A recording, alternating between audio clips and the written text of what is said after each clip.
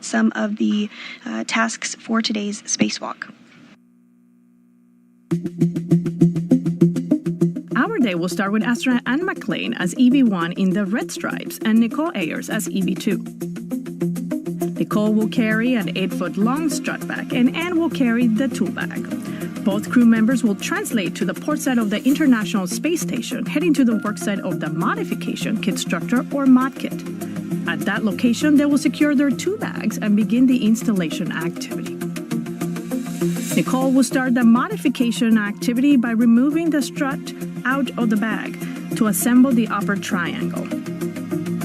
The upper triangle consists of 2 struts and a mounting bracket. Nichole will then hand the triangle to Anne, who will install it on the mast canister of the Beta Gimbal Assembly, or BGA structure.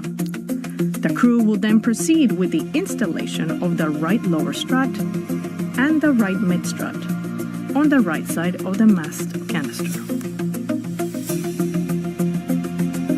After that, the crew will move to the left side of the mast canister to perform the same order of operations, beginning with the left lower strut, followed by the left mid strut.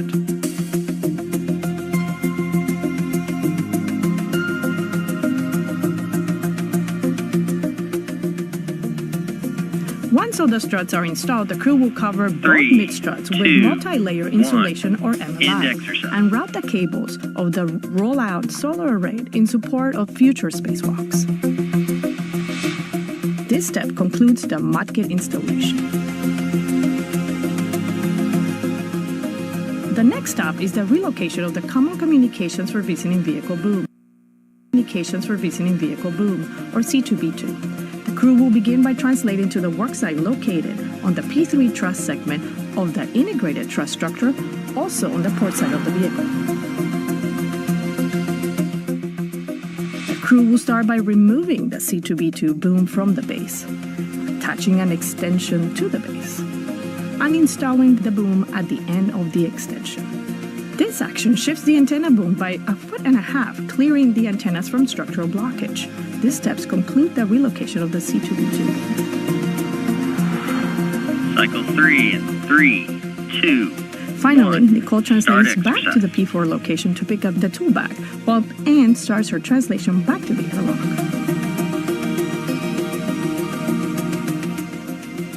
Shortly after, Nichole begins her translation back to the airlock as well. Both crew members will ingress the International Space Station through the airlock, completing their planned 6 hours and 30 minutes spacewalk.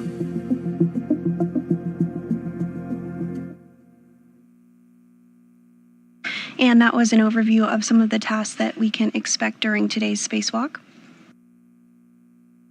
Today's team here in Mission Control Houston is being led by Flight Director Deanna Trujillo.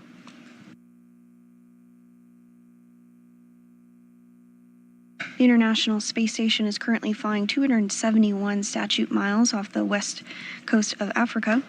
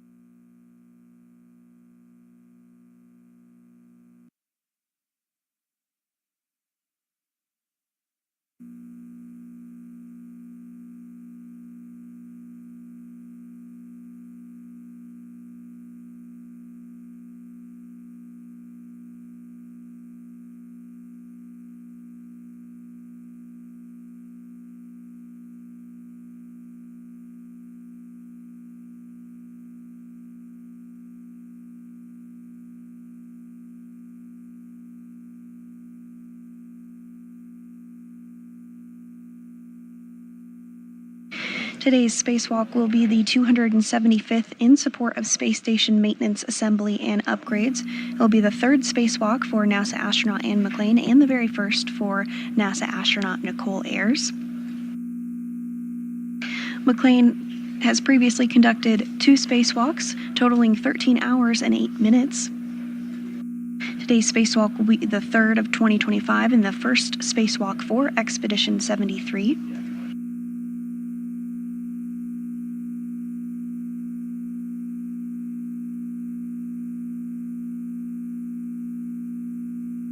Today's spacewalk will be the 275th in support of space station maintenance, assembly, and upgrades. It will be the third spacewalk following their launch the day prior.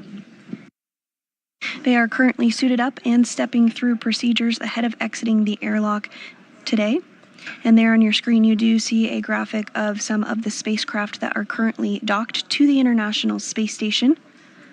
One of the tasks during today's spacewalk is to relocate a communications antenna, common communications for visiting vehicle antenna, just 1.5 feet over to provide better redundancy for communications for all of those visiting spacecraft that you did just see on your screen.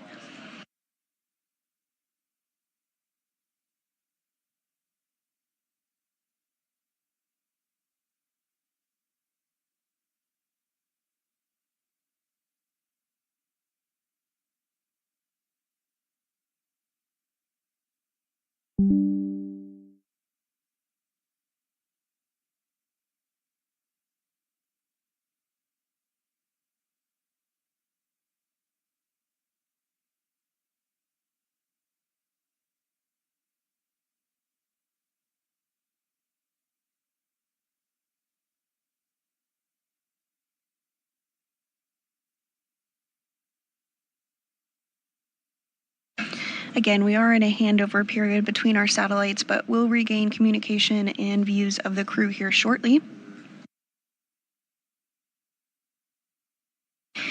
And right on cue, we do have a view inside the International Space Station of our spacewalkers today. NASA astronaut Anne McClain is wearing the spacesuit with red stripes, and NASA astronaut Nichole Ayers will be wearing the unmarked spacesuit today.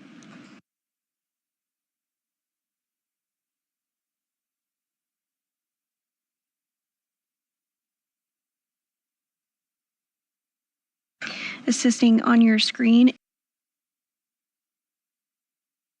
they've helped to get McClain and Ayers suited up and get their SAFERs, or simplified aid for EVA rescue, installed onto their spacesuits, and have performed checks to ensure that everything is as it should be ahead of depressurization.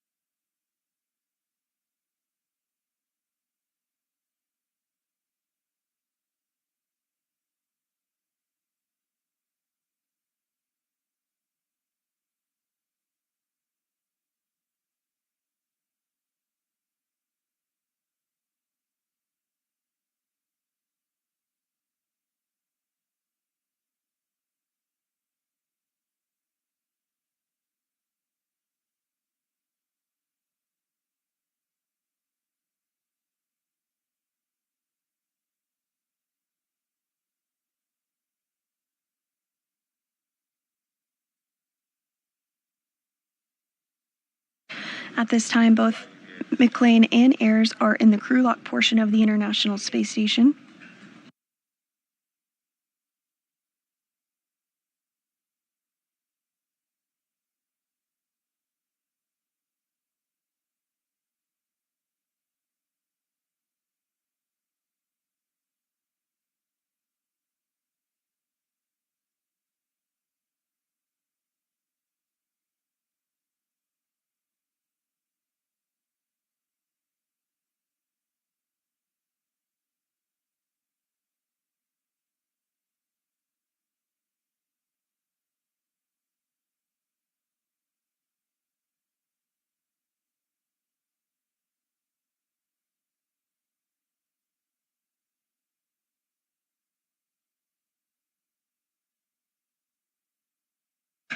And as Onishi and Kim continue to step through procedures ahead of depressurization, the crew is about 25 minutes down on the timeline today, so we are expecting the spacewalk to begin around 7:40 a.m. Central Time this morning.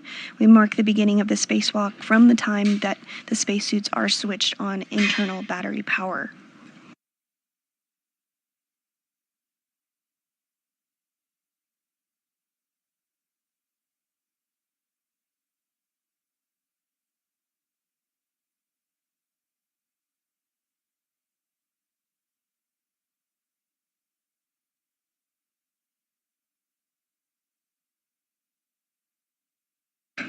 And we are seeing Onishi prepare to close the hatch. Some waves goodbye.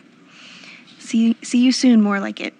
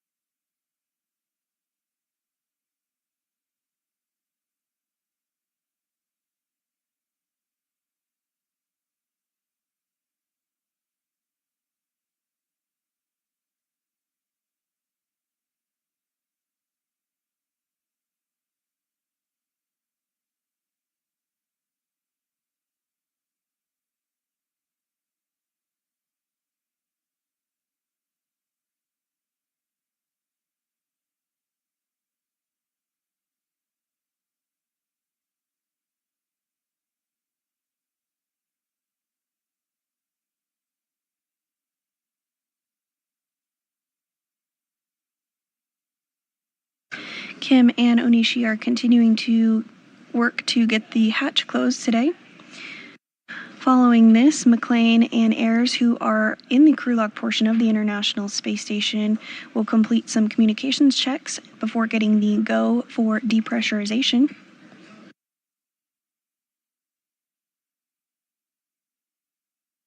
Inside the crew lock, the pressure is about 14.4 pounds per square inch. That eventually needs to get down to vacuum before the hatch outside the International Space Station can be opened and the crew can float out to begin their spacewalk.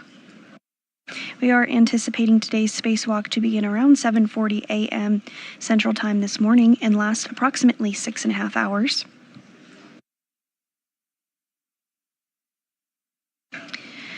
The main tasks for today's spacewalk are to install a modification kit in preparation for ongoing solar array upgrades to the space station, as well as relocate a communications antenna for visiting spacecraft to the orbiting lab.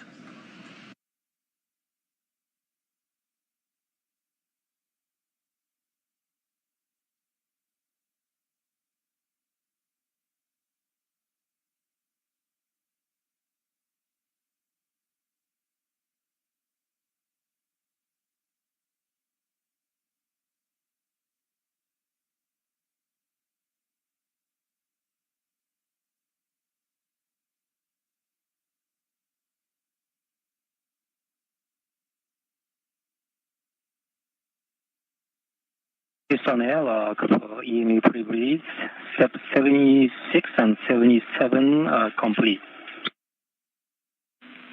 We copy. We'll put 78 through 80 in work.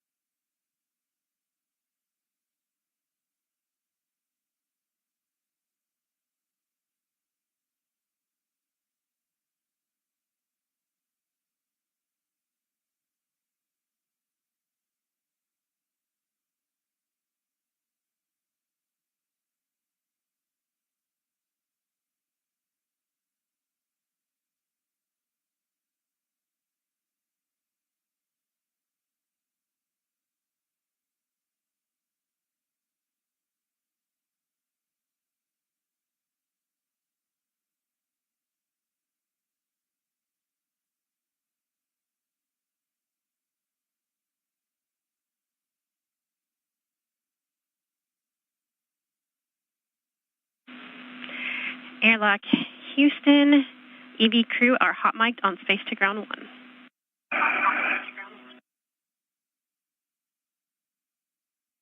Hello, copies.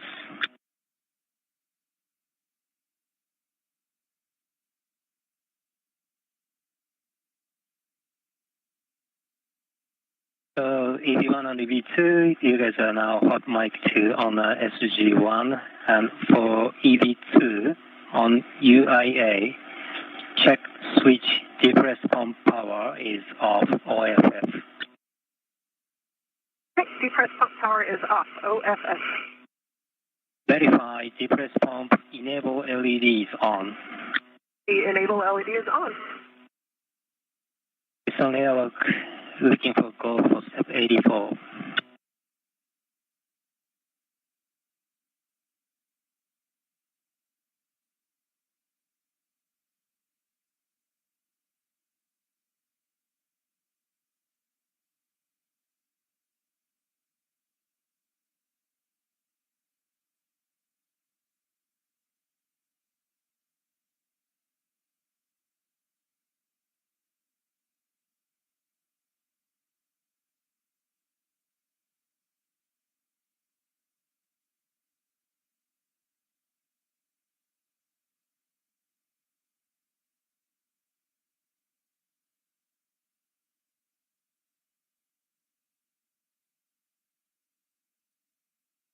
Houston airlock on 1 com check.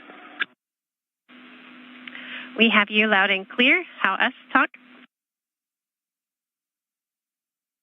Okay, loud and clear. Looking for go for step 84. An excellent job this morning. You are go in step 84. Copy, go to transition to the crew lock depress Q card. Okay, for EV crew members, we are now in a depress Q card, crew lock depress. For EV2 on UIA, switch depress pump power to on and wait 10 seconds for complete startup. Depress pump power switch is on.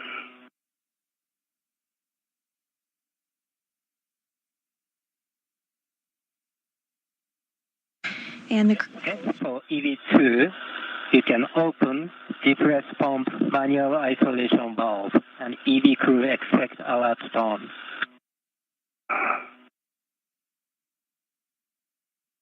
Pump man ISO valve is open. Monitor suit P gauge less than 5.5. DV1 copy. DV2 copy.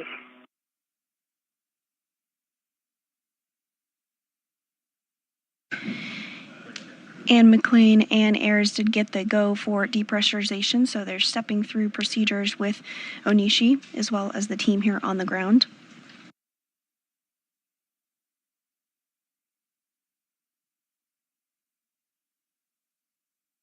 Depressurization is underway. Pressure inside the crew lock is now at about 13 pounds per square inch. As a reminder, it does need to get all the way down to 0, or the equivalent of vacuum, before the airlock can be opened.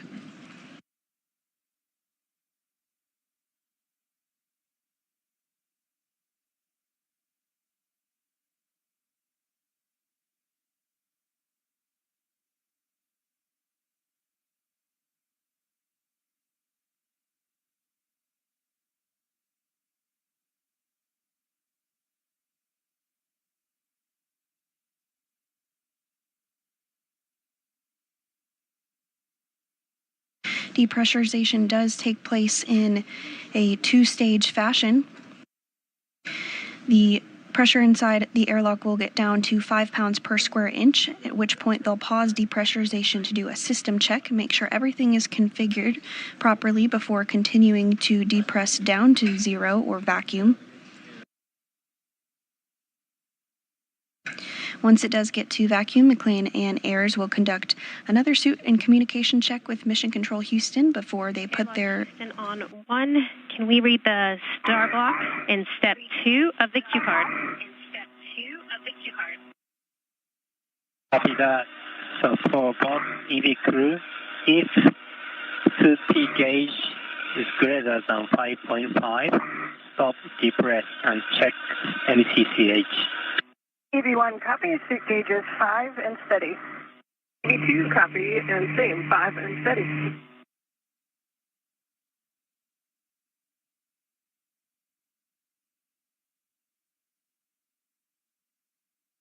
And again, once the suits are switched to internal battery power, that will mark the official start of today's spacewalk.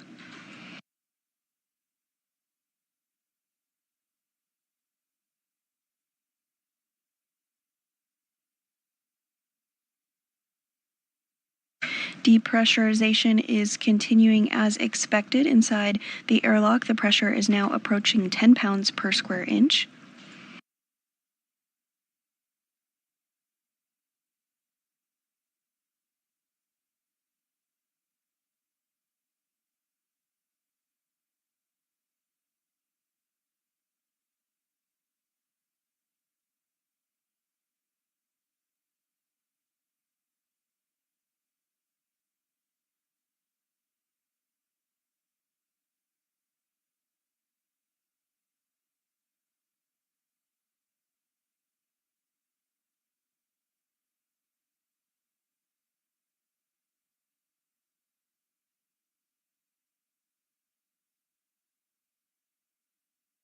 This view on your screen of NASA astronaut Johnny Kim on the left and Japan Aerospace Exploration astronaut Takuya Onishi, who have stepped through procedures to assist McClain and Ayers this morning to get suited up, and now working through depressurization procedures as well.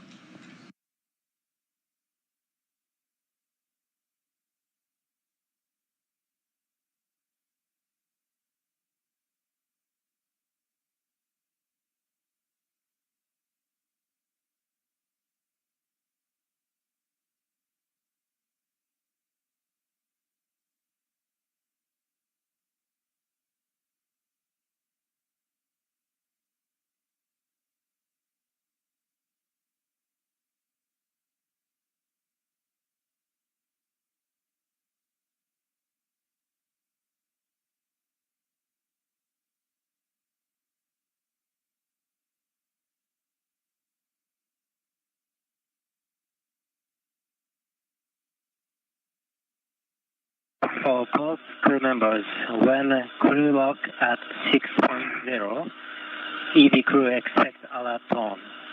EV1 copy. EV2 copy.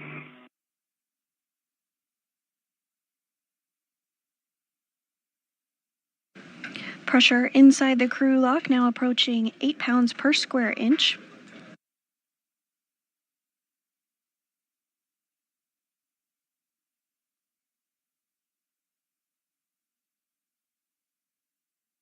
As a reminder, once pressure reaches 5 pounds per square inch, depressurization will pause for some communications and systems checks.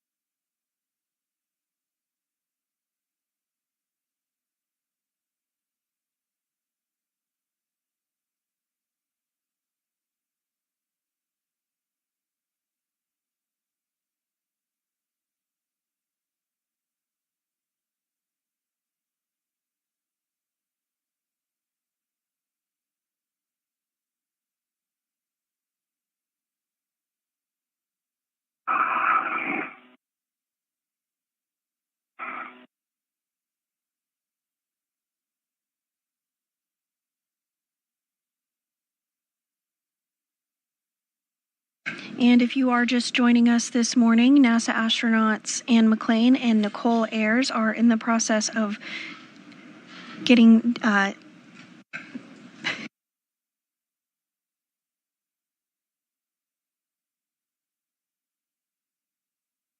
Again, if you're just joining us this morning, NASA astronauts Anne McClain and Nichole Ayers are stepping through procedures to get the crew lock down to vacuum. The pressure inside is about 6.7 7 pounds per square inch. Today's spacewalk is the 275th in support of space station maintenance, assembly, and upgrades, and the main tasks will be to install a mounting bracket ahead of the installation of an additional set of International Space Station Rollout solar arrays, or IROSAs, as well as relocate a communications for visiting vehicle antenna called C2V2.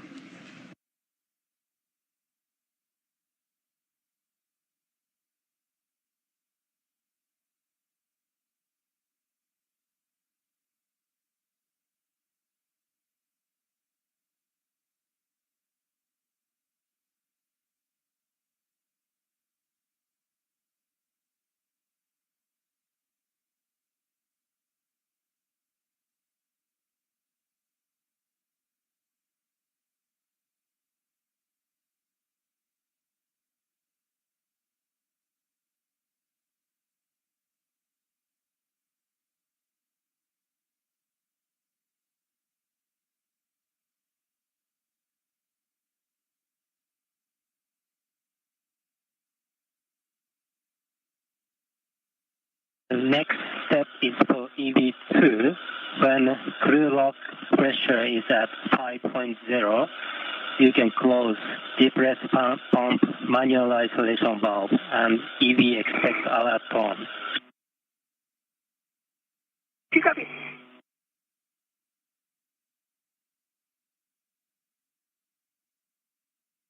Pressure inside the crew lock now approaching 5 pounds per square inch. As a reminder, once 5 pounds per square inch of pressure is reached, there will be a pause in depressurization for some communications and systems checks.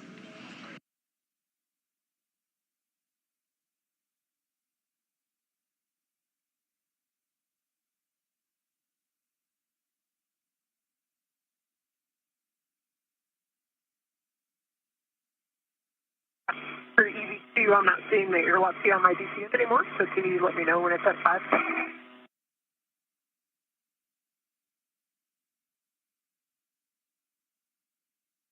Maybe we can switch data switch. We also have data, so we can tell you when to close. We are close. Yep. See it now. It's 5.3. Copy.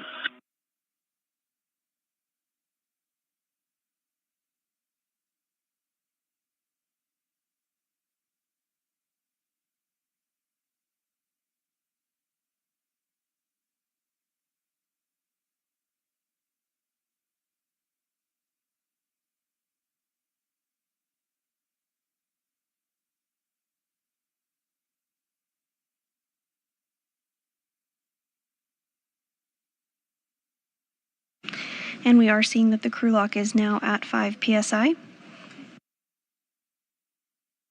And ISO valve is closed. Copy that. For both crew members on DCM, switch display switch to status until leak check question mark displayed, and hold yes for 2 seconds and follow displayed instructions for leak check. Okay, EV1 is starting leak check.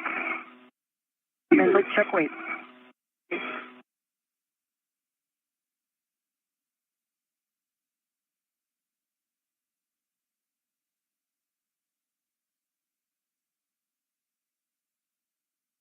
If you see if leakage high should be message, let us know. Okay, copy.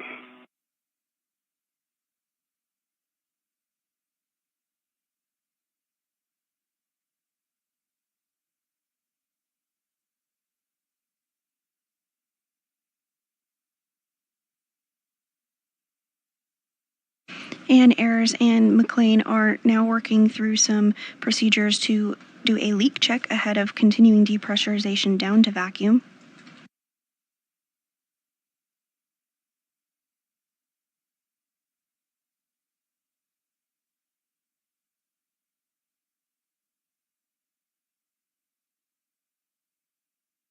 EV1 is going go tracks ready to EPA. 2, same. Good call. So for both crew members, set O2 actuator to EVA.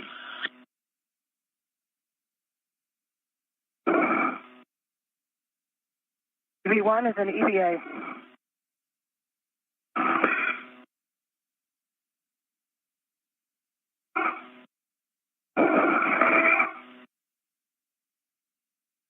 So just double check EV2, your auto actuator is also in EVA, right? Standby 1, in work.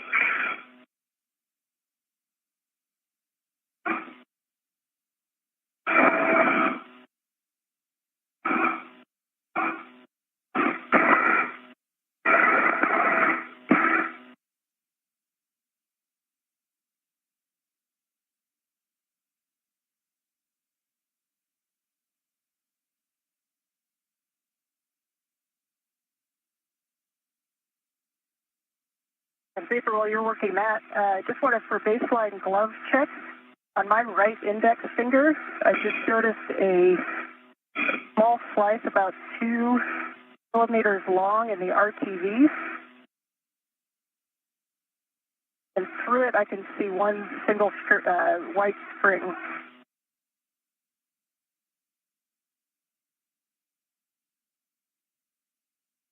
Houston Airlock, did you copy that initial baseline glove report from EV1? And we copy talk right index finger on EV1, 2 to 4 millimeters long on the RTV, one small white string. Is there a length on that string? No, it's kind of inside, so if I kind of open up, it's directly a straight slit. And if I open it up, I can kind of see a few strands. They're not sticking out. I can just see them kind of separated within the slice. Or within the cut. Houston copies.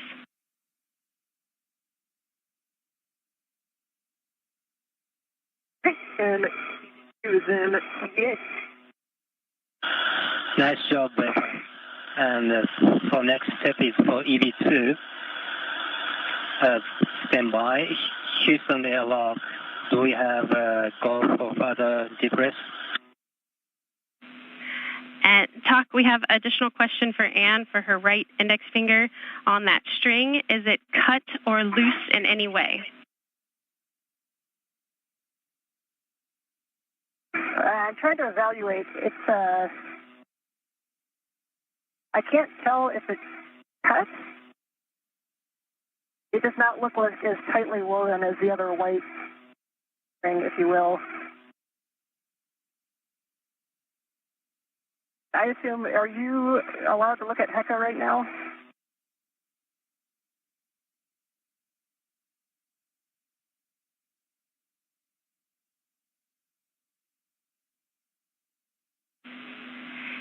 And Anne, we copy. We are go for you to turn on your HECA. We would like to take a look at that. I thought so. My HECA is on. I have a green light. Let me know when you're seeing it, and I'll try to give you a good view. And we copy. We're putting that streaming in work now. Copy.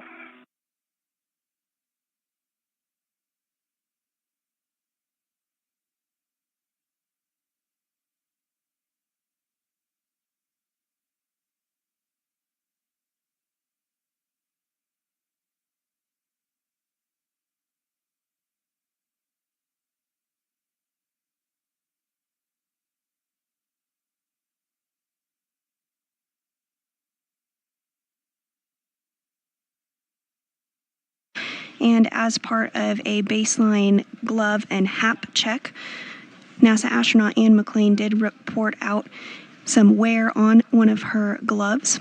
The team on the ground has asked Anne McClain to turn on her helmet camera and are going to take a look at that to get some more information.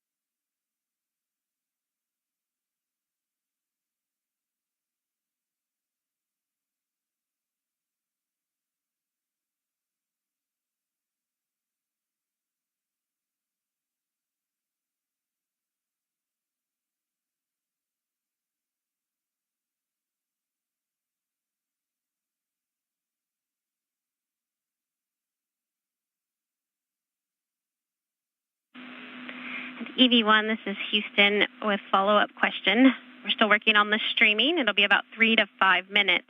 While we wait, we're looking for a more clear location of where that string is.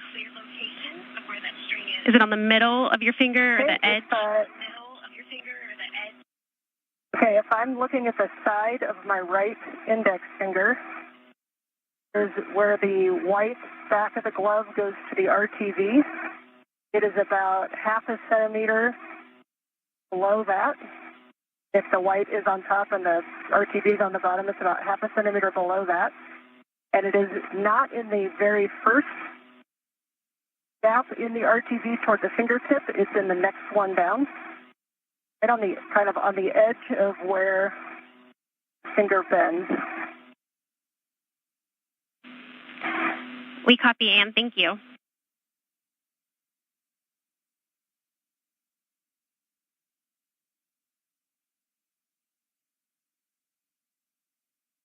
And Houston, for Sandy, if it helps, when I bend it, it's kind of right at the corner of where the finger bends. So when I bend it, it kind of opens up, the little cut opens up. Perfect description. Thank you. We're chatting it. We'll be back with you in a little bit. Still working on streaming. Okay. Okay. And again, the team here on the ground is working to configure helmet cameras to get a better look after NASA astronaut Ann McClain reported a slice in her right index finger glove. The team on the ground, again, is working to configure those cameras just to get a better look at that.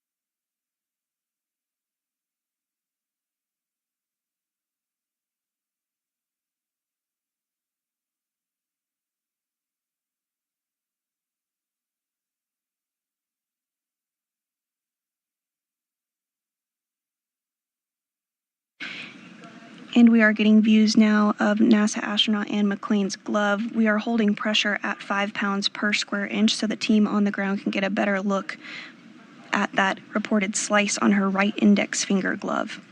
AV1, this is Houston. We do have streaming and we can see your glove now. If you want to move it a little closer, we can maybe get a closer view.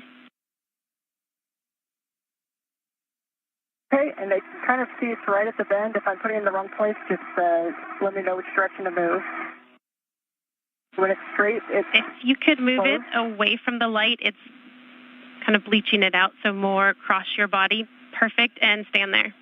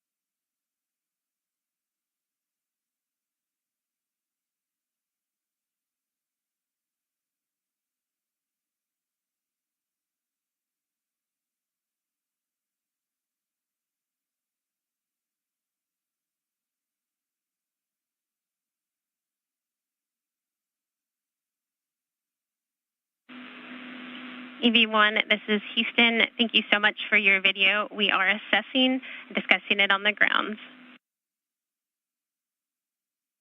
Copy, thanks. Let me know if you need any other views.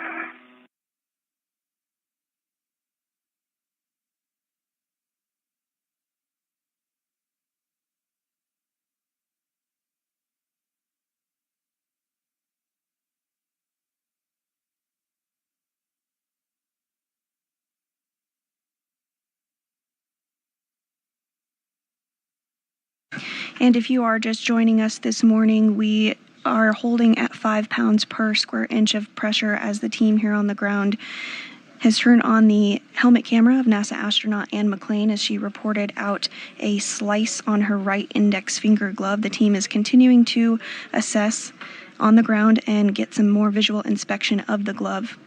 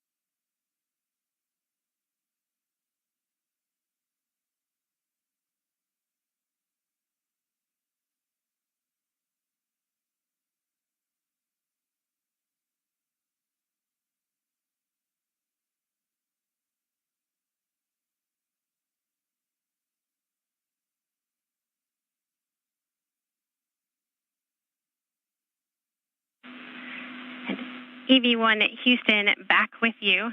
Thank you so much for that video. Taking a look, it is a string from the turtle skin along your finger, along the seam of your finger. So we are go to continue with that being the case. Please check and keep an eye on it during your glove checks, but no additional checks needed other than keep reporting if you see anything more off nominal.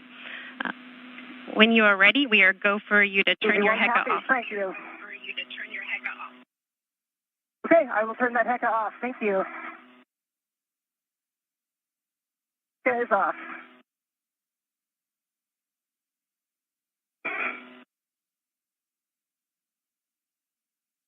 Houston Airlock 1, we copy that we are still close for picking up.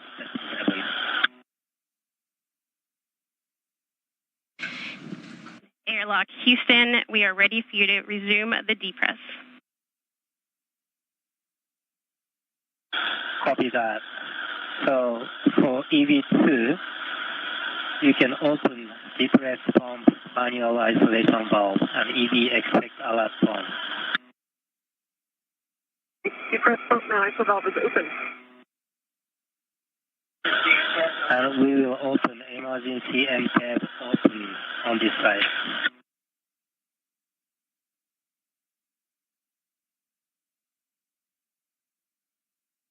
For both crew members, monitor 50 gauge less than 5.5. If gauge shows greater than 5.5, stop, depress, and check Houston. V1 copy. AV2 copy.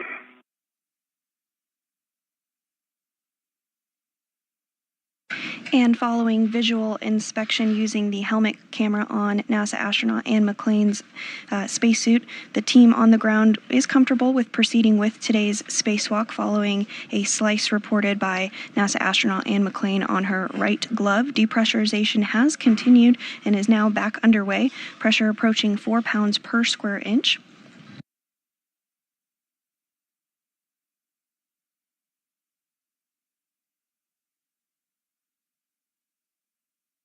The team on the ground did discuss having some additional checkouts of the glove throughout the spacesuit. That is part of the normal procedure. We have glove and what is called HAP, or helmet absorption pad checks, regularly throughout the entire spacewalk.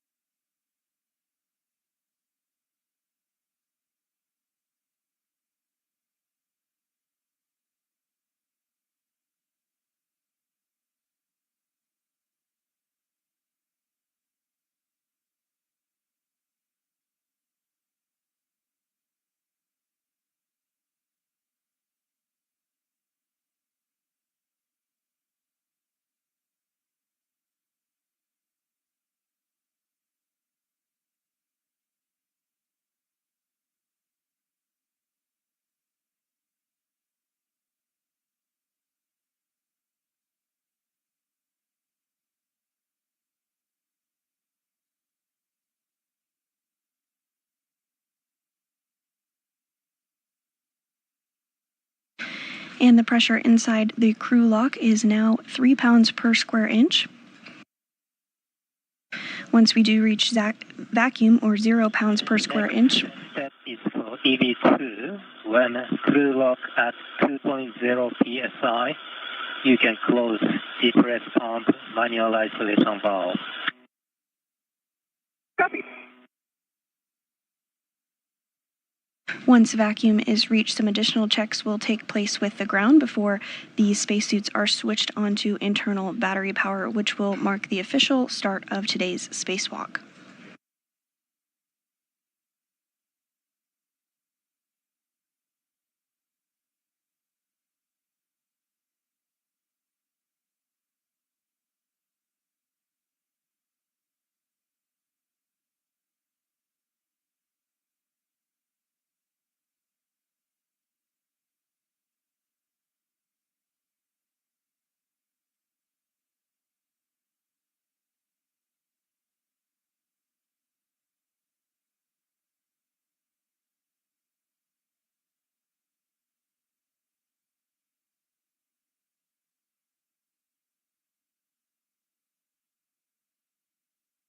NASA astronaut Johnny Kim and JAXA astronaut Kuya Anushi are continuing to step through procedures ahead of depressurization.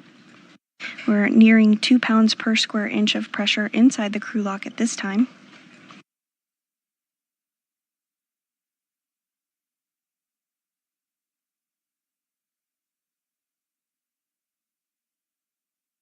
Restaurant man isolation valve is closed. Copy, and the next step is for also EV2.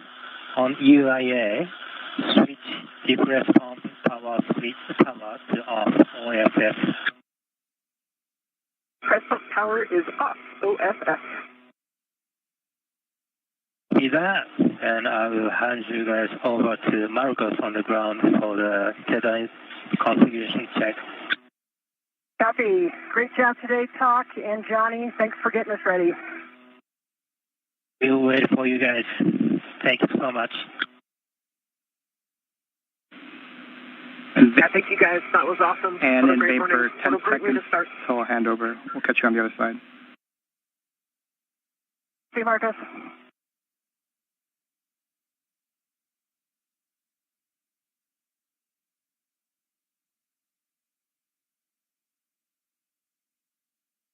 And as pressure in the crew lock approaches 1 pound per square inch, we did have a handover to our ground IV, who is NASA astronaut Marcos Barrios, who is going to be communicating with NASA astronauts Anne McClain and Nichole Ayers during today's spacewalk.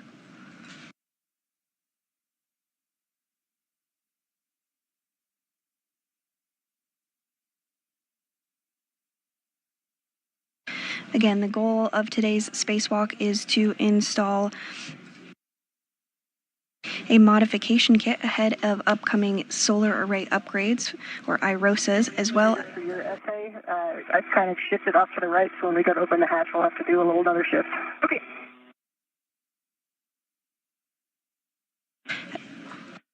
Good morning, Anne and Vapor. The sun is shining outside the airlock right now, and we're ready to continue. So with that, we'll have you report our initial tether configuration. Okay, and good morning, Marcos. This is EV1 Anne. I will start off and then hand off to Vapor. I will start with my right D-ring extender. I have a waist tether, locked, gate closed, slider lock, black on black. That right waist tether is connected to the EV2 safety tether. I see my right waist tether, gate closed, slider lock, black on black. That is hooked to EV2 safety tether anchor hook, gate closed, slider lock, black on black. That goes to her green reel, which is unlocked.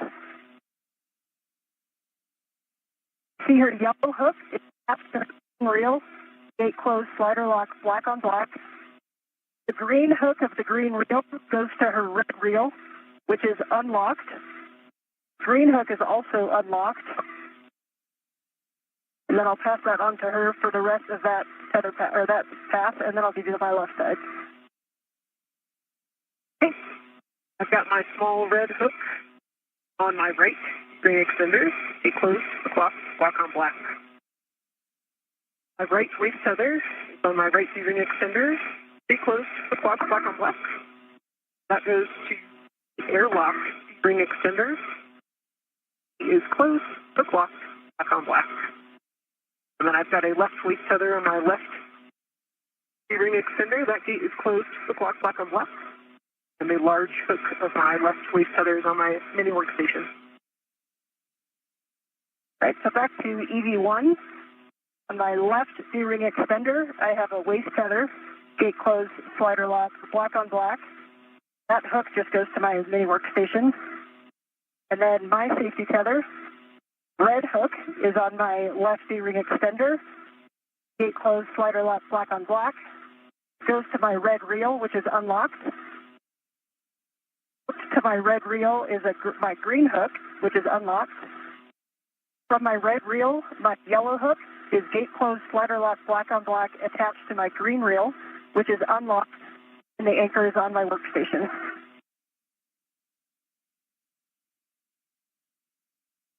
I also have a single waist tether hooked to the airlock D-ring extender, and that's just hooked back to a handrail.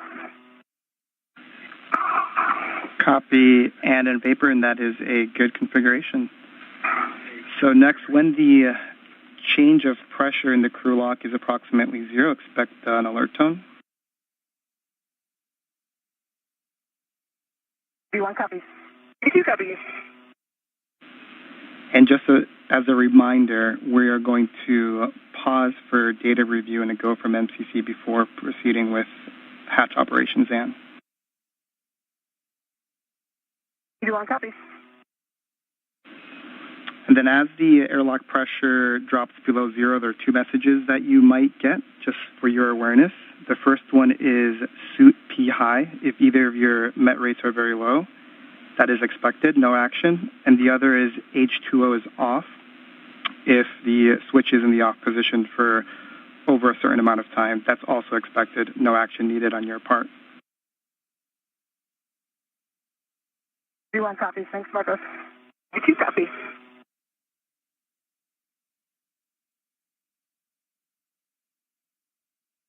Pressure inside the crew lock now approaching 1 pound per square inch as McClain and Ayers completed some checks here on the ground to make sure that their tethers were all configured properly.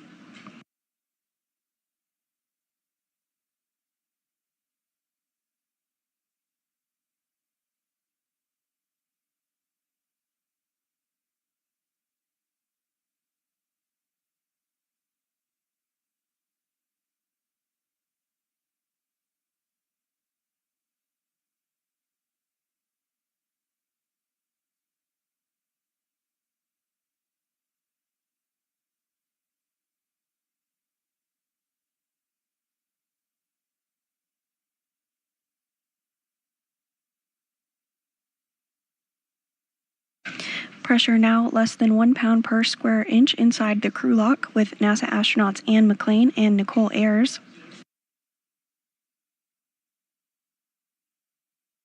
Once the crew lock does reach vacuum, the duo will get the go to switch their suits onto battery power, which will mark the official beginning of today's spacewalk.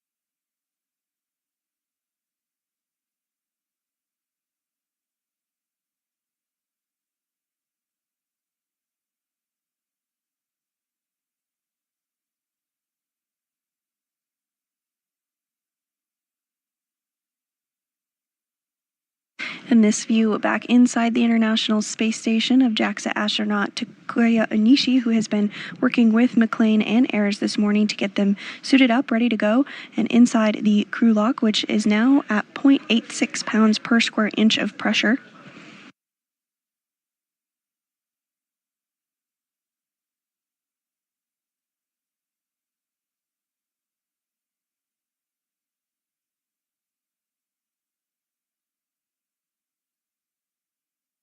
Today's spacewalk will be the third for McClain and the first for Ayers, and the 275th spacewalk in support of space station maintenance, assembly, and upgrades. During today's spacewalk, McClain and Ayers will complete tasks to build and install a mounting bracket on the 2A power channel in preparation for the next delivery of ISS Rollout solar arrays, or IROSAs, which will be delivered on a future flight. Additionally, they will relocate a communications antenna for visiting spacecraft to the International Space Station.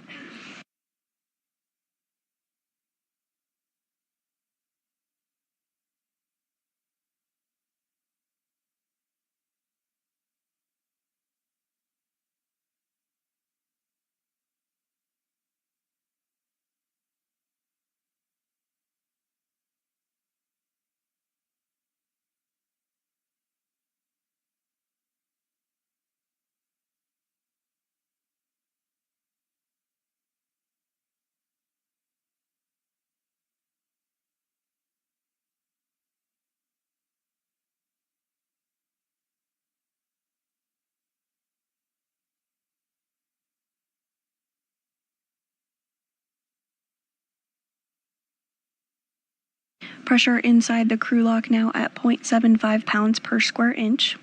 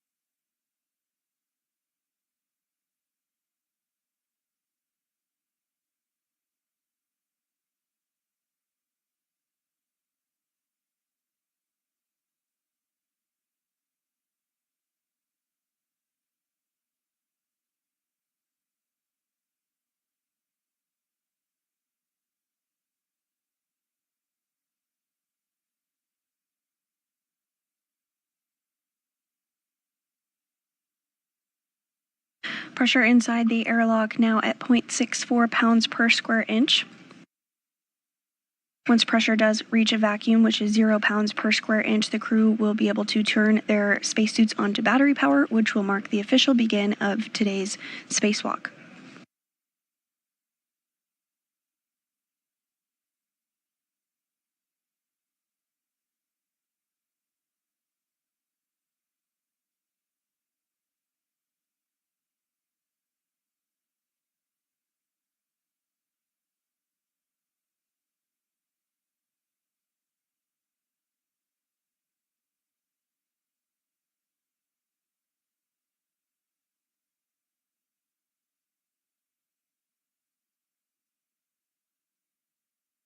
And this view on your screen of NASA astronaut Marcos Barrios, who is the ground IV and will be interfacing with Ayers and McClain this morning. And Vapor, I know you both heard this earlier today, but we just wanted to repeat it for your situational awareness. Throughout the EVA, we're going to have 4 prolonged KU band loss of signal. And so the impact there is that we will not have Yorheka or station camera views. We will have S-band during that time, so we will be able to talk to you. That first one is coming up in about 30 minutes. Do you want copies? Copy. And Marcos, how long are those expected to last? And anywhere between 20 to 35, 40 minutes. We'll give you a heads up as to how long. The first one will be approximately 20 minutes.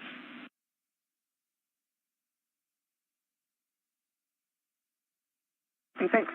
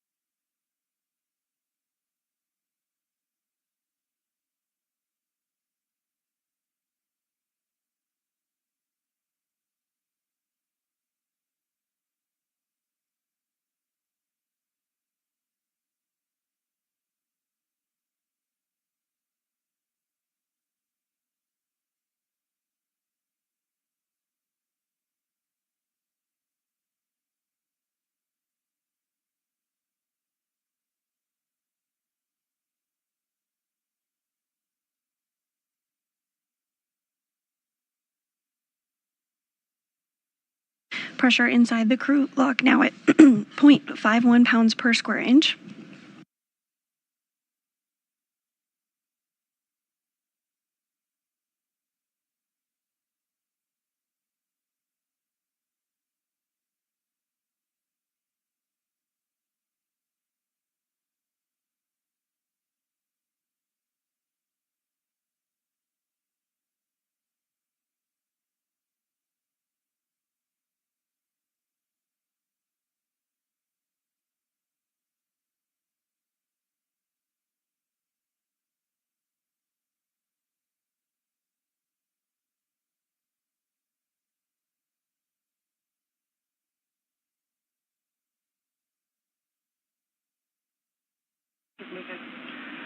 And in Vapor, we're showing the crew lock pressure less than 0.5, and we have a go from MCC to proceed with hatch operations. Copy, I see the hatch gauge is reading 0.5. Copy, and hatch gauge is less than 0.6 psi. You can open the EV hatch and stow it. Copy and work. All right, great. I'm going to shimmy your way a little. Yep, you got room.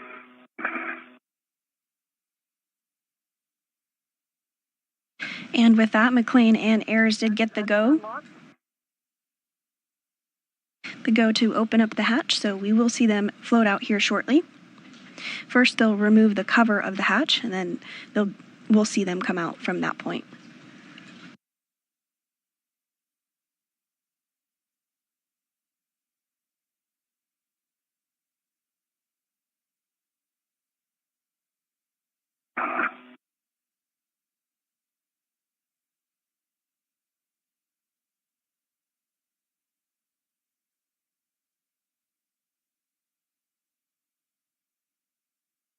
Detroit coming down your way a little more.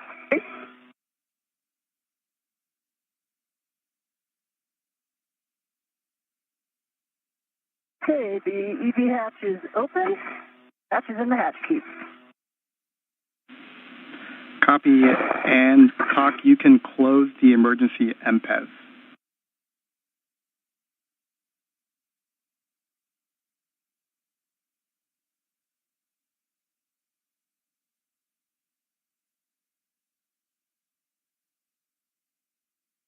Emergency MPES is closed. Copy, talk, and then Ann and Vapor, we're going to pause again here for another data review before continuing with the post-depress procedures. If you want copies. 2 copies. And Ann and Vapor, for your situational awareness, one more message that you might receive is the SCU power avail.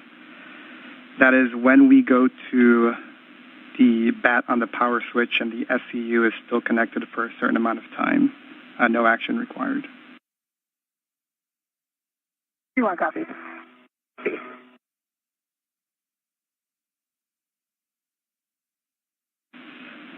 And in Vapor data review is complete. We have to go to continue. So on your DCM, we're going to stagger these switch throws, and you will go first. Take your power switch to bat. Expect a warning tone. Expect a warning tone. Power switch to bat. And I got the warning tone.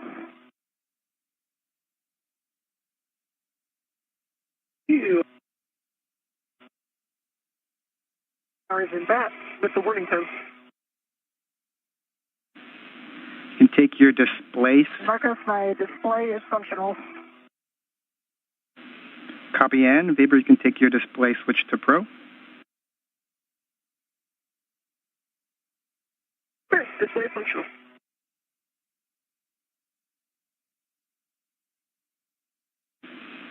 A copy Vapor on the UIA power EV 1 and 2 switch to off OFF, and you will check that the 1 and 2 LEDs are off as well.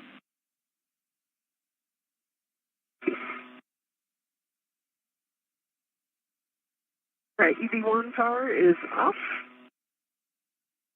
LEDs are off and volts are showing 0. The H2O is off. Message for EV1, that's expected. And the power for EV2 is off, LEDs are off, and volts are showing 0. I also got the H2Os off and the 2P high. Copy those messages. All right, for the both of you, you can disconnect your SCU from the DCM. You'll install the cover, and you'll stow the SCU in the pouch.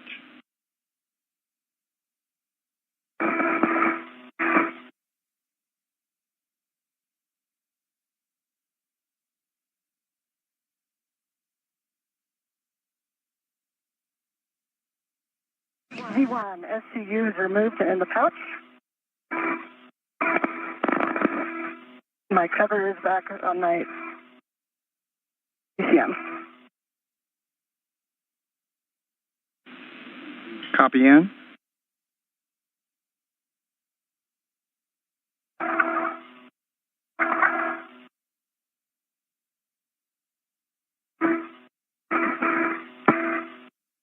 And we are awaiting hatch opening here this morning. But prior to that, NASA astronauts Ann McClain and Nichole Ayers will switch their suits to battery power, which will mark the official begin of today's spacewalk.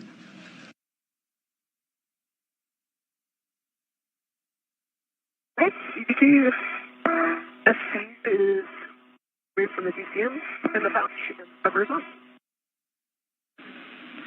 Copy you both. Vapor, you can take the depress pump man ISO valve to close.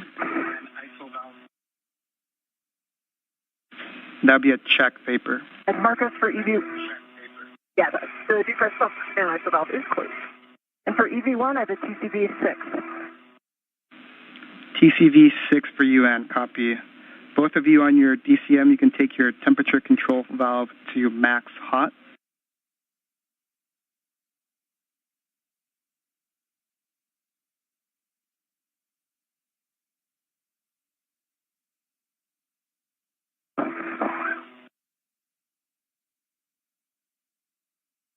Works, all right.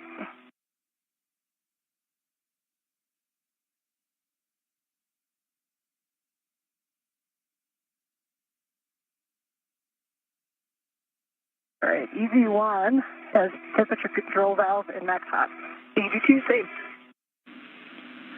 Take your water switch to on. EV1, water is on. Water on. Check that your DCM is blank, bytes off. DCM is blank for EV1, no bytes.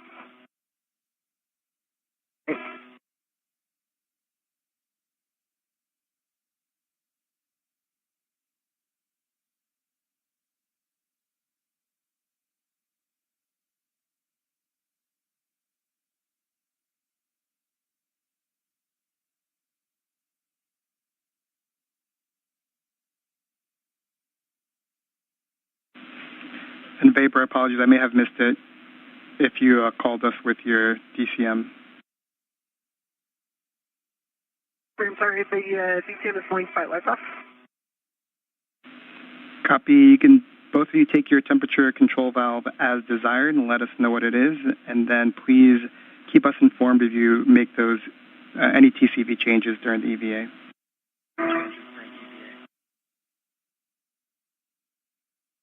Copy, and EV1 is at TCV6. To TCV5. Copy. 6 and 5 for EV1, EV2 respectively, and both of you can report your P-suit gauge.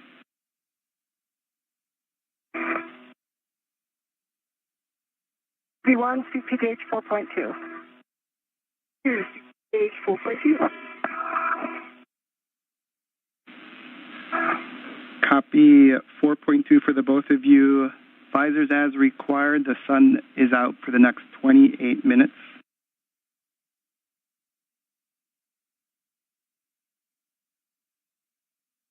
And with suits now on battery power, the official start time of today's spacewalk is 8:05 a.m. Central Time this morning. He's ready.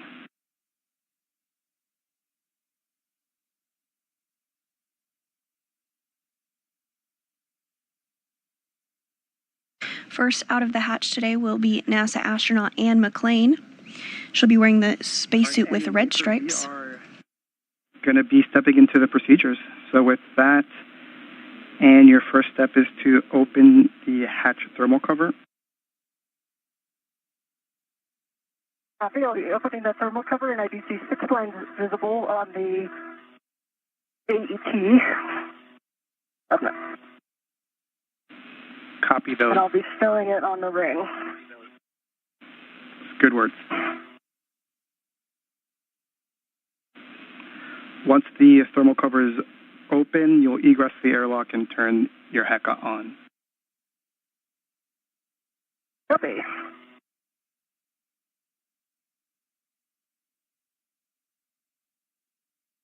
Right, it is stowed back onto the ring, and I still see 1, 2, 3, 4, 5, 6. We copy? And the thermal cover is now open.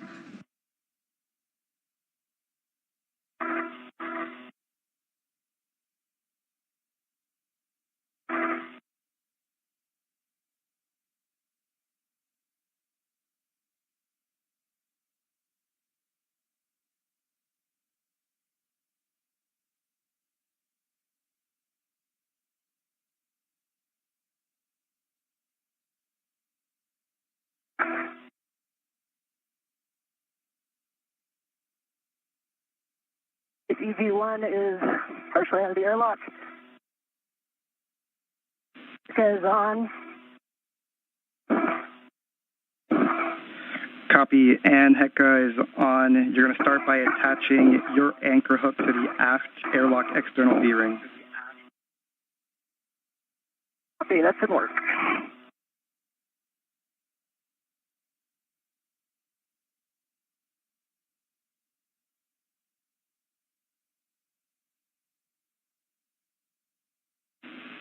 And vapor for you as you wait. Vapor. Yep.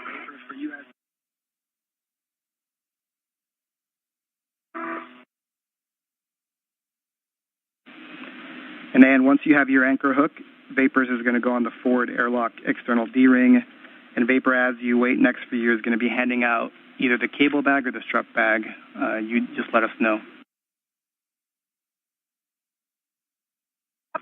All right, Marcus, my safety tether is attached to the aft D-ring extender and gate closed slider lock black on black. I'll be working on Vapors. Copy.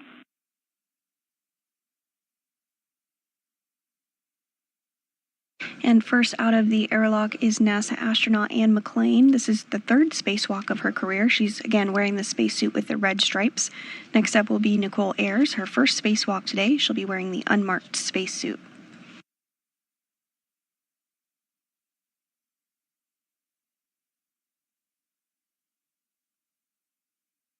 First order of business for our spacewalkers today will be to... All right, UV2, safety tether anchor is on the forward forward airlock D-ring. Gate closed, slider locked, black on black. Copy.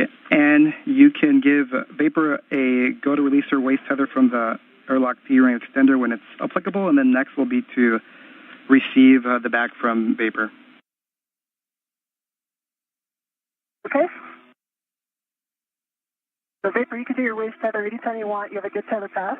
Okay, copy that. I've got the cable bag. I see it. Out, ready for you. I'm coming into a good position to grab it here. Okay, 1 by 1. First order of business for McClain and Ayers will be to get the 8-foot-long strut bag out of the airlock, as well as the tool bag that will be utilized during today's spacewalk. They'll then translate to the port side of the International Space Station, heading to the work site of the modification kit structure, or mod kit.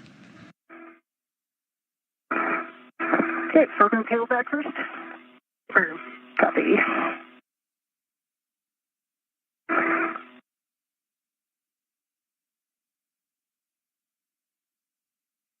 All right, stand by 1. I'm about to grab it with my BRT rep. Copy.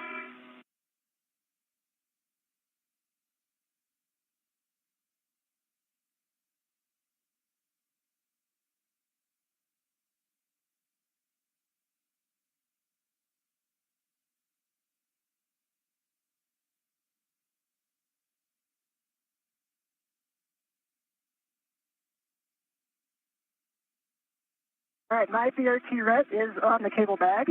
You are good to release the airlock, large, small.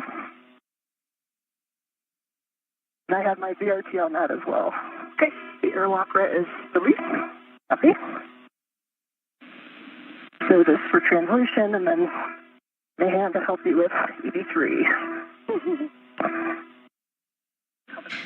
And Vapor, you'll put that ret on the airlock D-ring extender. Marcus, I threw it on the airlock D-ring to leave the extender free. That works. Copy that. That works. Thanks.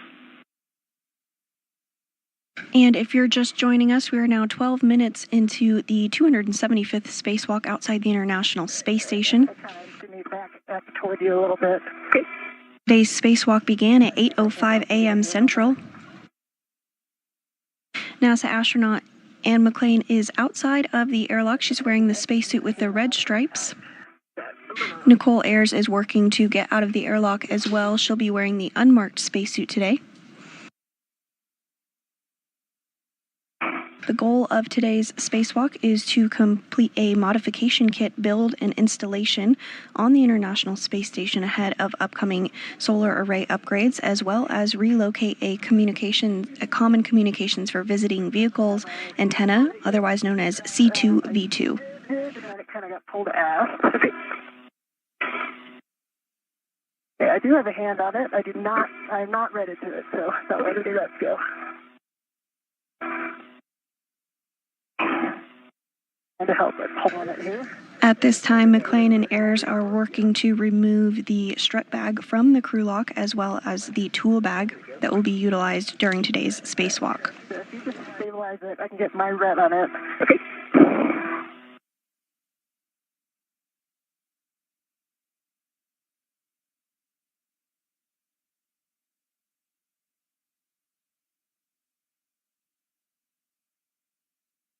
Okay, I have a ret on it. Okay. We'll release the airlock ret. Okay. Okay, the airlock ret is released, and Marcus, I'm just going to let that send back to the handrail. Copy that, Vapor. Should just need one on the way in. Vapor. Right. So I'm going to position myself around to the aft and give you the forward mount.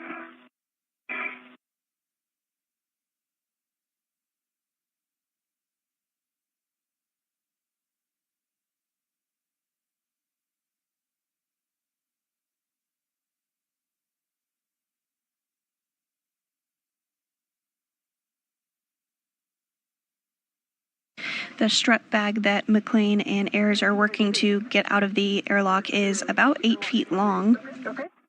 and it contains the pieces of the modification kit that will be assembled during today's spacewalk.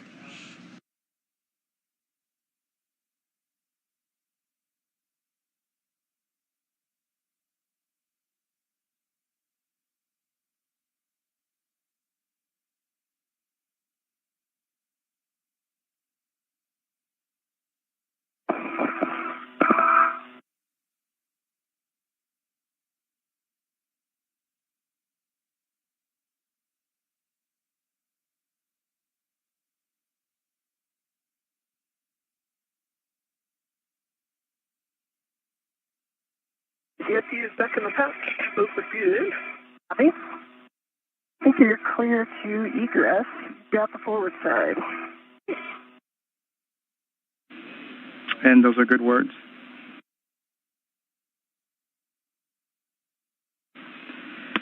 And if you have a free hand, it looks like your HECA was turned off, so if you can turn it back on for us, we'd appreciate it. Okay, it's back on. Green light. Copy.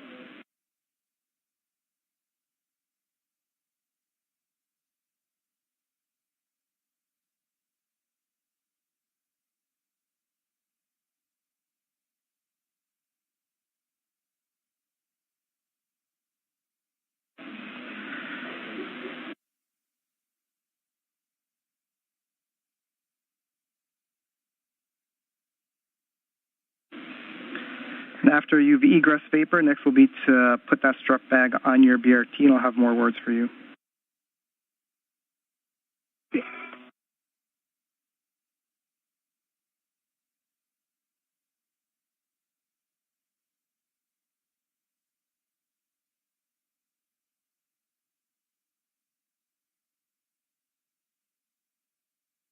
And now out of the hatch is NASA astronaut Nichole Ayers. Again, today is her first spacewalk, and this is the third for NASA astronaut Ann McClain in the suit with the red stripes.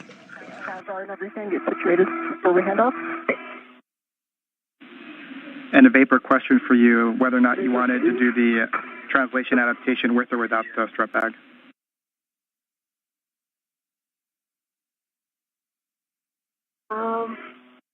I feel like I did a lot of translation adaptation in the airlock, but Yeah, whatever you feel comfortable I'm feeling is good for you. For Copy. everybody's okay with that, yeah. Copy that. Then you can continue with the strut bag. Tape towards your head.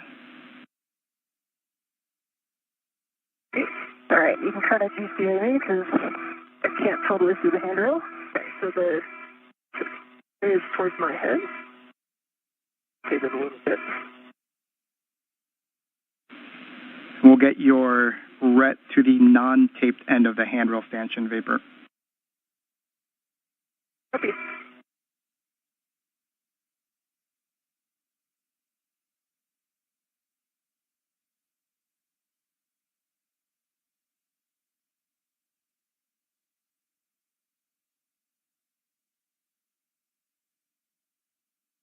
And now move it, hold it right there. What we're doing? Yep.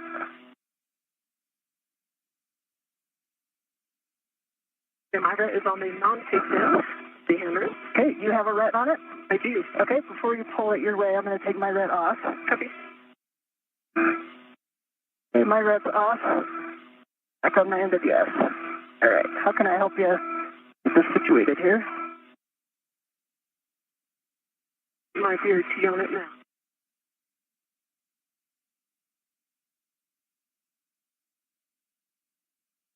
T is on it.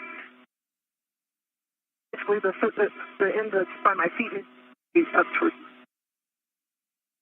I get mine back where it was.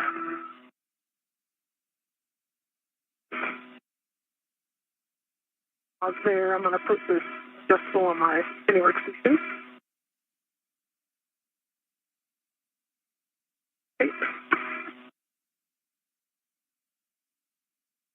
And now out of the airlock is also that strut bag, that long 8-foot long strut bag that has the pieces of the modification kit that will be assembled and installed during today's spacewalk. And we are getting a view from NASA astronaut Ann McClain's helmet camera here. Okay. We're done. Good job, the both of you. And Vapor will have you turn your HEC on. Okay. And we'll go with buddy checks after. Okay.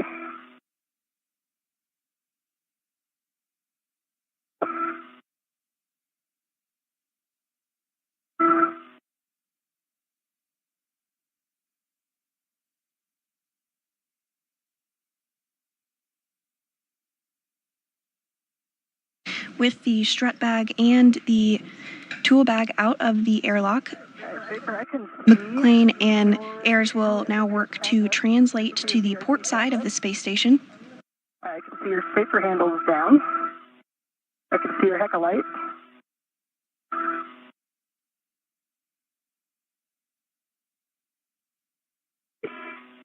I've got your HEC light, and I've got 3 taps up.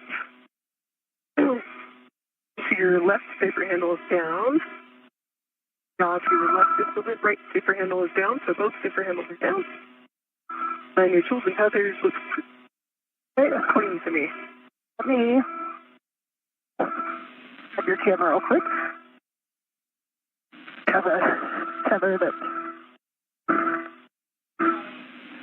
And can you confirm that both of Vapor's safer handles are down?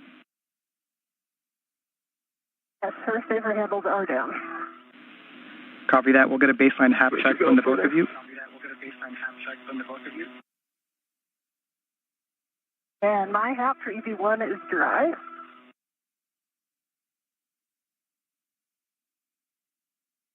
Yep, can you wait for a little bit?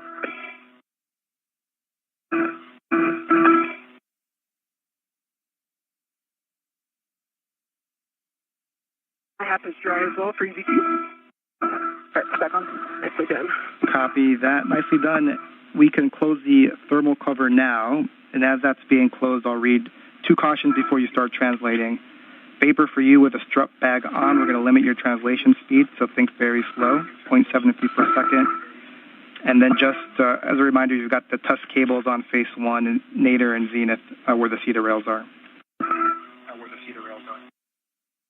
Copy. It's 2 minutes until TDRS handover and also KU handover, so we'll lose video for 16 minutes. 1 copy.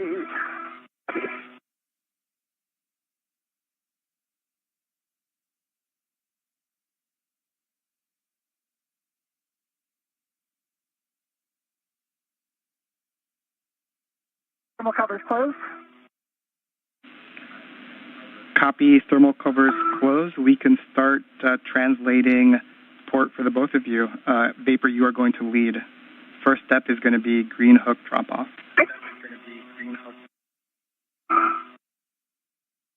Okay, good work.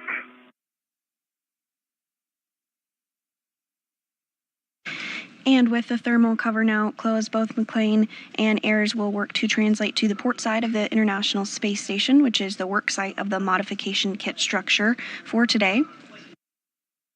You also heard the duo perform what is called buddy checks. This is essentially a check to make sure everything on their spacesuit is working and looking as expected. These will take place throughout the spacewalk and include looking at gloves, looking at the helmet absorption pad, as well as making sure that their safer is in the proper configuration. Copy.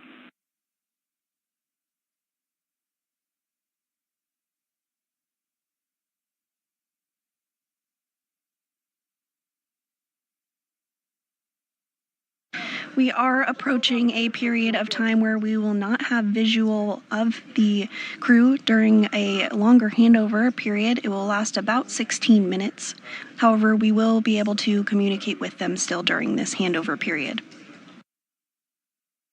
These handover periods are expected and occur due to handover between satellites.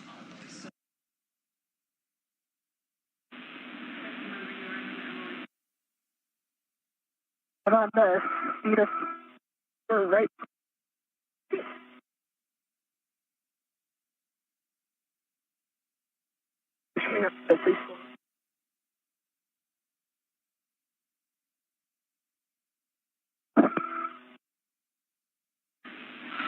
And can we have you pause for a second, take a look back at the airlock and see if the thermal cover is still on? We believe it may have popped open.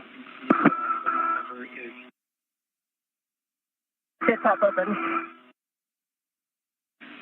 Copy that. If you don't mind going back to close it, we'd appreciate it. More.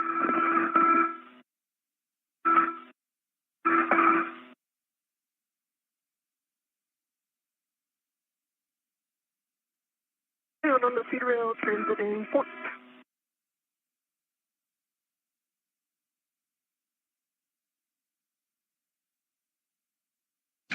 And before the loss of signal, the team on the ground did notice that the thermal cover had opened back up, so McClain is going to translate back over to the airlock to ensure that that thermal cover is closed.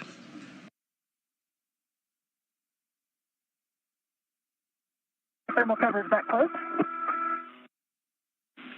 Copy, yeah, appreciate it.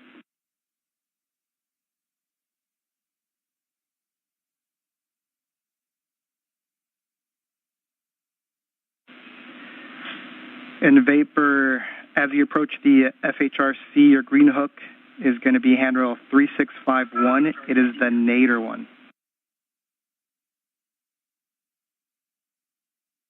Nadir handrail at the FHRC.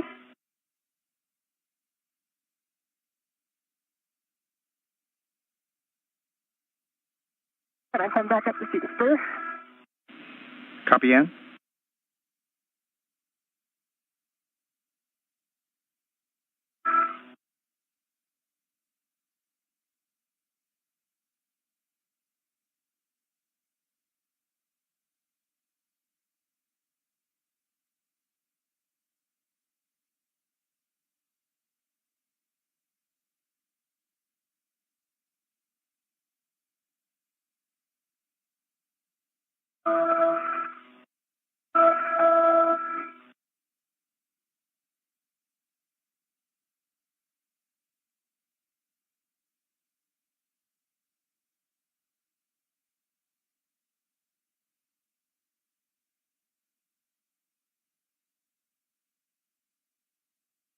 EV1's on page 1. Copy, Ann. You'll continue port to your green hook location. It'll be the Zenith handrail 3652. Copy.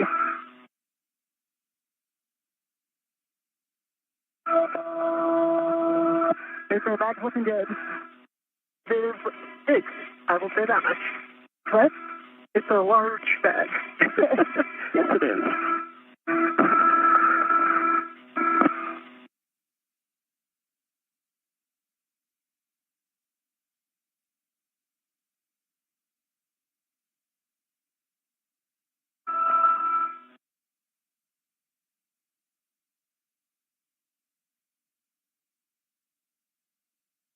And if you're just joining us today, we are in the midst of a spacewalk. We are now 28 minutes into today's spacewalk to complete a modification kit installation on the 2A location of the International Space Station shown there on your screen.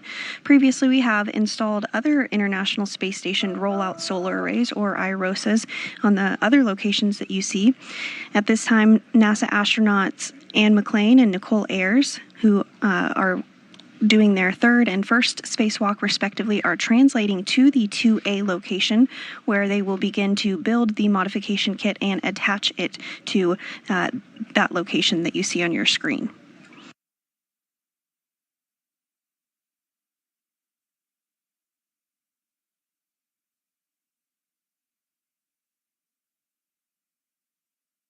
And you may recall that over the past couple of years, we've continued to work to upgrade the power channels on the space station.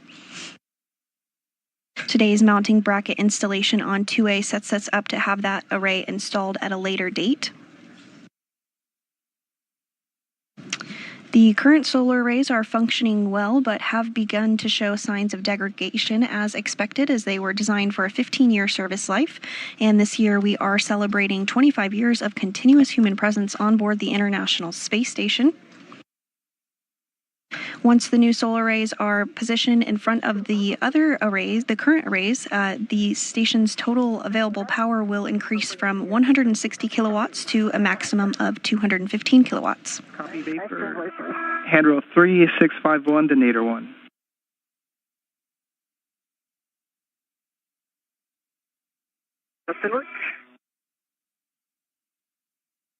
Additionally, during today's spacewalk, McClain and Ayers will work to relocate a common communications for visiting vehicle antenna, or C2V2, 1.5 feet over, to provide better redundancy for visiting spacecraft at the International Space Station.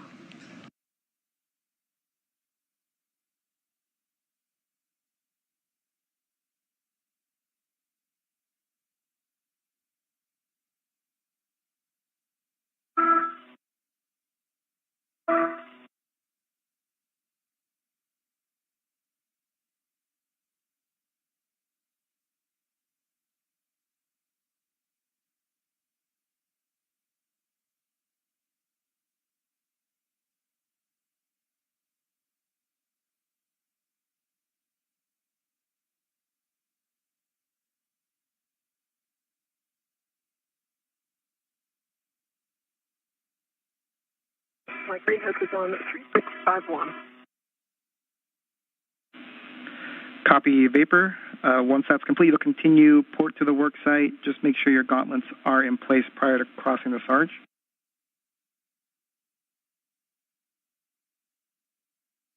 Gauntlets are in place. Copy vapor, and then 2 cautions at the work site. Do not touch the radiator or the flex hoses, and do not translate on that PVR base handrail.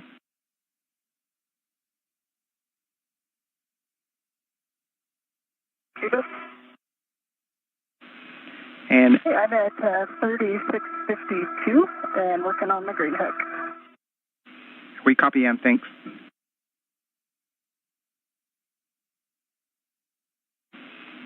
And the vapor, you're going to be going nadir at the Sarge to your work site, and you will be fair leading along the inboard non-radiator corner of the IEA before dropping the strut back.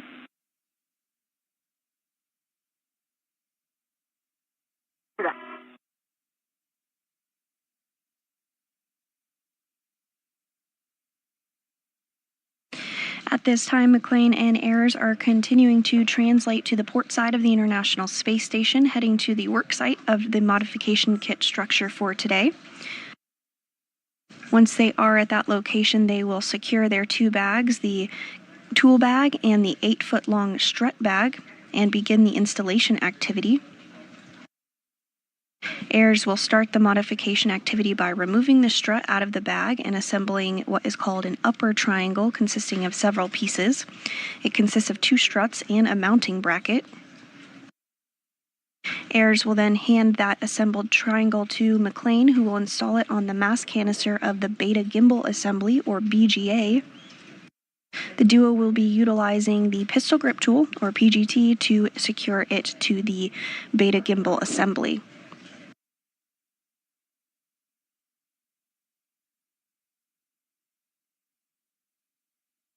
The message charge Scotland is still down.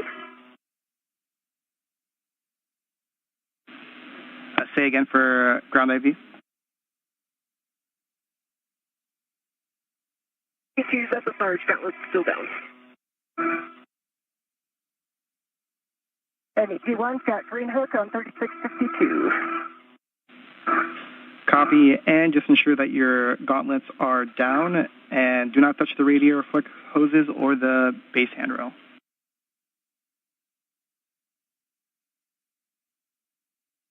G1 copy. Gauntlets are down. Copy, gauntlets. Next for you then, Ann, is continue to translate port to the worksite. You're going to be stowing the cable bag and putting the IROSA cables just external to the bag. No fair lead required.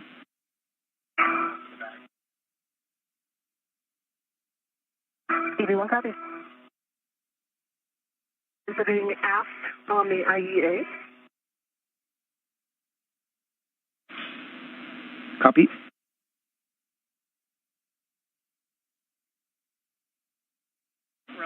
And as a reminder, you'll fair lead there at that inboard corner vapor, and then you'll proceed with the strut bag drop-off.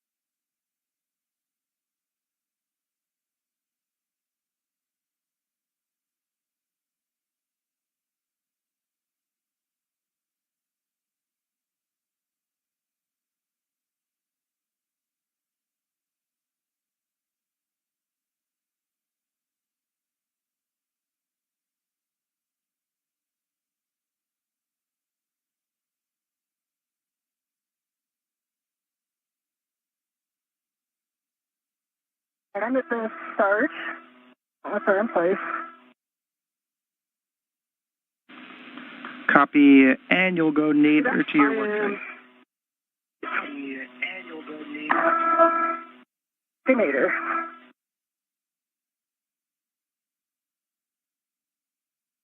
I'm looking at handrail 5136. I tried to put a and you'll have to take a look at it when you get there. Make sure it's not in your way. Okay. Sounds good.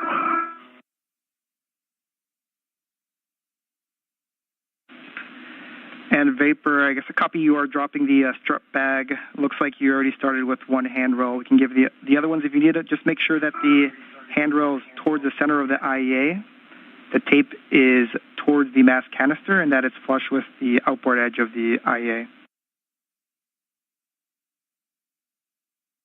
Okay, copy that. If I did you on your safety tether vapor, that's a good spot. I'll make sure I don't tag it down with a bag. Okay. And Ann, so next for you is stowing the cable bag. I've got handrails if you need them, and then tending the IROSA cables external to the bag.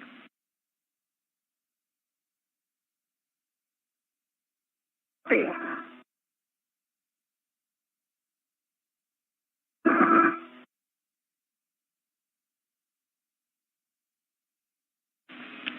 The vapor, once you're complete, you'll open the strut bag, secure the straps, and let us know we can get started. See that?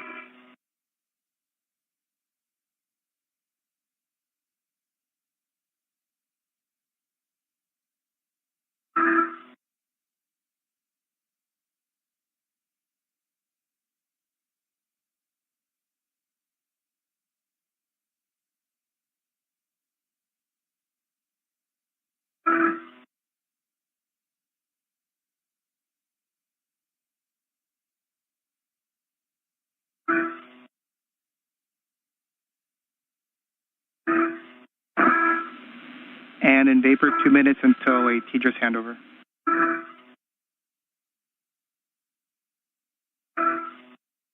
B1 copy. Copy. I've got the bag tied down at 5126 and 5136 on the last one. Copy that, vapor.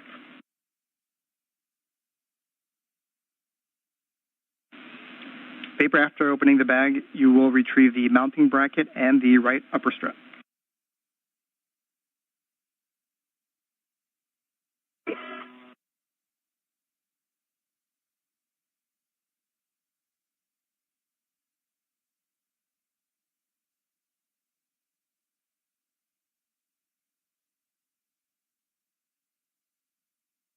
All right, I have one corner of the cable bag on 5117. Copy.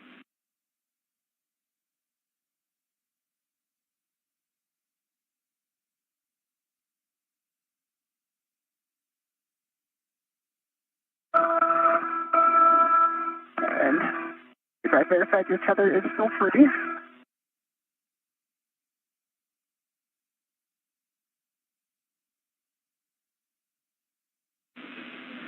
"40 seconds until TDRS handover, and once you're complete putting the IROSA cables outside of the bag, you're translating starboard to the feeder cart."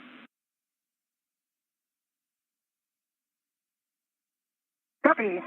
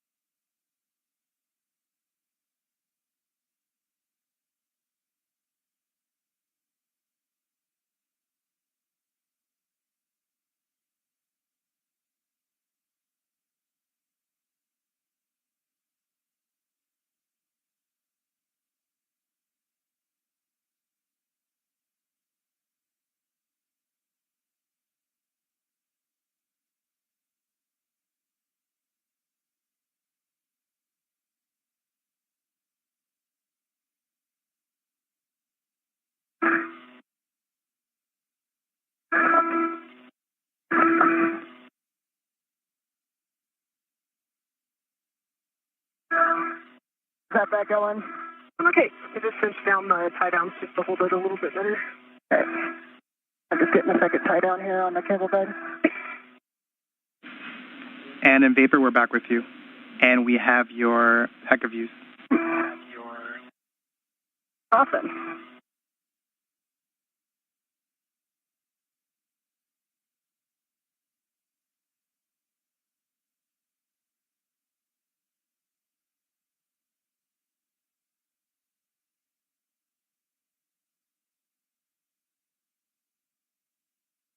Okay, I have a second corner of the cable bag on 5109. Get the cables out here. And again, vapor your tether is free. Copy. The bag open, I'm going for the upper strap. Copy, and after the cables are outside the bag, you'll translate starboard to pick up your green hook prior to going to the starboard feeder cart. Copy.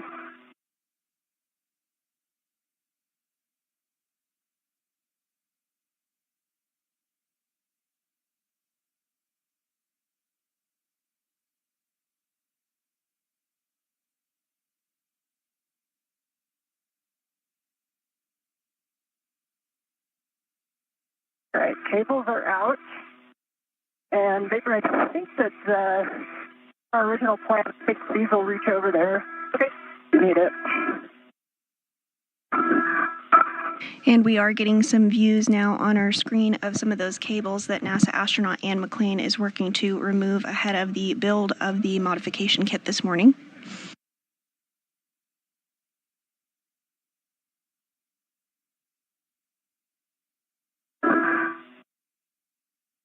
We are 43 minutes into today's spacewalk, which began officially at 8:05 a.m. Central Time. Today is the 275th spacewalk in support of space station maintenance, assembly, and upgrades.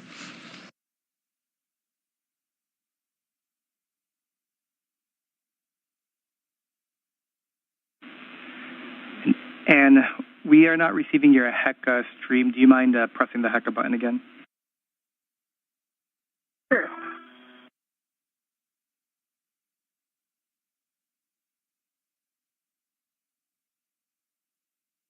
Hey, let me know if you see it. Copy.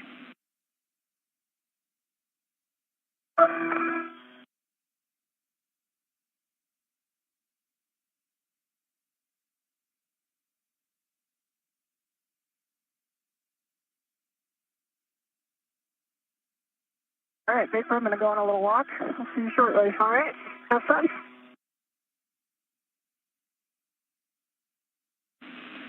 And we copy, and you'll translate starboard, pick up green hook.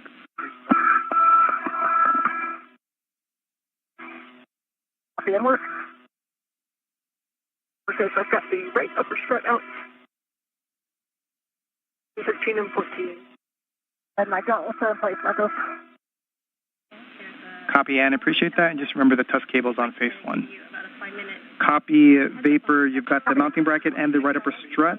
Make sure that the EV3 PGT is available for you, and you're going to be aligning the right upper strut with the mounting bracket.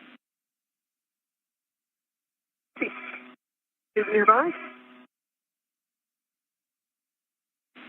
And Vapor, there should be a groove on the mounting bracket where the alignment tab is going into, and then on the side of the mounting bracket, you'll have black lines to let you know that you're aligned.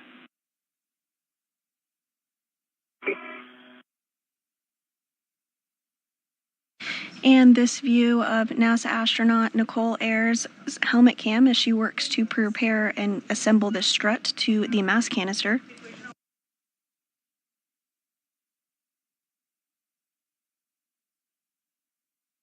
The upper triangle consists of 2 struts and a mounting bracket. Ayers will use the pistol grip tool, or PGT, to secure these pieces together before installing it onto the mod kit structure.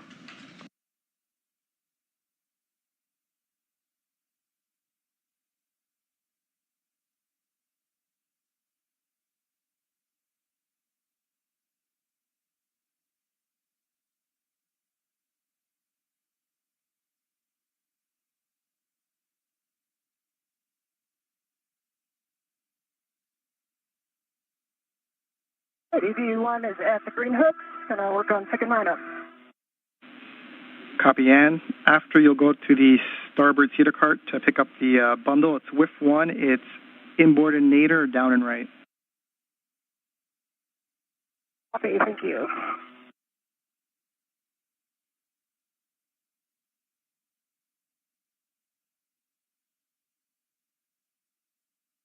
Marcus, I have, for EV2, got 4 turns on M13 and M14. Copy, good turns, M13, M14. Next, you'll grab your PGT and I'll have settings when you're ready.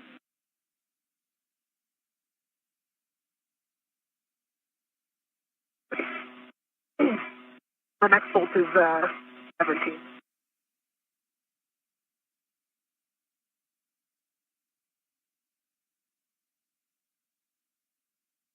And a good view inside of the bag there with the remaining pieces that will be assembled today. Actually continue and retrieve the left upper strut.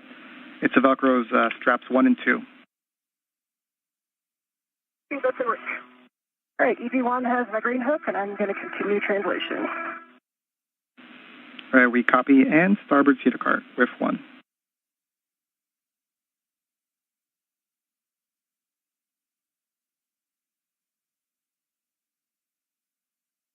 While Ayers is working on assembly of the modification kit, NASA astronaut and McClain is translating to pick up an APFR, or articulating portable foot restraint, that will be utilized during later portions of today's spacewalk to help secure the assembled triangle to the modification kit.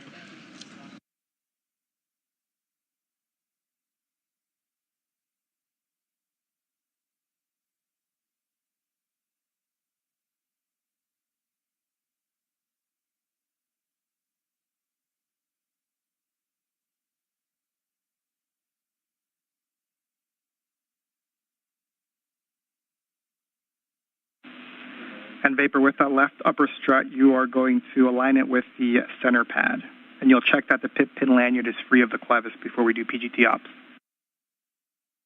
The pit pin lanyard is clear of the clevis.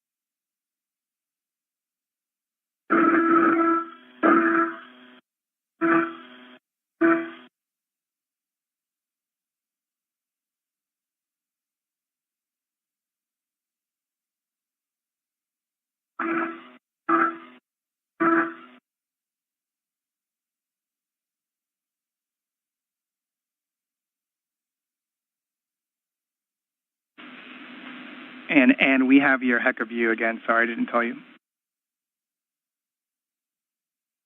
All good. Welcome back.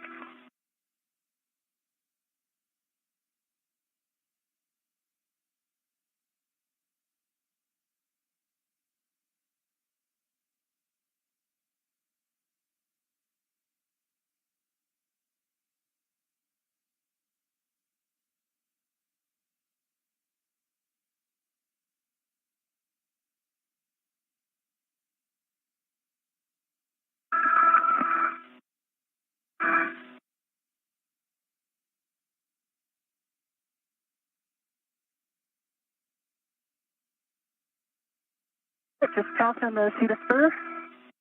Vapor, I watched your tether all the way in. It looks great. Thank you. And we copy.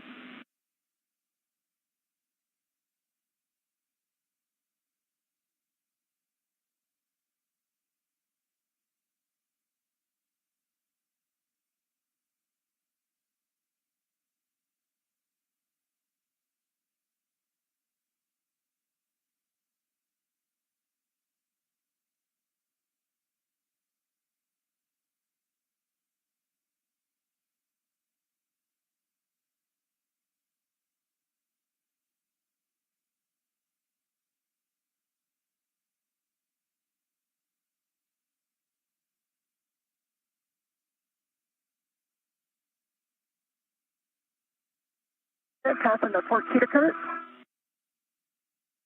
And if you're just joining us this morning, we are approaching the 1 hour mark of today's spacewalk with NASA astronauts Anne McClain, who is serving as EV1 wearing a spacesuit with red stripes, as well as NASA astronaut Nichole Ayers, who you see a helmet view on your screen there as she works to use the pistol grip tool to assemble the upper triangle. And looking for whiff 1, bottom right, inboardinator. Today's spacewalk is the third for McClain and the first for Ayers. The hand start on the clevis, and Tina's give me a little time on the work quick. The goal of today's spacewalk is to install a modification kit in preparation for ongoing solar array upgrades to the International Space Station and relocate a communications antenna for visiting spacecraft to the orbiting lab.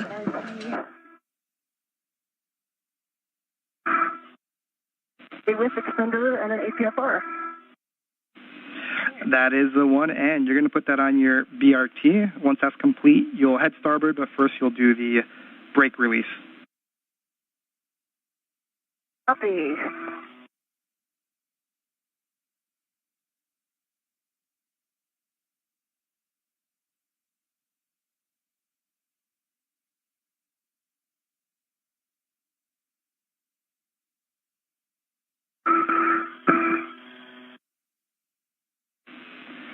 And Vapor, from your heck of view, it looks like there may be a ret that is situated in a way that it's making it difficult to hold the upper triangle in place.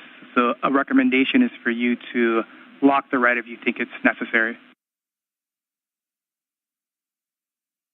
And on the screen here now, we see views of both NASA astronaut Anne McClain and Nichole Ayers' helmet cameras. Ayers is continuing to, on the right of your screen, is continuing to assemble the upper triangle portion of the modification kit. Meanwhile, NASA astronaut Anne McClain on the left of your screen is working to translate to a SETA cart, where she will install the articulating portable foot restraint that she picked up previously. Copy that, Anne.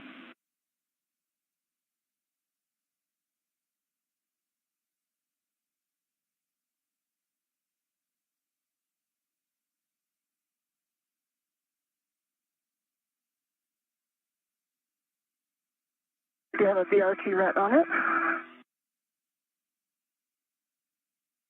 And getting a good view now as Nichole Ayers works to assemble that upper triangle, you can really see it start to take shape.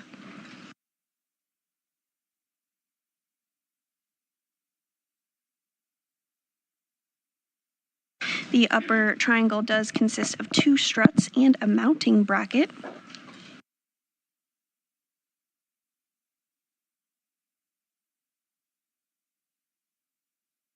Once McClain joins Ayers, Ayers will hand that upper triangle to McClain, who will install it on the mass canister of the beta gimbal assembly, or BGA structure. Say again, vapor. So EVT has 2 turns started on the inside. Vapor, we heard 2 turns started on M17. Looks like you have your PGT settings are Bravo 1 clockwise 2.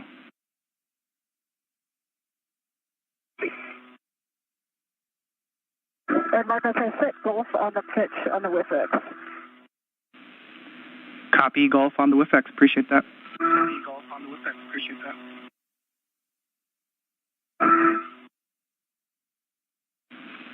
And again, Ann, once that's complete, you'll be headed back to your work site. Green hook, but first SETA brakes. Copy. On my EV, the good calendar, I'll reach that. 41.7. And Vapor, can you say again, you're coming in kind of broken? Got a good cal test on the PG 41.2 volts. A good LED test. I've got Bravo 1 clockwise 2 set. Copy good cal, Bravo 1 clockwise 2. Looking for an additional 5 to 7 turns. You'll drive M17 to torque.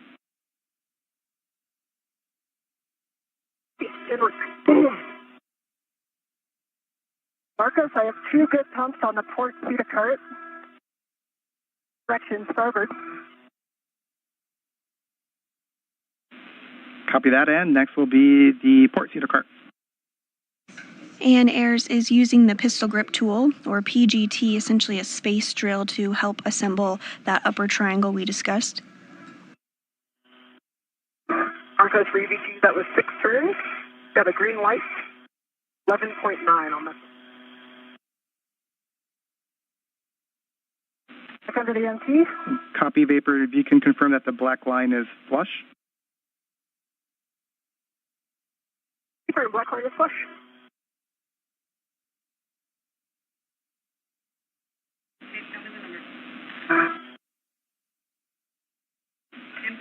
And Vapor, that is a good M17.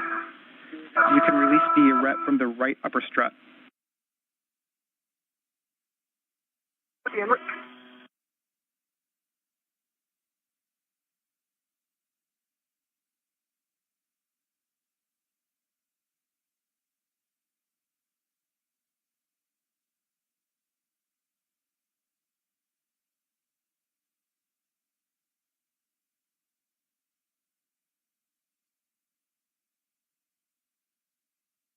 Because I have 2 good full pumps on the port SETA cart, because you know what they say, pumps a day keeps the murr away.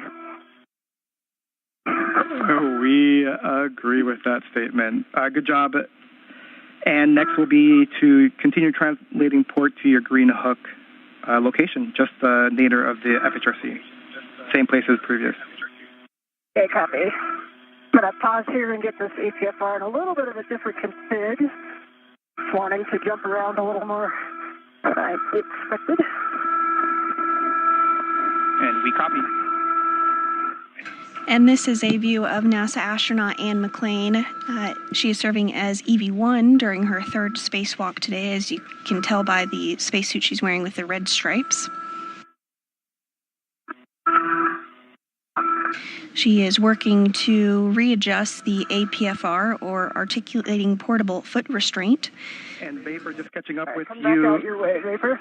She will utilize this to help install the upper triangle that Ayers is building as we speak.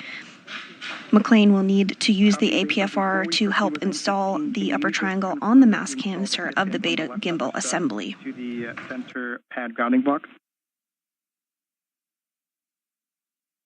I did not. I got now.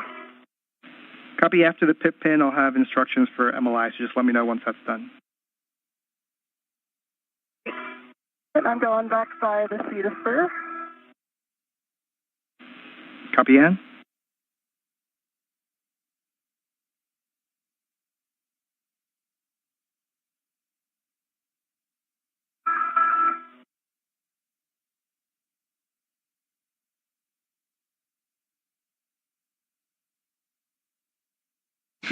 And as we get this pan of the International Space Station truss structure, you're getting a good view of the handrails, which is what the crew utilizes when they translate or move from one location of the International Space Station to the other.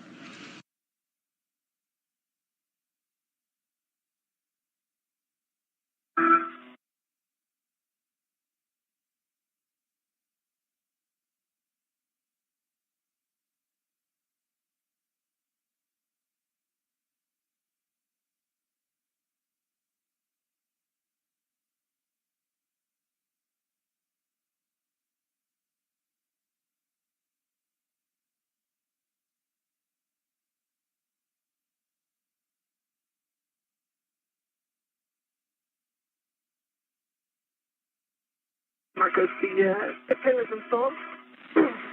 Copy, Vapor. Can you verify that the pip pin for the right upper strut is still installed? Yes. Sweet. And then you can install the left upper strut MLI on the center pad, covering the L2 clevis, as well as the right upper strut MLI. What?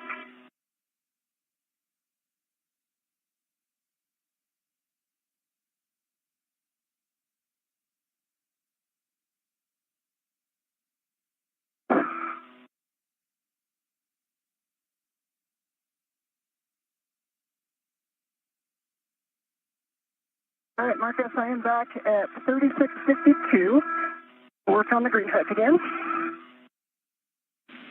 Copy. And after that, you'll be continuing starboard to your work site to install the bundle.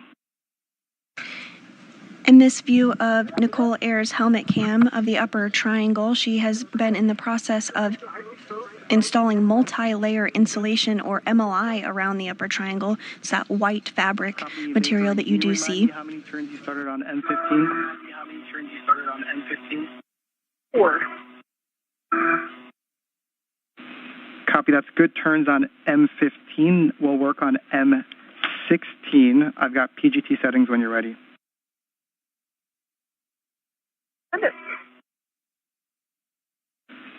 Bravo 3 clockwise 2 on EV3 PGT.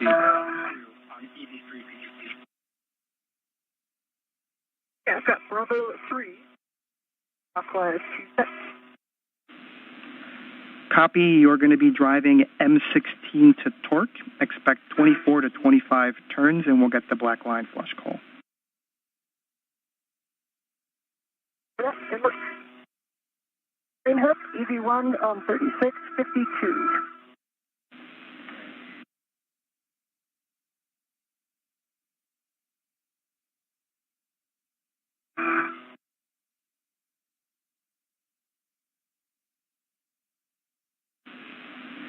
And I copied your last, and just ensure that your gauntlets are down prior to crossing the Sarge. Copy, will do.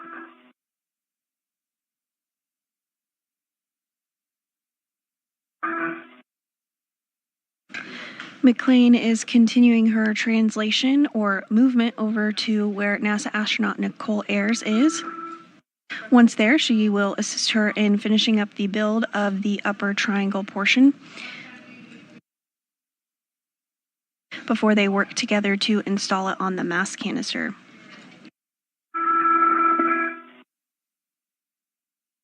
Hey, we're going for EDC M16, about 22.5 turns. Green light and for the torque. And the black line is push. And Vapor, can you say those numbers again for us, please? At 22.5, 22.5 turns, 0.8 on the torque.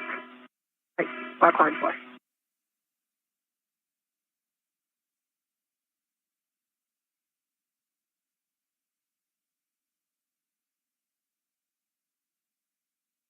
For EV1, my gauntlets are in place. I'm approaching the Sarge.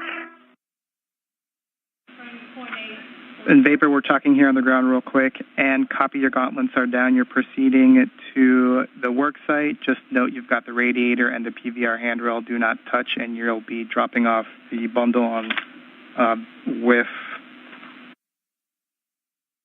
25. 20, actually.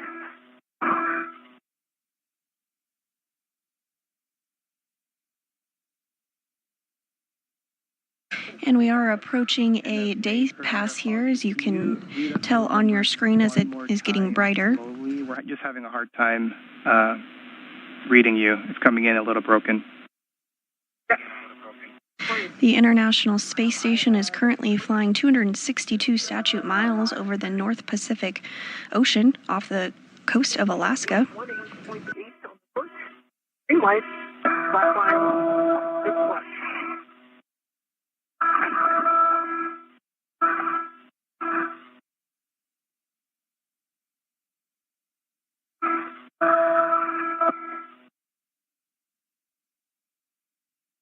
All right, I'm back on the IA with you.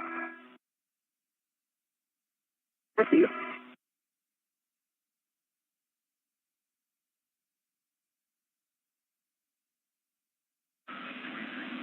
And we're discussing Vapor.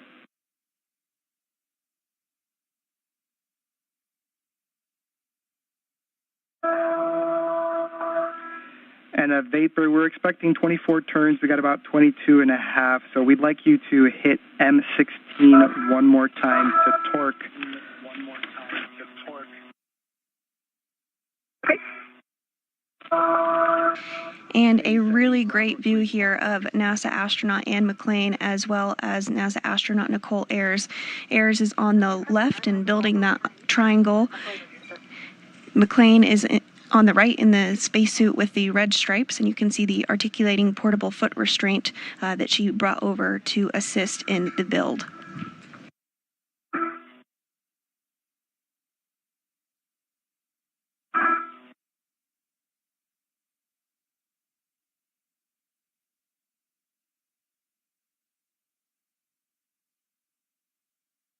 Our work sites are going to get kind of close together, so let me know if I'm in your way. Okay.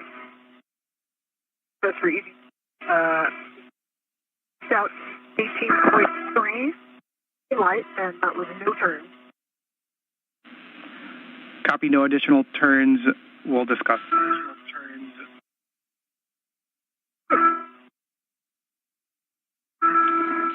And for you, look like it's in work with 25. The clocking is 6. You already have the pitch at golf, so expect the handrail to be facing towards the IEA. Copy.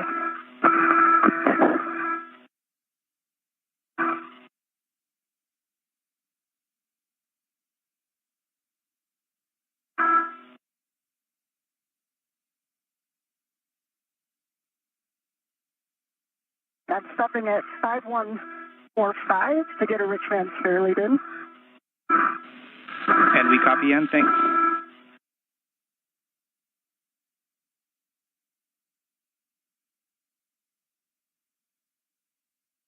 So CD2 for your essay, the PD burn count is 22.98. That's the base.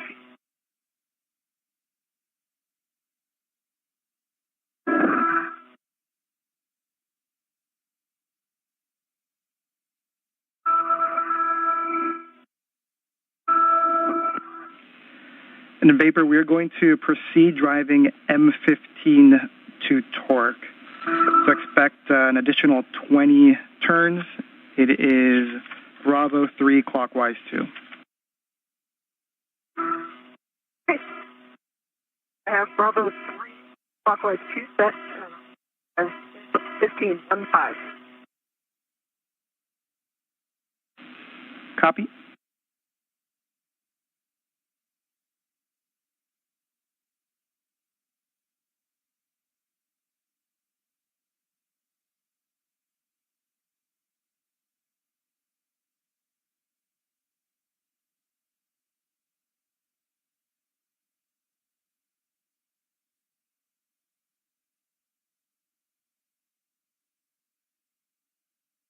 If you're just joining us this morning, you're looking at a live view of two NASA astronauts outside the International Space Station performing a spacewalk. On your left of your screen is NASA astronaut Nichole Ayers completing her very first spacewalk today. On the right of your screen is NASA astronaut McClain with a spacesuit in red stripes on her third spacewalk. The primary tasks for the spacewalkers today is to install a support bracket called a modification kit, which will prepare the site for future installation and deployment of the fourth of 6 new International Space Station Rollout solar arrays, or IROSAs. Additionally, the duo will relocate a communications antenna called the Common Communications for Visiting Vehicles, or C2V2 antenna, to ensure better redundancy in communication with visiting spacecraft to the International Space Station. And this view of McClain and Ayers' helmet cams showing them at their respective work sites. McClain is working to translate or move over to where Ayers is at to continue to help with the triangle build as well as install it to the mass canister.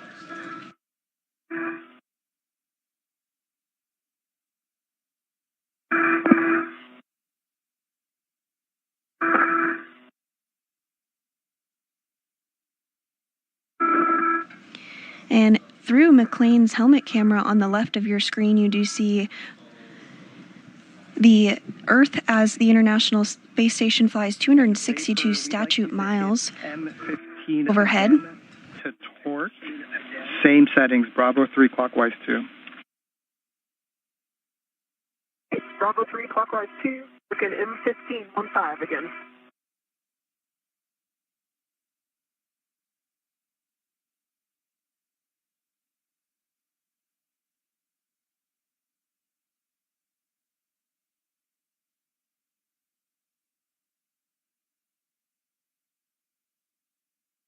Goes for M15.15.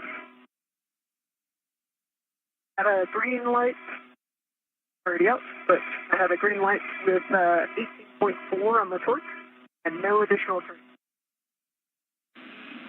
Copy, no additional turns, Vapor, we're discussing.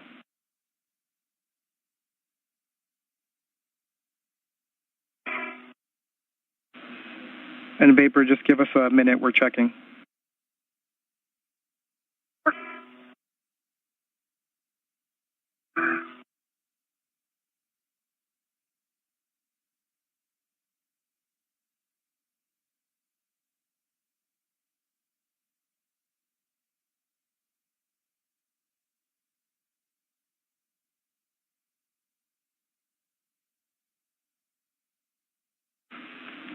And Vapor, we have a troubleshooting step for you. Can you look at the interface of the struts and just make sure that nothing is caught in between, no MLI, and that it is flush?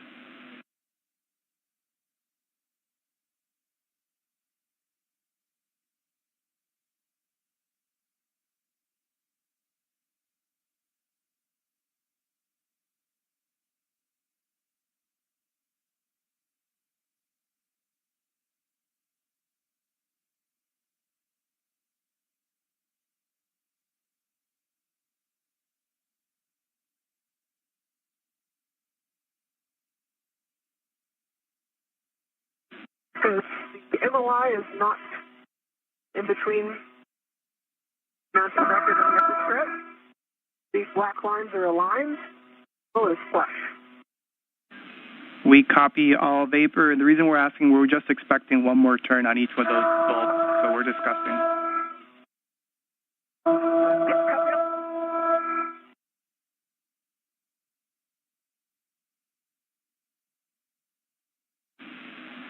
And looks like it's in work. The extension will be 5.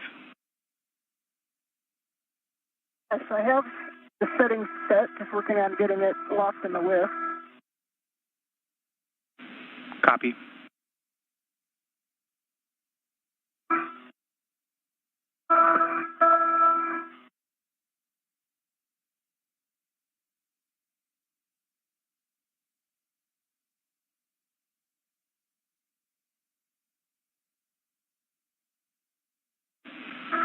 Now, vapor, good news. We are calling both of those bolts, M15 and M16, good. We will proceed. We'll have you release the ret from the left upper strut. Okay. See, good bolts and work. All right, Marcos, I have 6 set on the whiff extender, good pull and twist test. I've got a golf on the pitch and a 5 on the extension. And I've got 12 Tango Tango Fox 12 on the APFR. We copy, and I may have missed it, but can you confirm that the pitch knob of the APFR can be depressed? Yes, I will go do that now. And this view from Ayers' helmet camera as she works to continue the build of the upper triangle.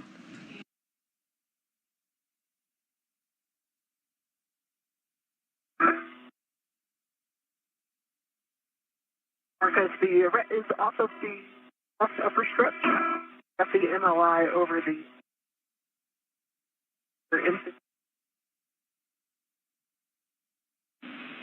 And vapor, I think I heard you say that you released the ret from the left upper strut. And this view from McClain's helmet camera, we're getting a really breathtaking view of Earth. The International Space Station just flew over Grants Pass, Oregon. It's flying 261 statute miles overhead. And I've got PGT settings for you, which should be Bravo 3 clockwise 2, so no change. Let me know when you're ready, and I'll give you more words. Okay, I am ready for your words. Are you going to be driving M13 and M14 to torque, and we expect an additional 20 turns? The M13 and M14 to torque. And for both Ann and vapor, the pitch knob can be depressed.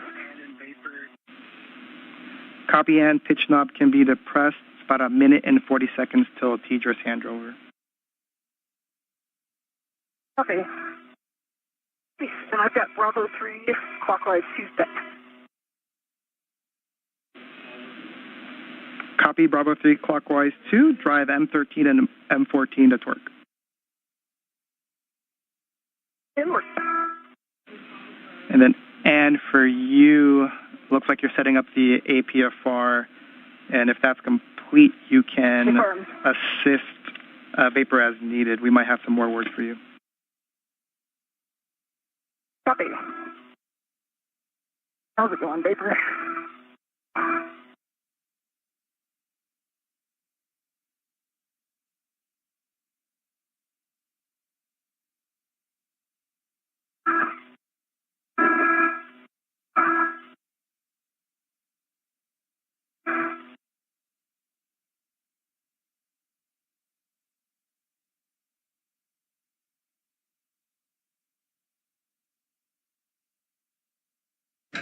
And we are seeing that upper triangle that NASA astronaut Nichole Ayers has been working to build. She's wrapping up that task as we speak.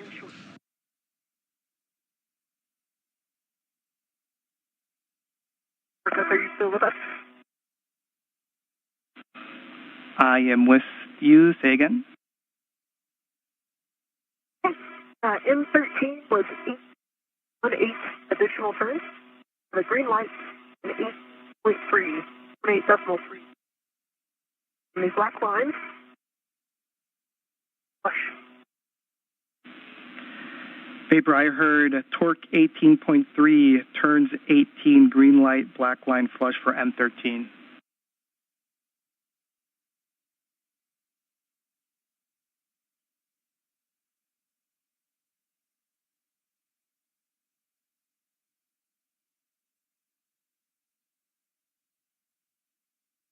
And we are in a brief handover period between our satellites, but we'll regain views here shortly.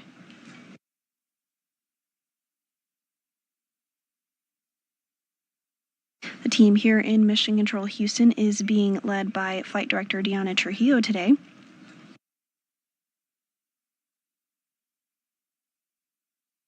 You see a view of her there on your screen, as well as the ground IV NASA astronaut Marcos Barrios. Barrios is interfacing with Ayers and McClain during today's spacewalk. We're now 1 hour and 20 minutes into the spacewalk today. And in Vapor, we're back with you. Vapor for M13, we copied 18.3 on the torque, 18 turns and a green light. Vapor.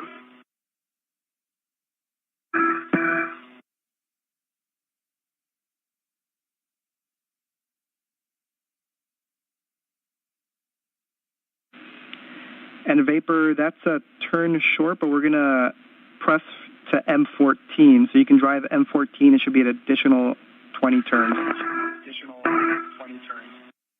Okay, copy that. I've got auto 3, quite 2 set for M14. Copy.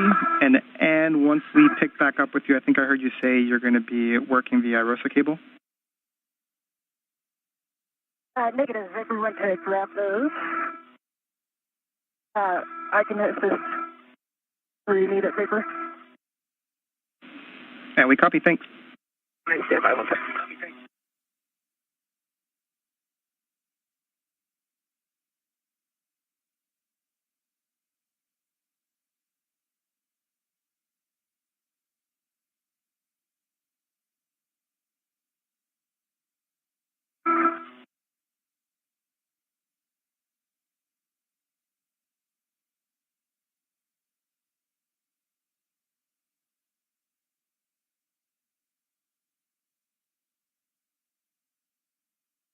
Marcos, for M14, I've got 18 additional turns, 1/8, 8.4 for the actual torque, and green light.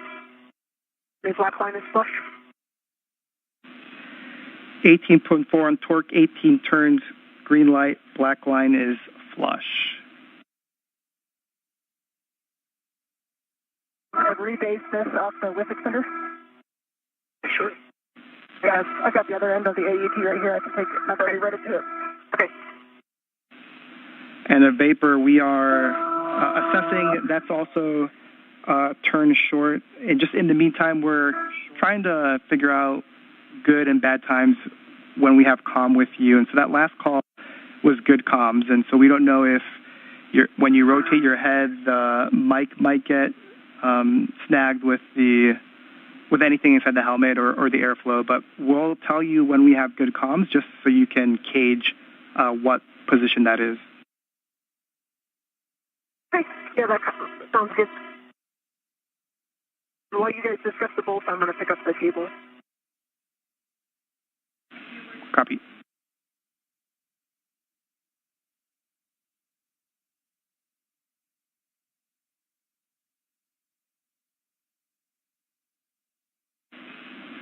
And Vapor, those are good bolts for M13 and M14. So next for you is to just tend the EV3 PGT back to the strut bag unless you are moving it to the WIFX. And the PGT and torque wrench are on an AET to the WIFX already. Sorry about that. Was calling. I think that was you doing the bolt. And while I have you, Marcos, I'm redoing my glove check. It has no changes, and the one spot has had no changes to it. And my half is dry. Copy, good glove and hat check for you, and we copy that you've already transferred the V3 PGT and torque wrench to the WIF-X. So next will be to copy the IROSA cable.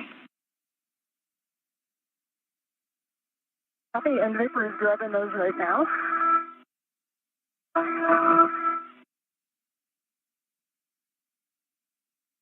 After the completion of the upper triangle build by Ayers, she's now working to remove some of the cables that will be installed. You see her on the left of your screen there, gathering those cables. Okay, turn this triangle back to this. And a bit of a better view there of those cables, specifically from Ayers' helmet cam. Cables.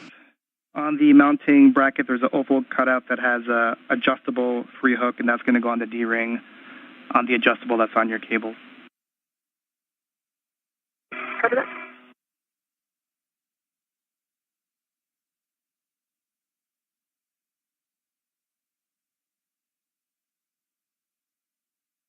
These cables will be routed on the rollout, so will be routed for future installation for the rollout solar array.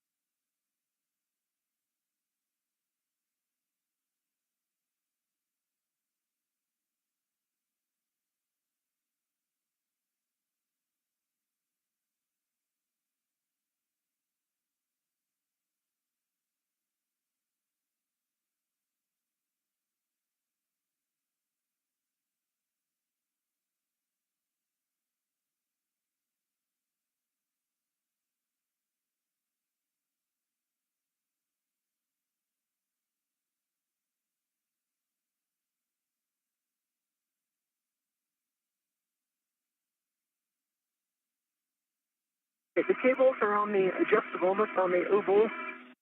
Okay. Copy, Vapor, and if you can, you can get... And we were just getting a view of the solar arrays that the IROSA will eventually be placed over, so we'll stand by and potentially get another good look of that solar array location.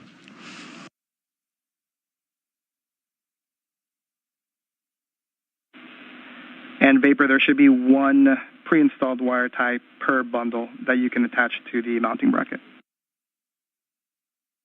Yeah, that's in order.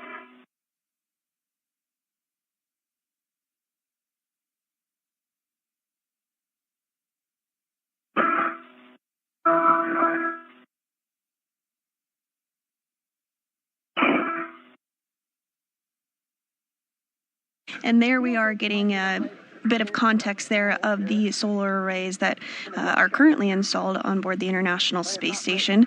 The ISS rollout solar arrays are quite a bit smaller, but will actually provide more power for the orbiting laboratory once fully installed. And Today's spacewalk is occurring on the P4 truss of the International Space Station. Yeah, I just moved. I'm going to put my safety tether, or waist tether rather, somewhere else so it doesn't do that again. Once the modification kit is wrapped up and installed, the duo will translate to the P3 truss to complete the relocation of the Common Communication for Visiting Vehicles antenna, or C2V2 antenna, to ensure better redundancy for visiting spacecraft to the International Space Station.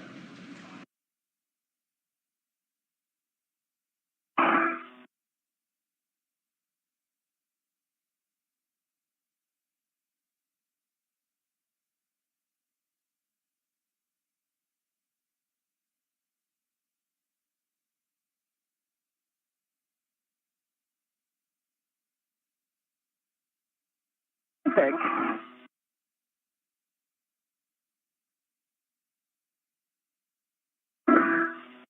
And you do see there in the center of your screen NASA astronaut Anne McClain. She is at the location where the triangle and mounting bracket that has been built will be installed. That's the mass canister of the Beta Gimbal Assembly, or BGA structure.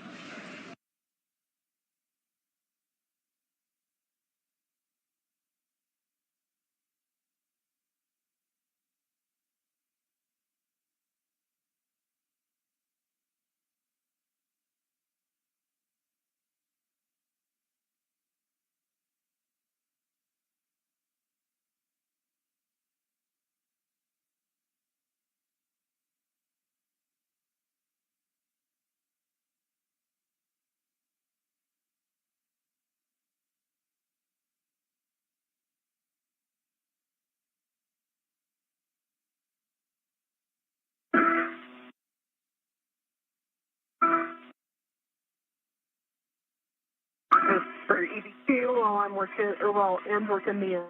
And a bit of a better view there of NASA astronaut Ann McClain in the spacesuit with the red stripes working to get into the articulating portable foot restraint, or APFR. That will help her as she works with Ayers to install the triangle on the mast canister of that beta gimbal assembly. Hand the upper triangle to Ann, and we'll have more words for you with cautions before we proceed. Yeah, and before you just verify my feet, please. Yeah, let me get into a better spot here where I can see.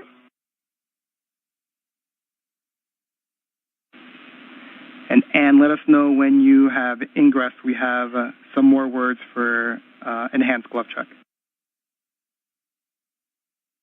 Copy, and I'm just having vapor verify my feet. I believe I'm in. Yeah, they both look from here. Touch to see your left heel, but your right heel is in. I'm sorry? Your left heel is tough to see, but your right heel is in. And I'm sorry, one more time on the left heel. Tough to see? Oh, tough to see. I see. Okay.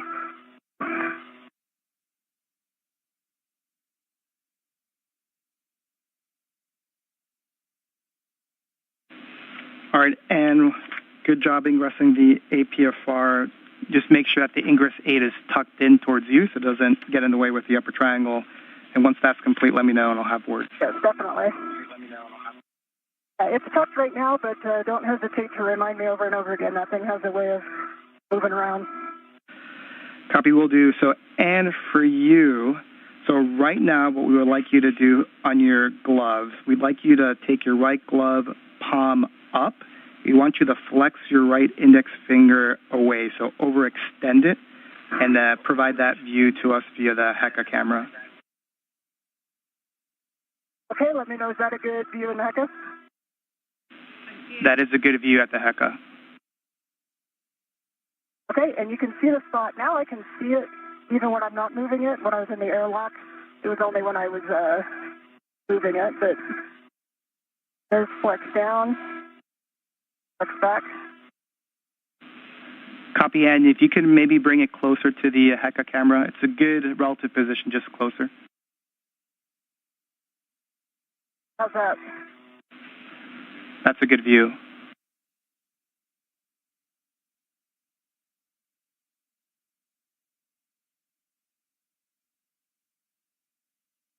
And teams here on the ground taking another look at Ann McClain's glove following a report of a slice in her right index finger prior to exiting the airlock. The team on the ground. Copy, Ann. We appreciate that view. We are good with that glove inspection. We do ask that you perform the same type of inspection every time you do your glove check, but you do not need to show us on the HECA. You can just perform it yourself. Understand. Thanks. I'll let you know if there's any changes. Copy that. Okay, vapor. Copy that. And the team on the ground reports that the glove is looking good. McClain is in the articulating portable foot restraint and will receive the triangle from Ayers next. Very slow, so slower than when you were translating with a strap bag on the BGA. Avoid cyclic loading on the mass canister in BGA. Max lateral loads is 40 pounds. And do not impart any forces into the mod kit struts before they're fully installed. Give me one copy. Three. All right, next vapor, you can present the left or non-tethered end of the upper triangle to Ann. So let me know. I can't really see. We'll go blind off here. Yeah, just 1 second. I'm getting my workstation. Okay, out of the way here. Walk up. Okay. Go up about another 12 inches, I think. I have a hand on it. Okay.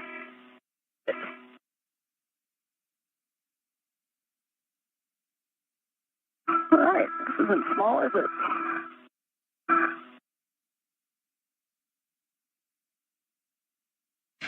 And Ayers has handed the upper triangle to McClain following her build of it. Installing the center pad on the mass canister, arrow up. McClain will now install it on the mass canister of the beta gimbal assembly, or BGA structure. Your mini workstation tabs And for soft engagement left to right, which is what you're doing, and once that's complete, you can rotate the upper triangle so it's neutral and you have access to the bolts.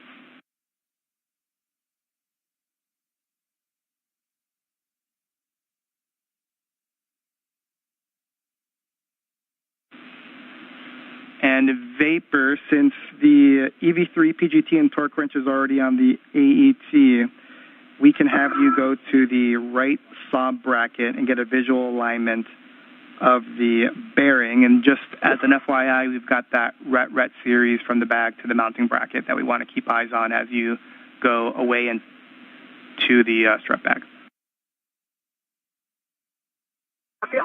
Center pad is soft dock. I'm going for my PGT, I believe. 2 turns on each.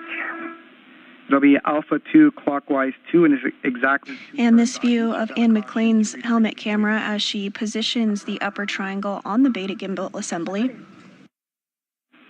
All right, for the Fairchild fasteners.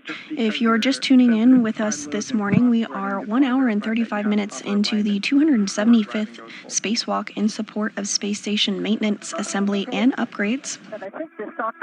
This morning, the spacewalking duo, which consists of NASA astronaut Ann McClain and Nichole Ayers, worked to build the upper triangle portion that you do see on your screen there. That is going to be installed on the mass canister of the beta gimbal assembly.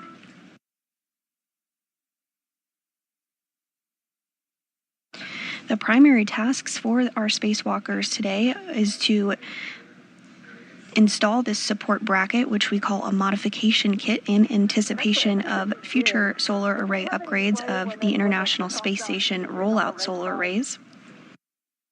The duo will also work to relocate a communications antenna called the Common Communications for Visiting Vehicles, or C2V2 antenna, to ensure better redundancy in communication with visiting spacecraft to the space station. So you have a go to continue. Yeah, that's helpful. Okay. Alpha 2 clockwise 2, and it's exactly 2 turns on all those bolts. Alpha 2, clockwise 2, 2 turns.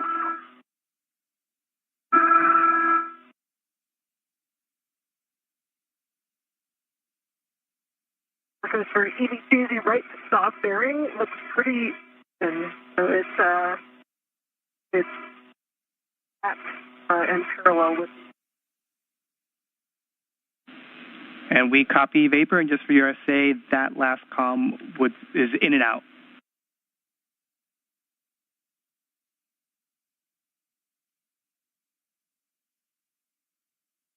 Marcus, I have Alpha 2, clockwise 2 set, and for 2 turns on each. Good words.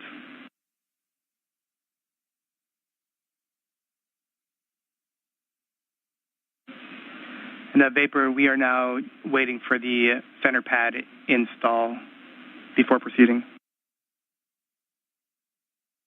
Copy that. I have 2 turns on M6 and M5. Going for 2 turns on M8. Copy, good turns on 5 and 6.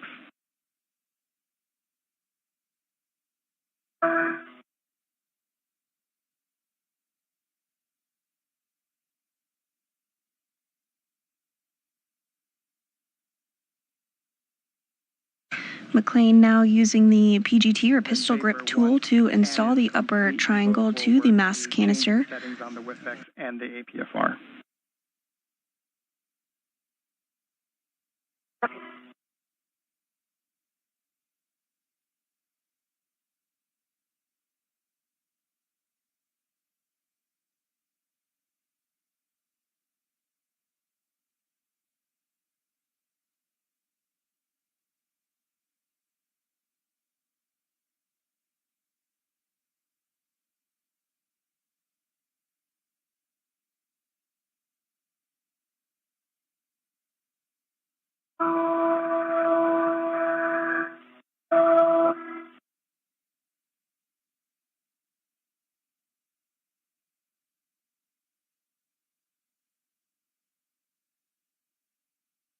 I have 2 turns on 6 or 8 and 5. Especially pop back out. I don't think it was all the way in to get those 2 turns again. And we concur, Ann. Thanks.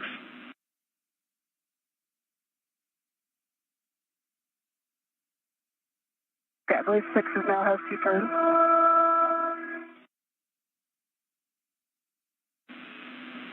And copy, Ann.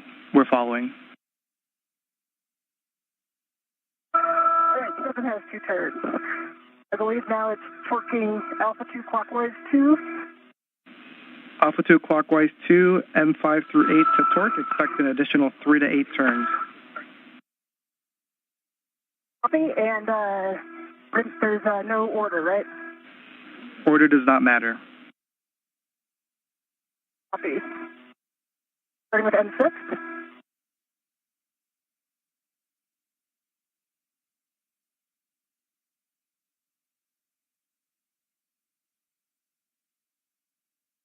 Okay, M6 got 5 turns, 3.6 torque green light.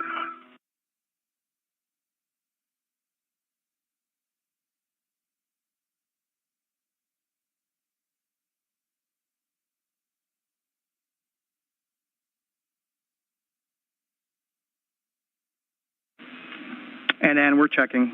Give us 20 seconds. Okay. That's a good M6. You can proceed, Ann. Copy, good M6.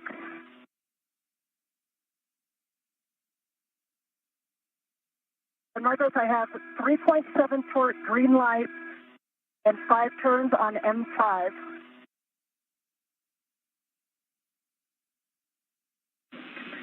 That is a good M5. Proceed. Copy, good M5.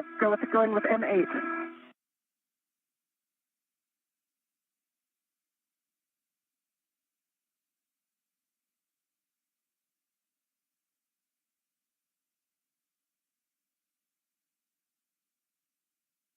There's 4.5 turns on M8. Green light, 3.6 torque.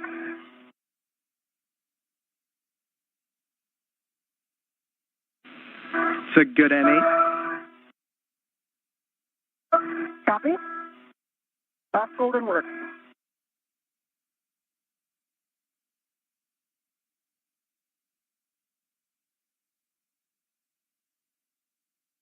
Okay, got exactly 4 turns on M7, 3.8 torque, green light.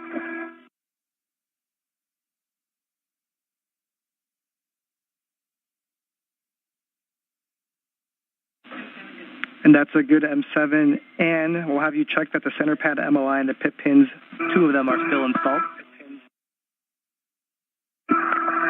Copy, in work. All right, I see 2 pit pins in.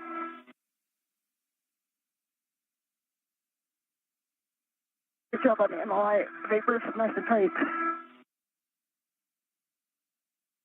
And with those 4 bolts being driven by NASA astronaut Ann McClain on the mass canister, the next steps will be to install the left and right lower and upper struts to continue to attach the triangle to the mass canister.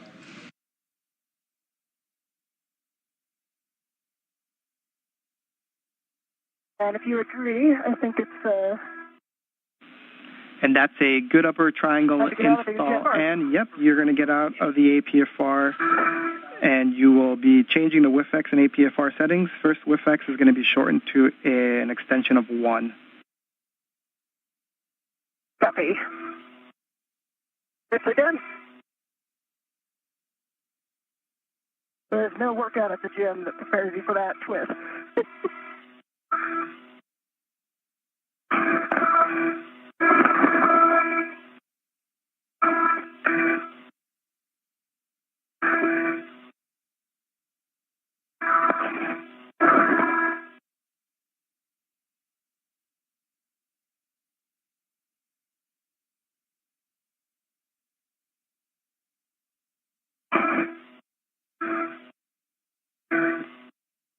We are now 1 hour and 44 minutes into today's spacewalk. The crew is about 10 minutes ahead of the timeline.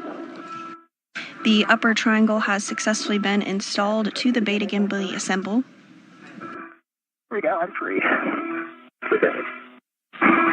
And for the both of you, just be aware that you still have that ret going from the bag to the mounting bracket. The crew will now proceed with the installation of the right lower strut and right mid strut on the right side of the mass canister before doing the same on the left side.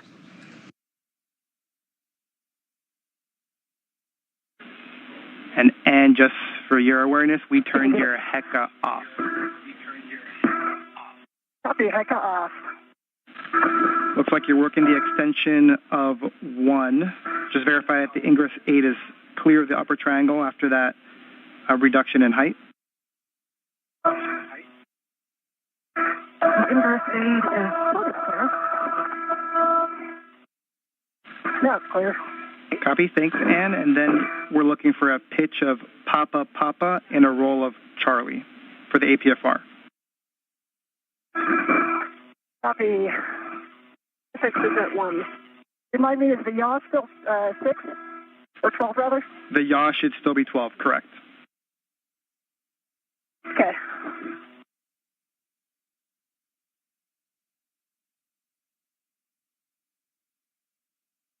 All right, so 12 Papa Papa, Charlie 12. Good words.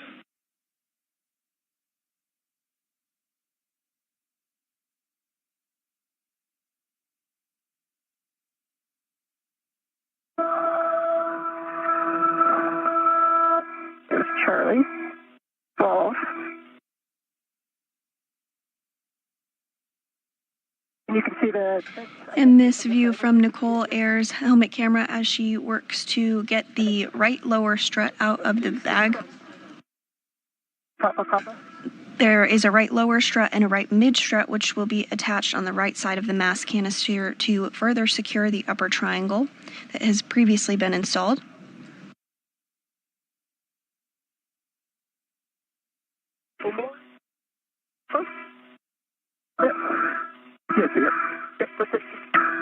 That was blind.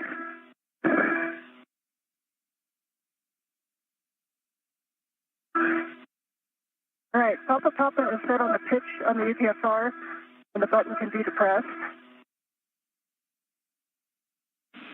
Copy, those are good settings. And in Vapor, appreciate that. And next for you is going to be a socket swap. You're going to swap to the 5/8 by 2 inch, which is in your trash bag. Copy that. And then Vapor, we are going to wait until Ann does that socket swap. She's going to ingress the APFR, and then we're going to verify access to certain locations on the mounting bracket before proceeding with the mid-strut and lower strut handoff. Copy.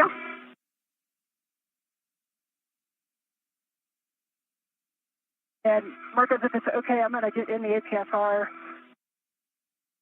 and then do the socket swap while I have 2 hands. Sounds like a great plan, Ann. And just another reminder on the ingress 8 and the upper triangle. Copy that.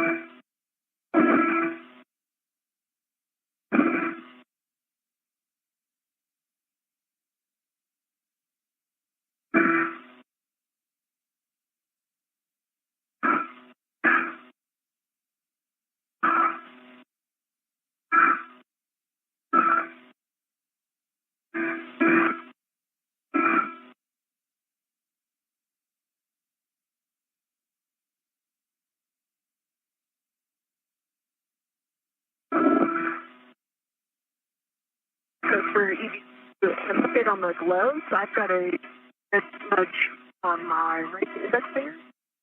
It looks like the shirt as a bag.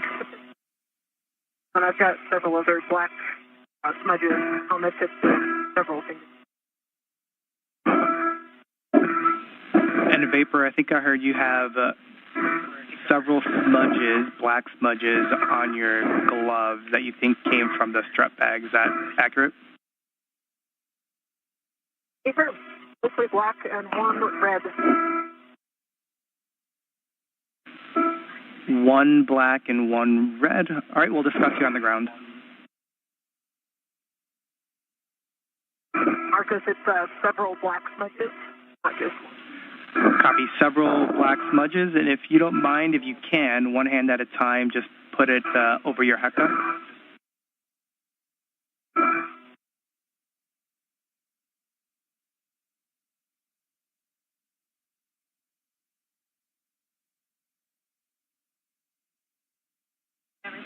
And that's a good view, Vapor. We see the red one, and we also see kind of two black on your right ring finger. True.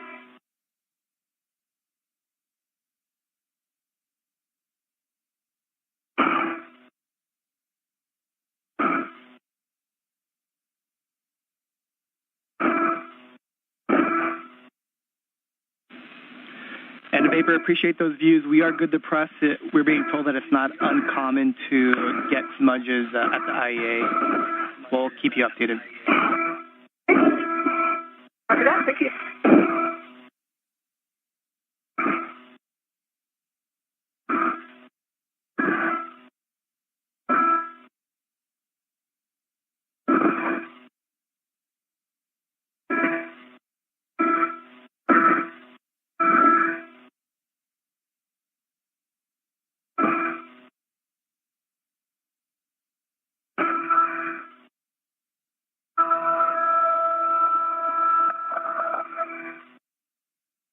You were just to the right of the two loop, like you might have yachted a little bit. Okay.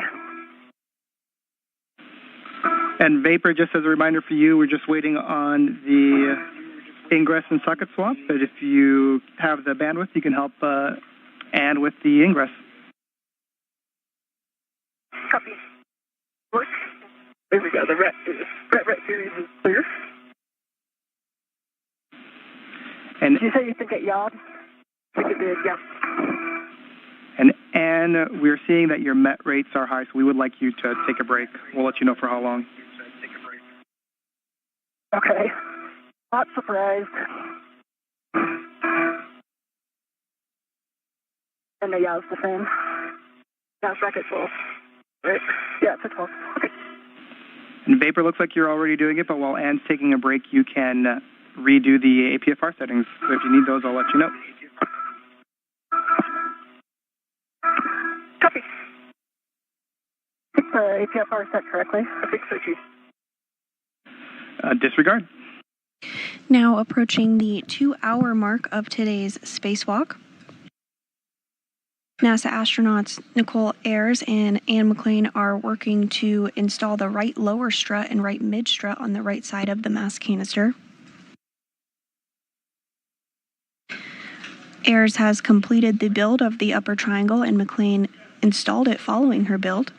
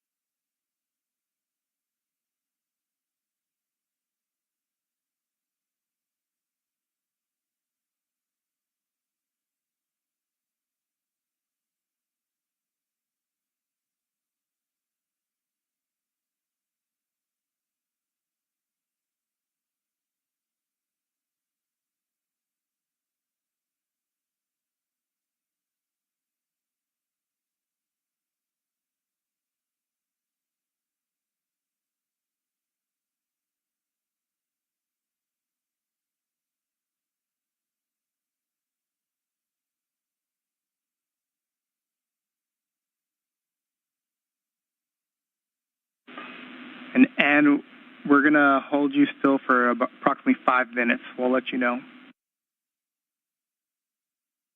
Okay, I understand. 5 minutes. Is there anything useful I can do during that time?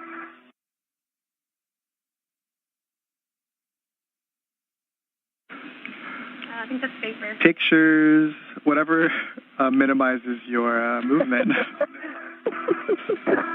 Copy and Smile, understand. yeah. Laugh. Back. So take in the views.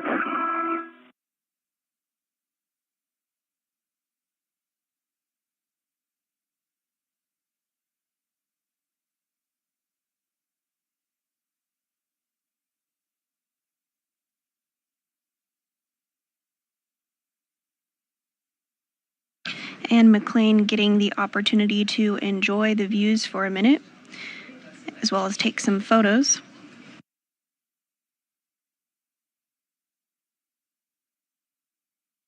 The International Space Station is currently flying 272 statute miles off the southern tip of Africa.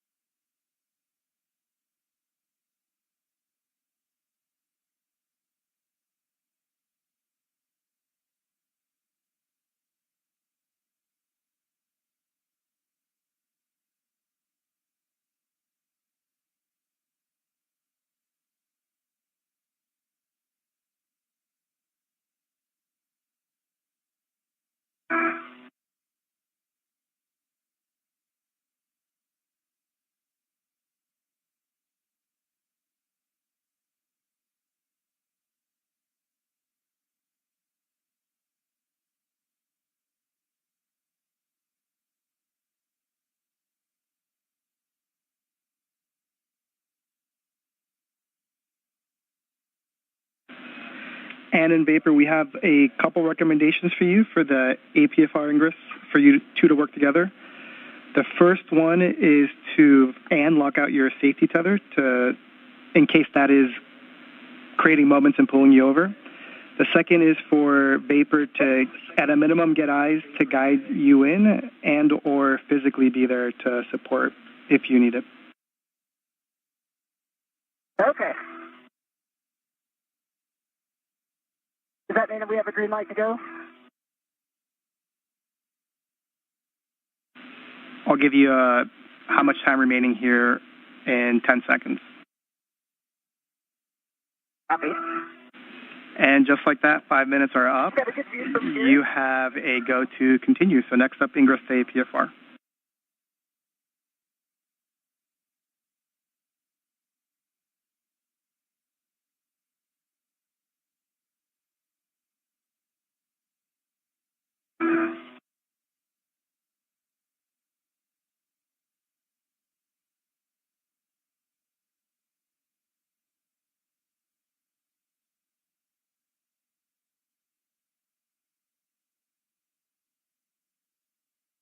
NASA astronaut Ann McClain now going to work to get back into the APFR, or articulating portable foot restraint, there in the center of your screen. 2 minutes until a TDRS Okay, handover. 2 minutes until a TDRS handover.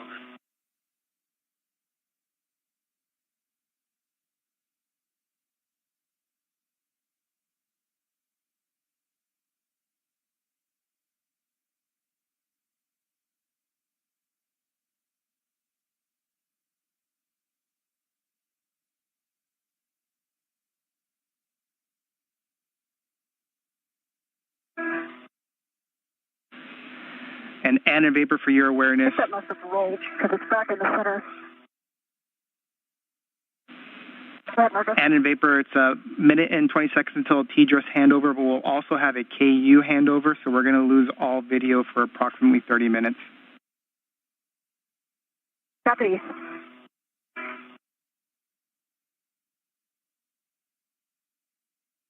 Tethers look clear on my legs. Apron. Yep. And before this handover for the both of you, we'd like Vapor to come over and help out with the APFR ingress. We'll get you on the other side.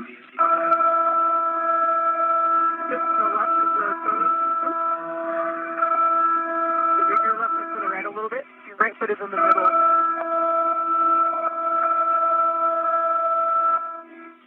Move your right foot to the right a little bit.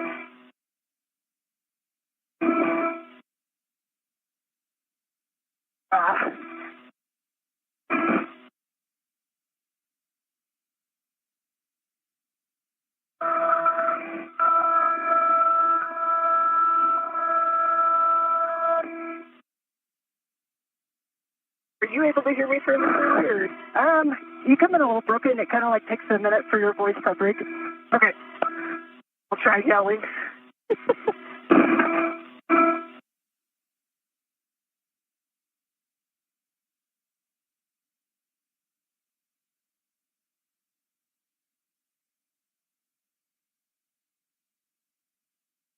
And we are in a handover period between our satellites.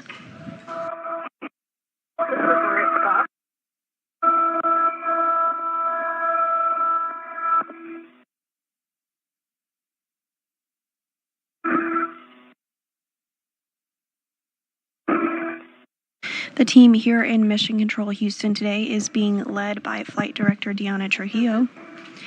We are now 2 hours into today's spacewalk, the 275th in support of space station maintenance, repairs, and upgrades. Right foot in. Right foot in.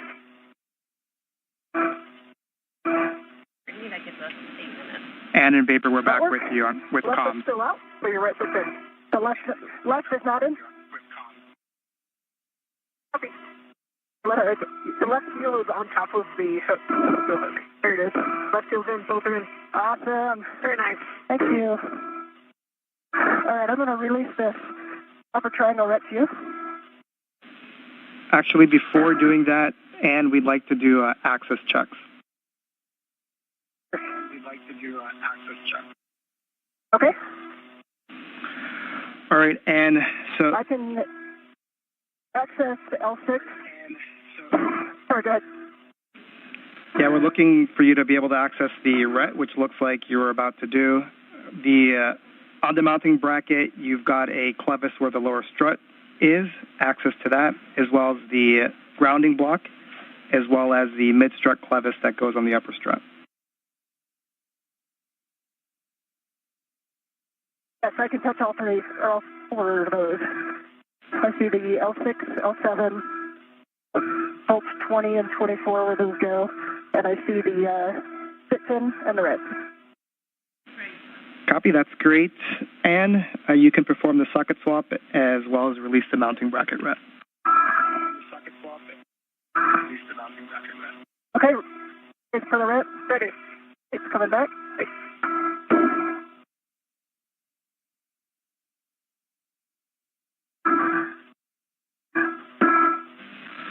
And Vapor, once you have that RET safely in the bag, we're going to have you start working the right mid-strut, straps 12 and 13. We're going to have you start working the right mid-strut, 12 and 13.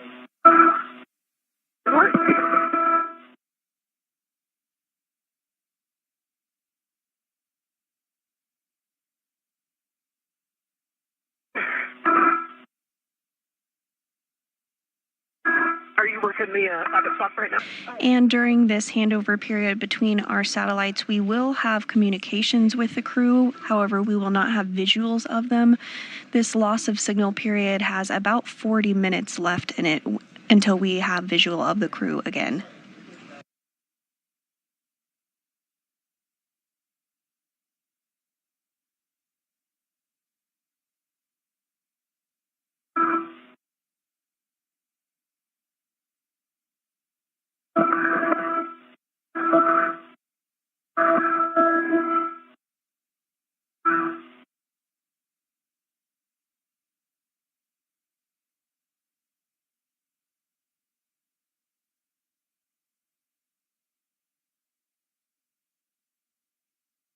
At this time, NASA astronaut Ann McClain, who is serving as EV1 today, has ingressed the APFR, or Articulating Portable Foot Restraint.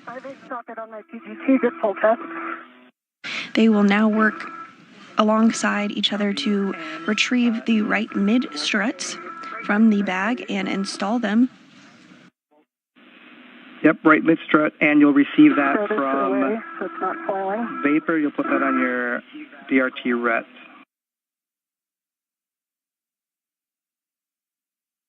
Copy. And that'll be to the handrail stanchion that's closest to the side of the pad. Cleaned up in the socket top. Copy that, Ann.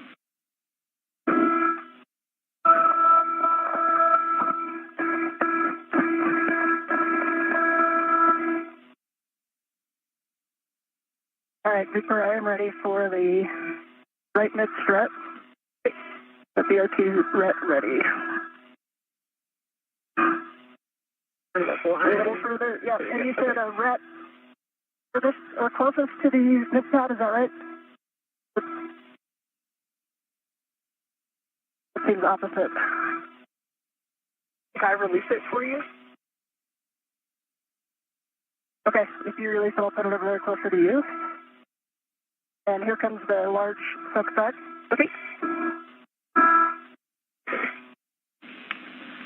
And while Ann is putting that on her BRT vapor, you can go ahead and grab the right lower strut. On my BRT. BRT vapor, you can go ahead and grab the right lower strut.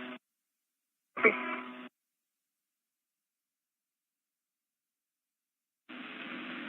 And you're going to receive the right lower strut, and you're going to leave the strut bag ret attached. Okay, strut bag ret attached.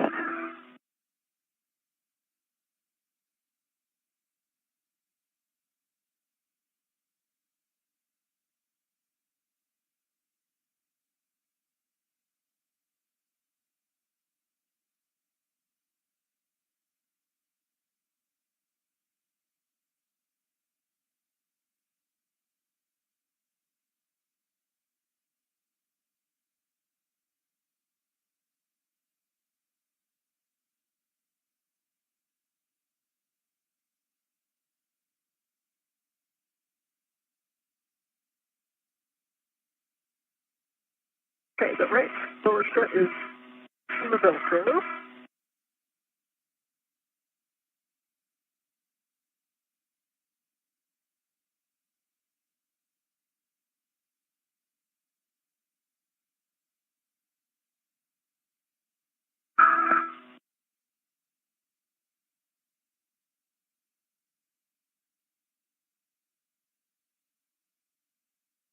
Now pivot the, that looks like that red swapped out. And if you're just joining us today, we are 2 hours and 7 minutes into a spacewalk where NASA astronauts Ann McClain and Nichole Ayers are working to install a modification kit ahead of upcoming deployment of the fourth of the 6 new International Space Station Rollout solar arrays, or IROSAs.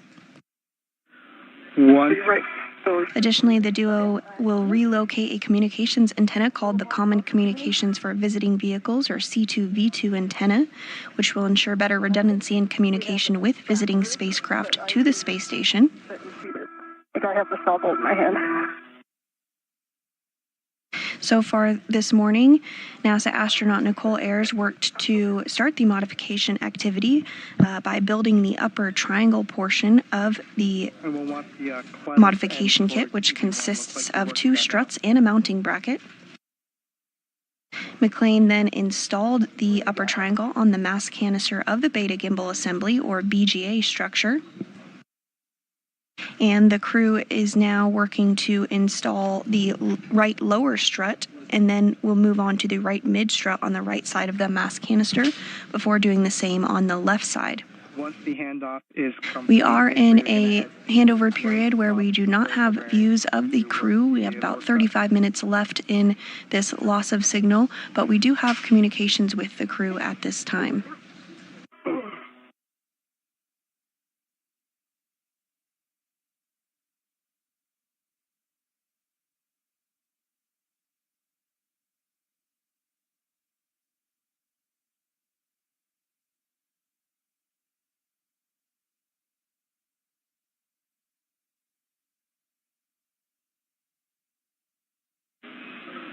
And for you, right now we're just waiting for vapor to drive the bolt at the saw before continuing with your portion of the strut.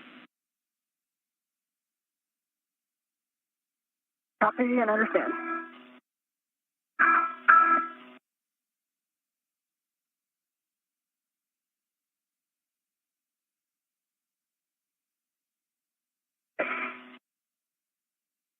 Back here.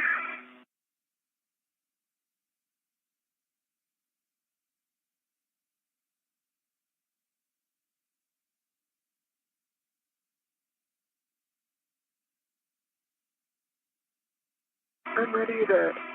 Okay. I'm going to try to be real light on it, but let me know if I can help you out at all. Okay.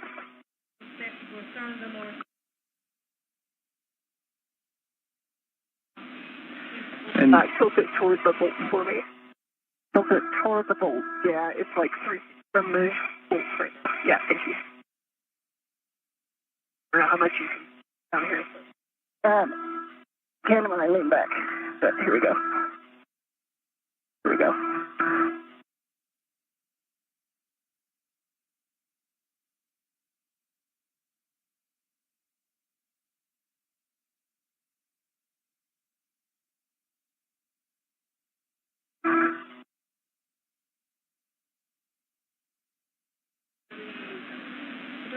And in Vapor, just as a reminder, I misspoke that we will not have video for 30 minutes. It's actually 50 minutes. And so we won't have any video for the next about 30 minutes. Okay. Vapor's working the stop right now. Copy that. I'll have a warning to read before we start doing any bolt operations. Okay, we're ready for the warning. Copy. So it's a pinch point warning, Vapor. You want make sure you keep your fingers clear of that interface, strut, and BGA.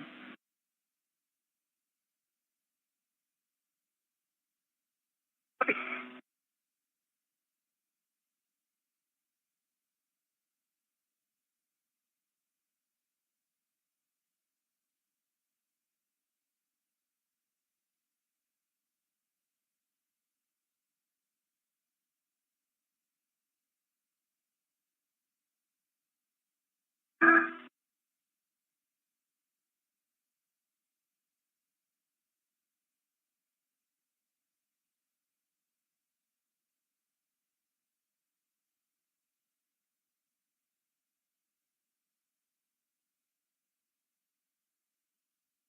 Good job. That's a hard angle. Yeah.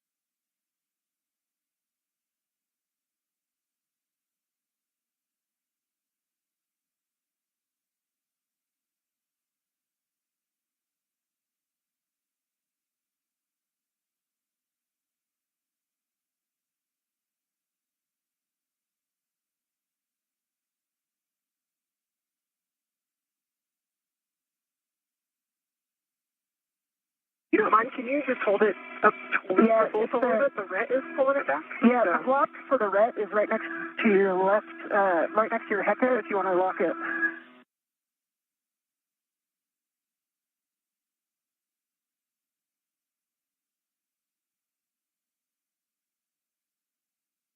There we go. Now it's staying in place.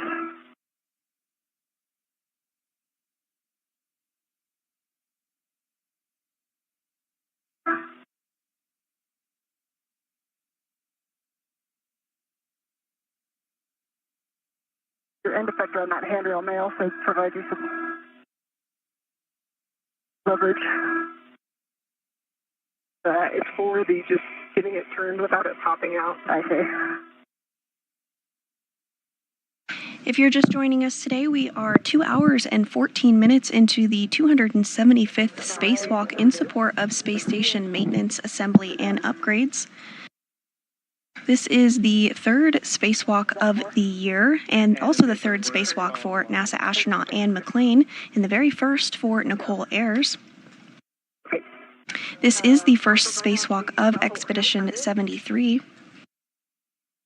The primary tasks for the spacewalkers today is to install a support bracket called a modification kit, which will prepare for future installation and deployment of the fourth of 6 new solar arrays called IROSAs. The crew will also work to relocate a communications antenna called the Common Communications for Visiting Vehicles, which will provide better redundancy and communication with visiting spacecraft to the International Space Station. Once paper is done finishing with the turns, you'll be driving M20 exactly 2 turns. Copy, exactly 2 turns on M20 until 6. So far this morning, the duo has worked to build and install a upper triangle portion of the modification kit and are now working to install the right lower strut and the right mid strut on the right side of the mass canister. 2 additional turns.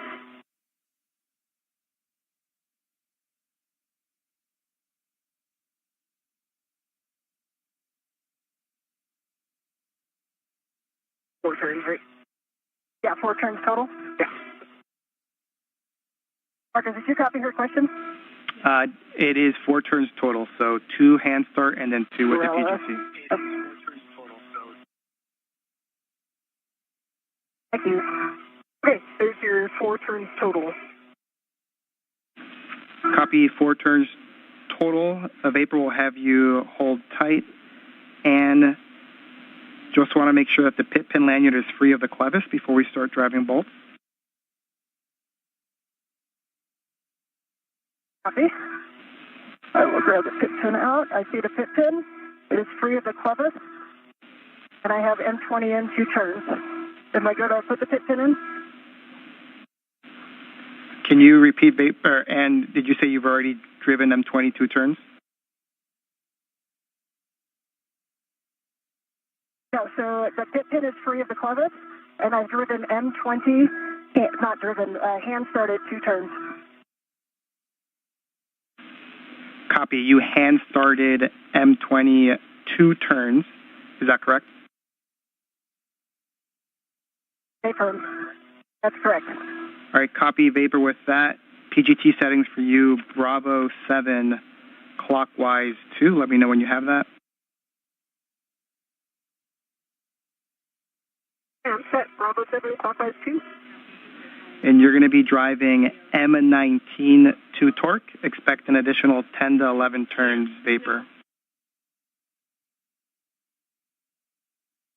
Okay, driving a torque 10 to 11 turns. For Marcos, can I put the pit pin in? Negative, not yet, but you can take your PGT to Bravo 1 clockwise 2. Okay. But you can take your PGT to Bravo 1 clockwise. Bravo 1 clockwise 2.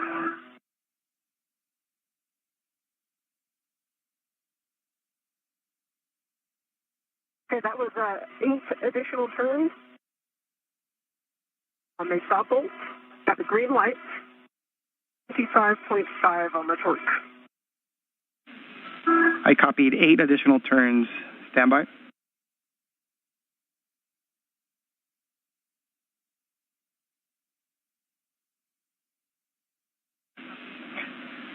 Vapor, that's a good PGT. We'll go for the torque wrench.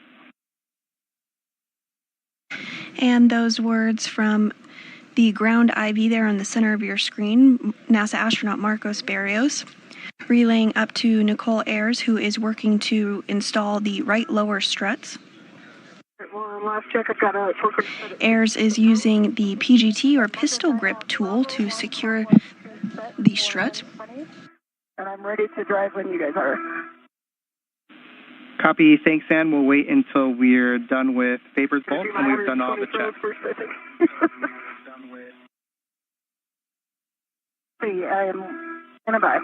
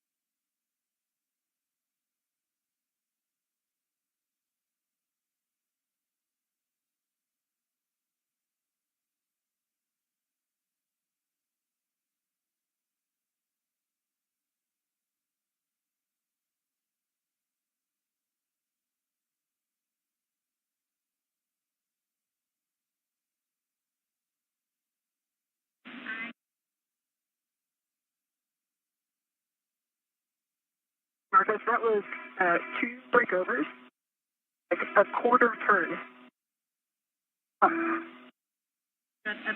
2 breakovers, quarter turn, we'll discuss. And for the both of you, just for our latest consumable check, limiting consumable is Medox for EV1 with a PET of 622.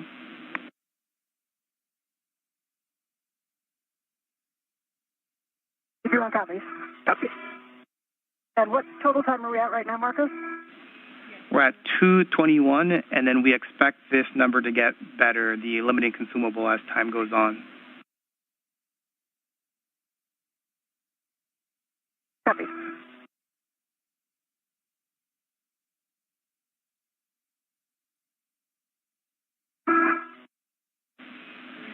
And Vapor, we're still talking the torque wrench.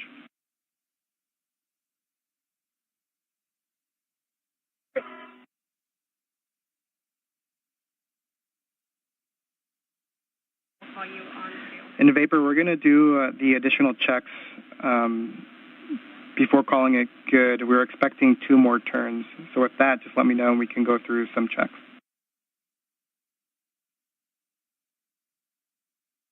I see the black line is flush. The gap check actually looks good. And can you give it a wiggle? Yep. Again. Yeah, and the wiggle test is good too.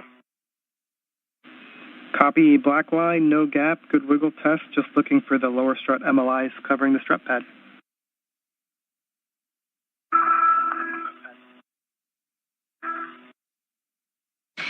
McClain and Ayers now working to ensure that there is a good connection on that lower right strut.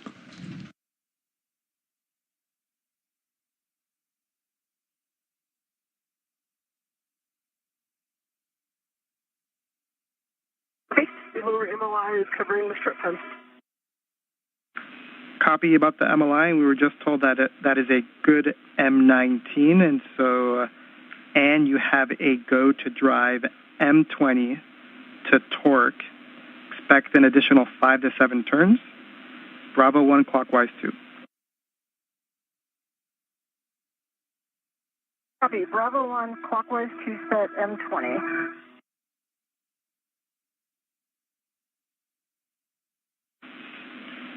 And Vapor, you can release the rep from the lower strut. McClain now using the pistol grip tool to secure the lower strut to the mounting bracket. 12.1 torque, green lights on M20.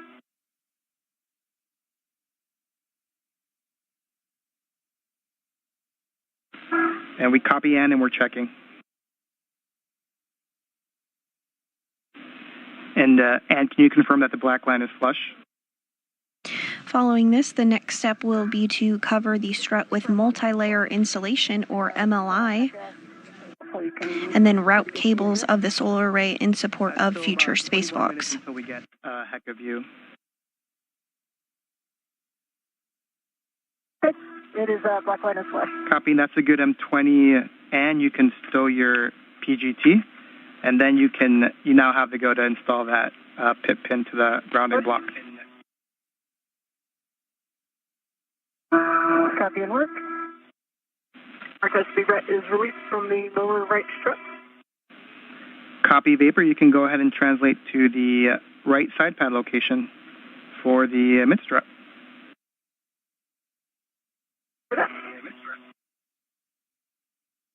the pit pin is installed, and I'll work on the MLI around.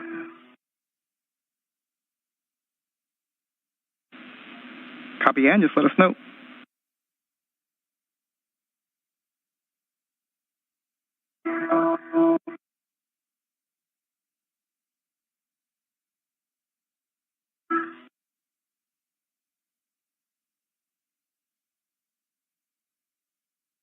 If you're just joining us this morning, we are approaching the 2-hour and 30-minute mark into today's spacewalk to install a support bracket called a modification kit in preparation for future installation and deployment of International Space Station Rollout Solar Arrays, or IROSAs. NASA astronauts Anne McClain and Nichole Ayers are working to install lower struts on a mass canister that they have already built on the upper triangle of the modification kit. And it's up to 40 pounds. Okay, 15 inches from the outer. We do not currently have views of Ayers and McClain, but expect to regain views of them in about 18 minutes from now. And we're currently just discussing things on the ground to look at the config of the mod kit. In the meantime, you do have a go to execute the IROSA cable routing on the right side.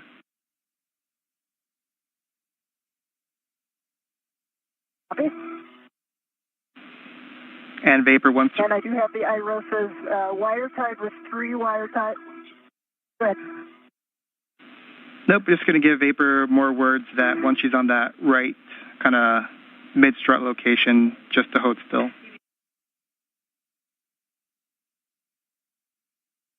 Here.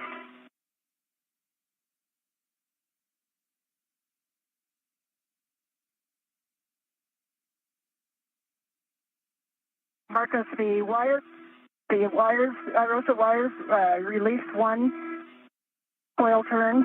So the black mark is now wire tied with 3 twists and set to low profile on the LR handrail at the lower strut. That's great, Ann. Appreciate it.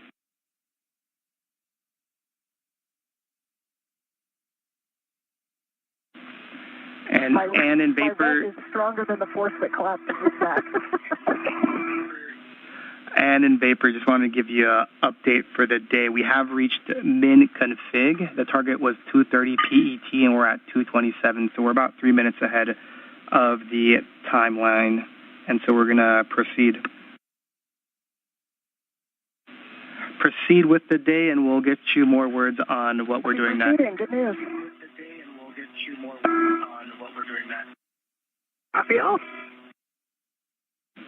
And just to be extra clear, we're going to pause right now to give you further words, but stand by.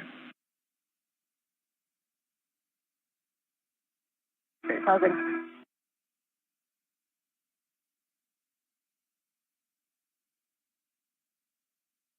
NASA astronaut Anne McClain has successfully routed cables on the right IROSA strut.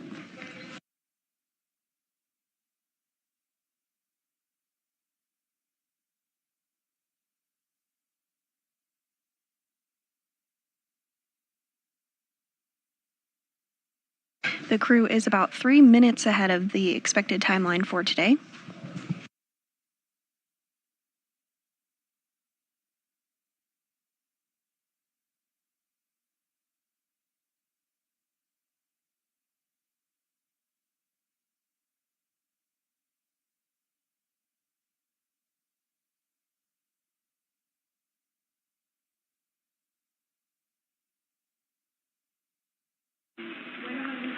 And in Vapor, we're still discussing what our going ahead plan is.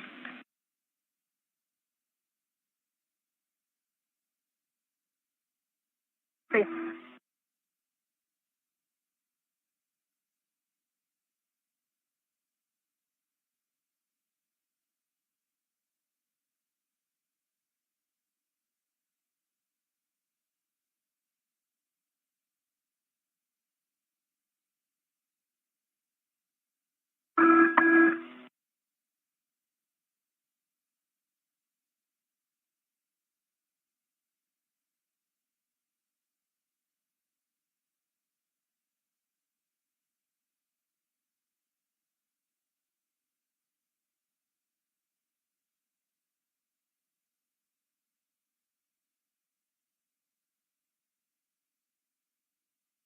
Look this way.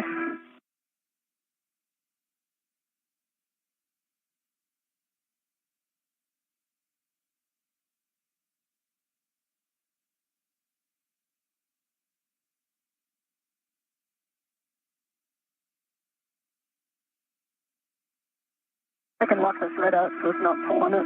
Okay.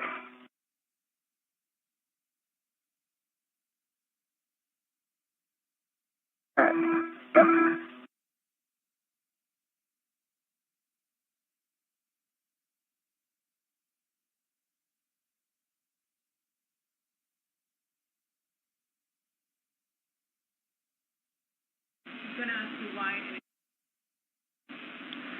And in Vapor, just an update, we have reached the min config.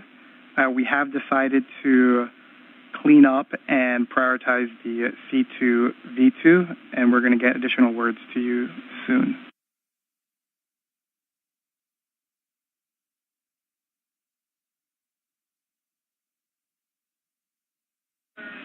And in Vapor, the rationale behind that is current limiting consumable is MEDOX for EV1, which is right now at a 630.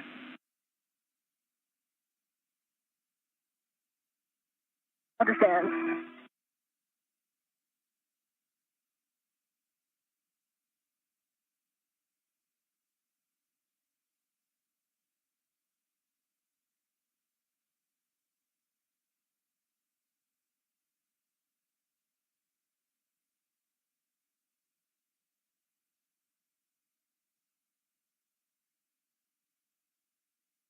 My way back down the chemistry. We are now 2 hours and 31 minutes into the 275th spacewalk outside the International Space Station. At this time, we'd like the mid strut back in the strut bag, any free rets back in the cable bag, and the PGT and torque wrench in the cable bag.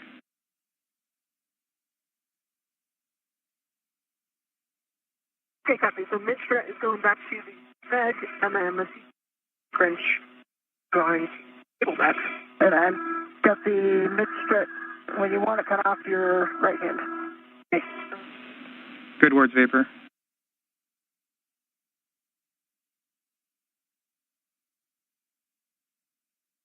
And I'm ready for it in. Got it. Okay, and my DRT ret's still on it. Okay. If I can get a red on it. Okay. And those words from the ground IV up to NASA astronaut Nichole Ayers, walking through some procedures to get the mid-strut cables and PGT put back in the cable bag ahead of the next steps in today's spacewalk. Got a bag ret on the mid-strut. Okay, I'm ready to send it back. We can just let go of it. Okay, I'll let it go.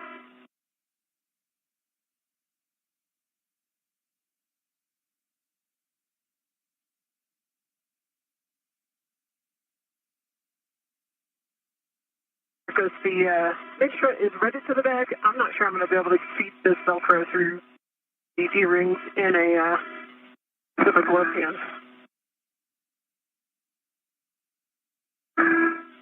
Make sure that's okay. Yeah, Vapor in it. The strut does not need to be inside the Velcro. As long as it's inside the bag and secure, we're good with that. To be inside the Velcro, as long as it's inside the bag.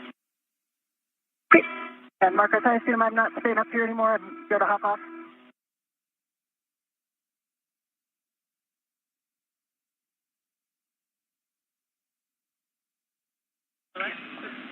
Stand down, Vapor, or correction, stand down. And you can go ahead and get out of the APFR. Copy, I'm pausing. Copy.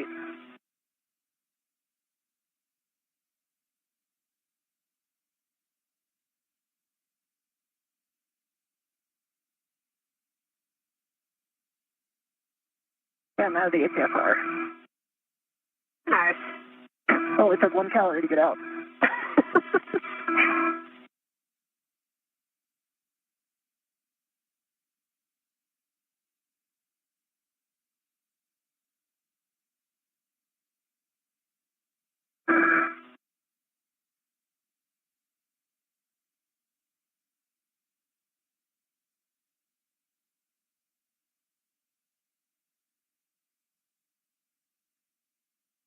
unlocked my reel. I'm thinking about it. Get my reel's unlocked. Oh. You have a free hand. Sorry? If you have a free hand, can you give me the end of that adjustable? Yes, I'm going to make my way down there now. Perfect.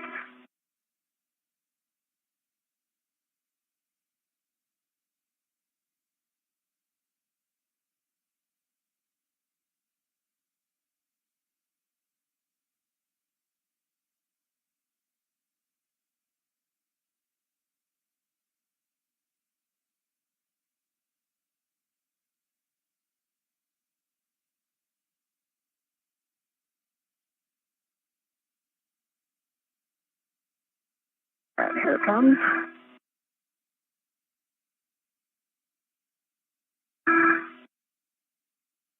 Go to the table bag. And we are now 2 hours and 36 minutes into today's spacewalk. NASA astronauts Anne McClain and Nichole Ayers have completed the lower right strut installation, which is the minimum configuration for the mod kit. Given the high priority of the common communications for visiting vehicles antenna relocation, the team has been directed to stop working on the mod kit, clean up the IROSA work site, and move on to the C2V2 relocation task. Copy. Copy. And Marcus, I'm sure you're discussing what's going to go out and what's going to stay out and go in. We know we're putting the torque wrench and the PGT back in the strut bag. Those are going into the cable bag. So the PGT and the torque wrench into the cable bag. Going into the cable bag. So the PGT and the Copy cable bag. I think it'll be more helpful if I come around to the cable bag. What do you think? Sure. Yeah. So all I have to do is close the bag and then get these in the cable bag. Okay. Yeah.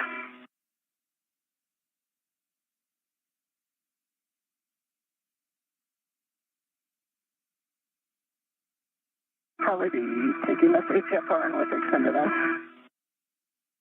Yeah, I think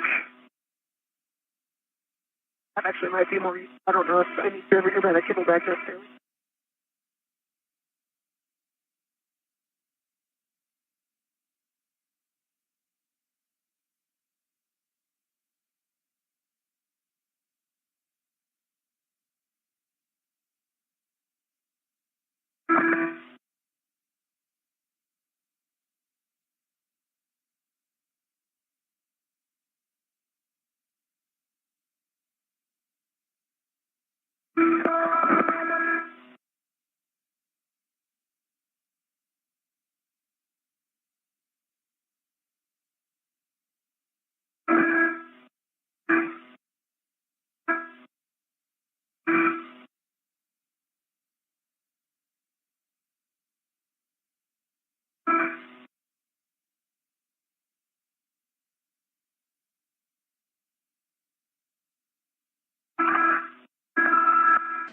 At this time, NASA astronauts Anne McClain and Nichole Ayers are working to reconfigure the work site, including adding the mid-struts, cables, and PGTs back in the cable bag as they clean up this work site and prepare for the common communications for visiting vehicle antenna relocation task.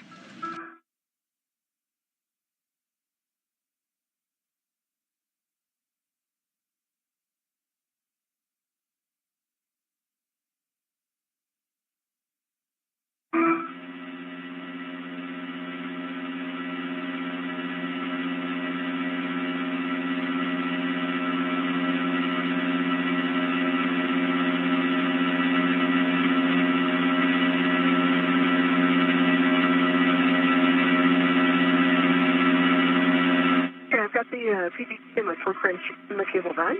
Copy.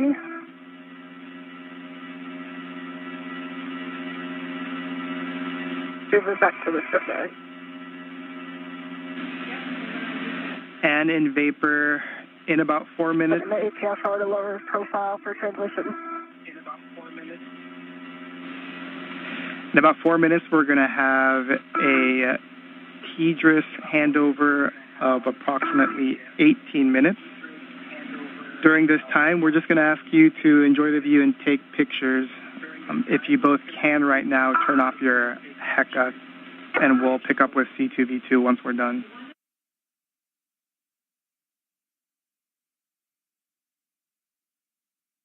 Okay, do I understand 18 minutes? 18:18.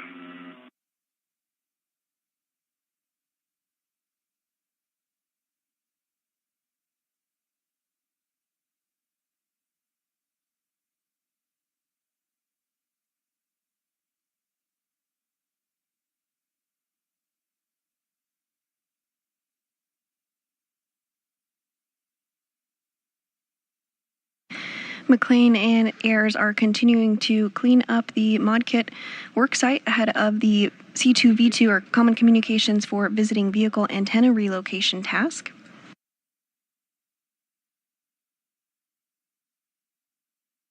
Given the higher priority of the C2V2 relocation task, the team has been directed to stop the work on the modification kit, clean up the IROSA worksite, and move on to the C2V2 relocation task.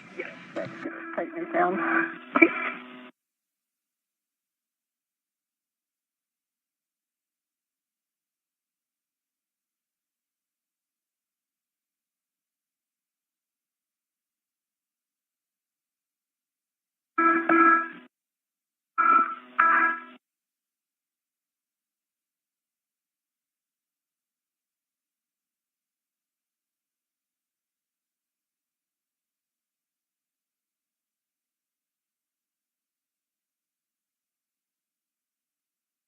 May want an inventory before we close that out. Okay. Marcus, if you want a ret by ret inventory of the front back. Let's do it.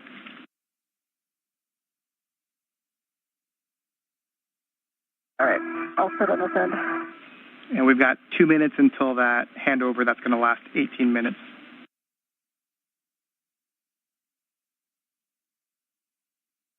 Okay, and just understand this is KU. A negative. This will be S-band. We'll lose comms with you for 18 minutes, and so we're just going to have you pause, take pictures, and enjoy the view.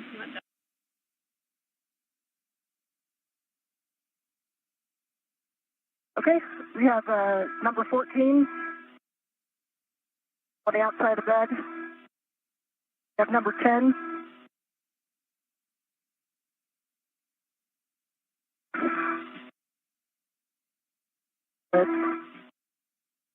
Number 4.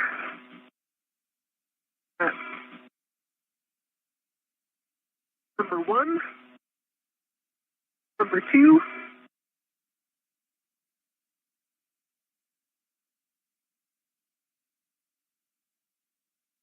Number 3. F13.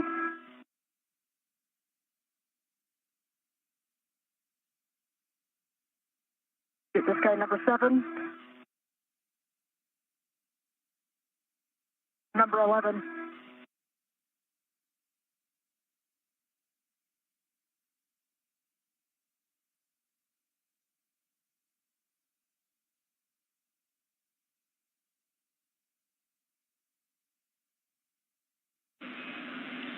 Handover in 20 seconds.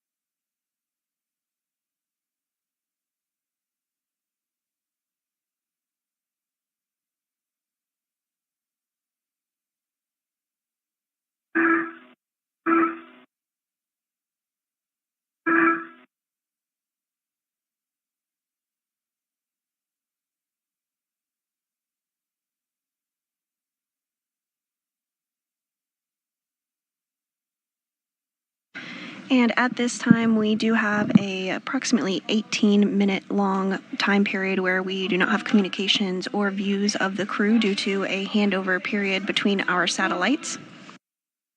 So the crew has been directed to enjoy the view and hang tight, and we'll see them on the other side of this handover.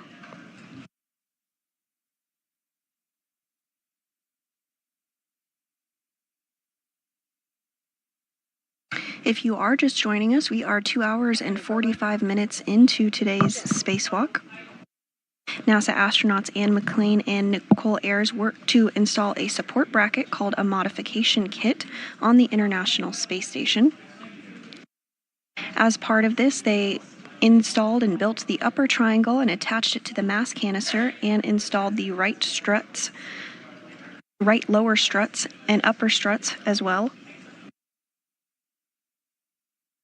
This is what is considered the minimum configuration for the mod kit. Given the higher priority of the Common Communications for Visiting Vehicles relocation task, the team was directed to stop working on the mod kit, clean up the IROSA work site in this configuration, and move on to the C2V2 relocation task.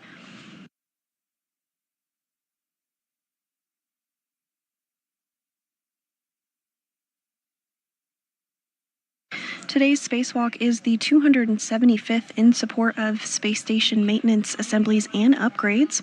It's the third spacewalk for NASA astronaut Anne McClain, who previously has conducted 2 spacewalks totaling 13 hours and 8 minutes.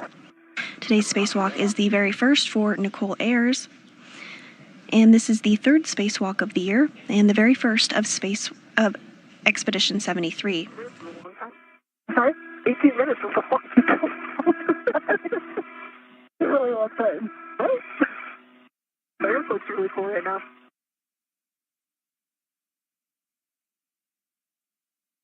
Ayers and McClain arrived on the SpaceX Crew Dragon Endurance on March 15th following their launch the day prior.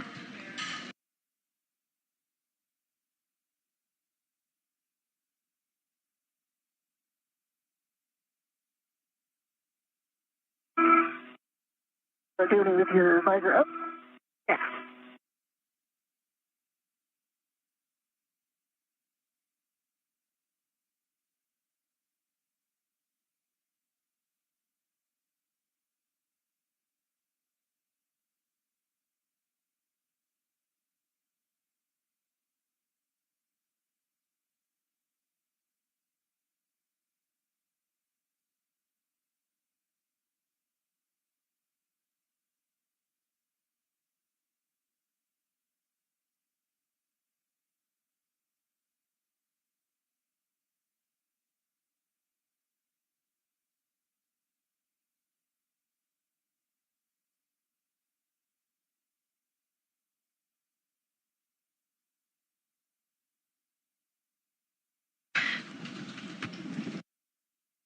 They're not too close, are they?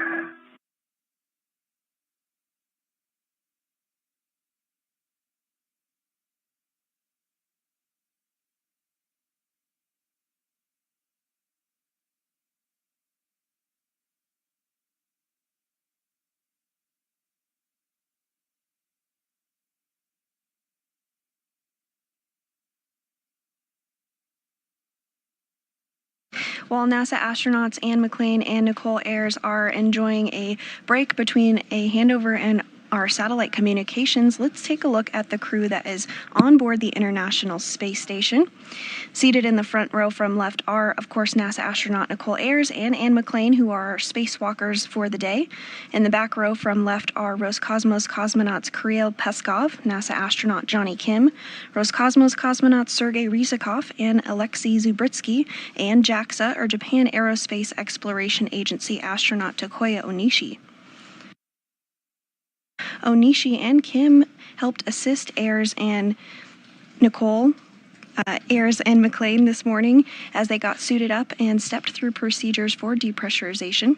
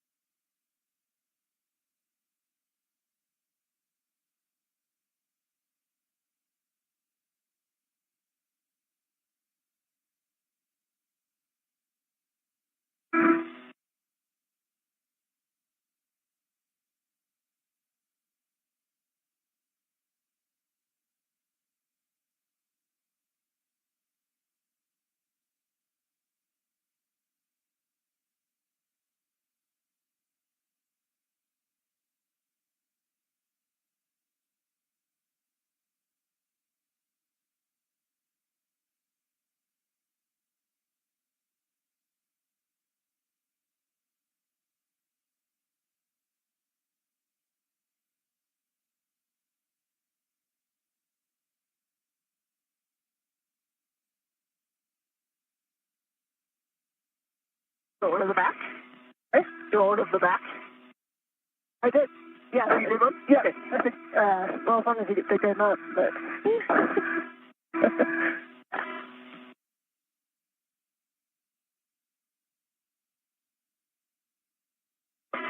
Roll it around.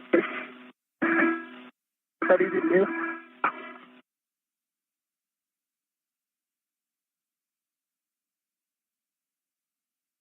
And we are getting a view there on our screen of NASA astronaut Anne McClain in the spacesuit with the red stripes, as well as NASA astronaut Nichole Ayers on the left, wearing the unmarked spacesuit and that strut bag that they were working to reconfigure ahead of moving on to the relocation of the Common Communications for Visiting Vehicles antenna.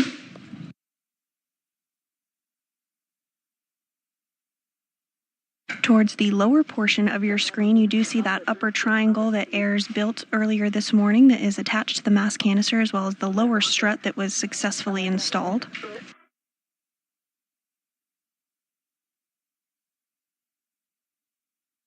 Again, this is considered to be the minimum configuration for the mod kit, and given the higher priority of the C2V2 relocation task, the team has been directed to stop work on the mod kit, clean up the IROSA work site, and move on to the relocation antenna task. Tried to get a bunch of pictures of the bombs of the solar arrays. They're showing their age.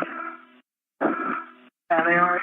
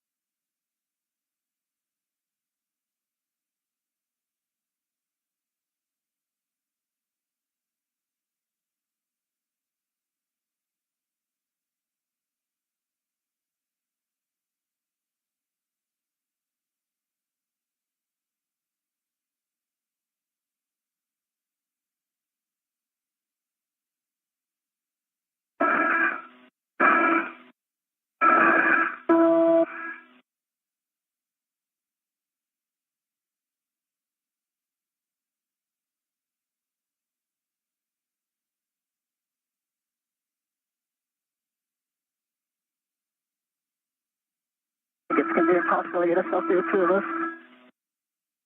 Yeah, I guess. I think it might be impossible to get a selfie with two of us. You could peek over that bag. Oh, maybe not.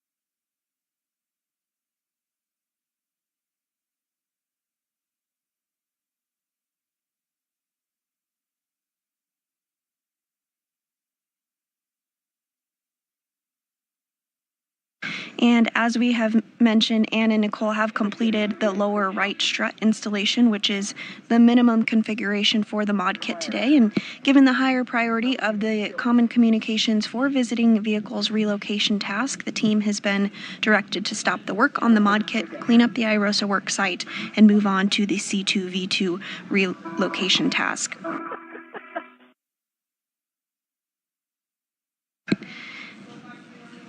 When spacecraft visit the International Space Station, they rely on the communication antenna, the C2V2, to communicate. Relocating this antenna will ensure better redundancy and communication with visiting spacecraft to the International Space Station. And there on your screen, you do see a glimpse of the spacecraft that are currently docked to the International Space Station. We have the Crew 10 spacecraft, which Anne and Nichole arrived on, as well as a cargo flight, a cargo Dragon CRS-32, which just recently arrived. And we also have 2 Progress spacecraft stocks, as well as the Soyuz MS-27, which brought up NASA astronaut Johnny Kim. I can hear you really quietly, Marcos.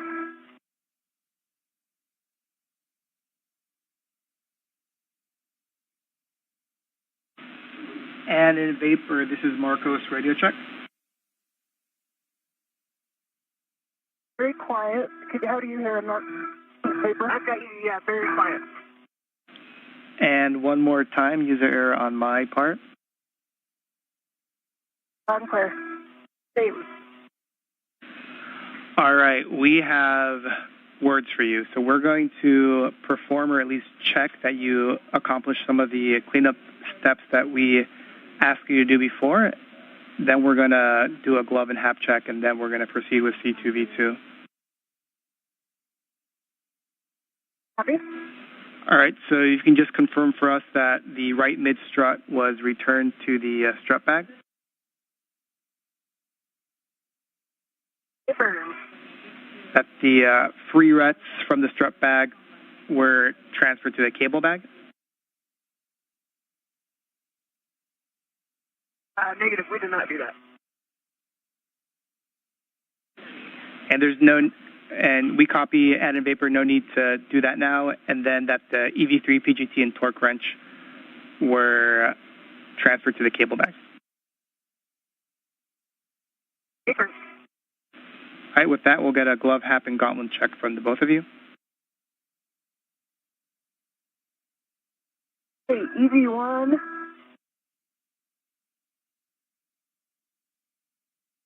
No change to the glove, and I did the extra check on that finger spot, and no change to it.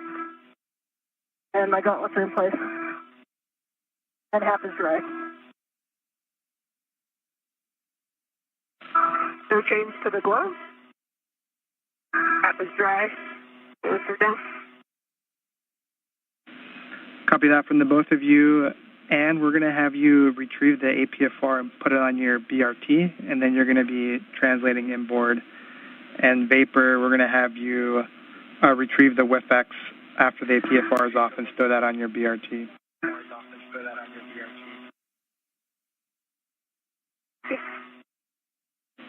And so just for your situational awareness, we're essentially executing C2V2 as written, and we'll come back for more cleanup. Copy.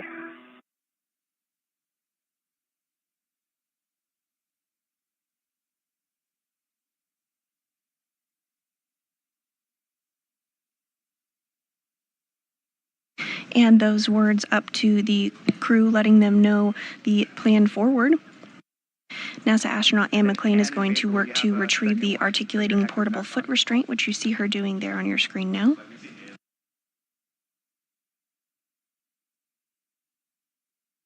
Meanwhile, Ayers is reconfiguring the tool bag and ensuring things are in a good place before they move on to the C2V2 antenna relocation.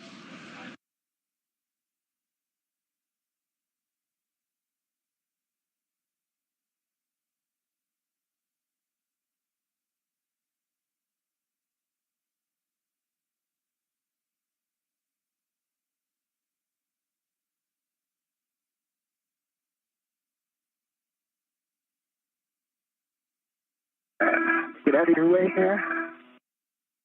HFR set.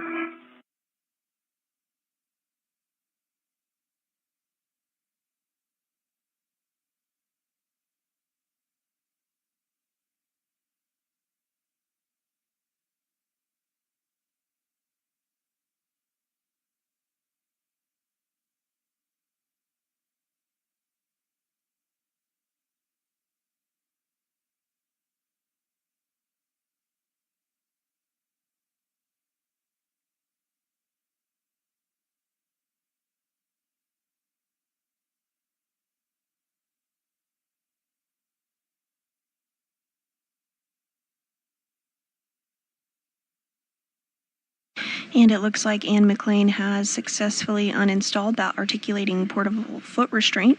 She now has it tethered to her. You see it floating just behind her. We are now 3 hours and 2 minutes into today's spacewalk. Today's spacewalk is the 275th in support of space station maintenance, assembly, and upgrades.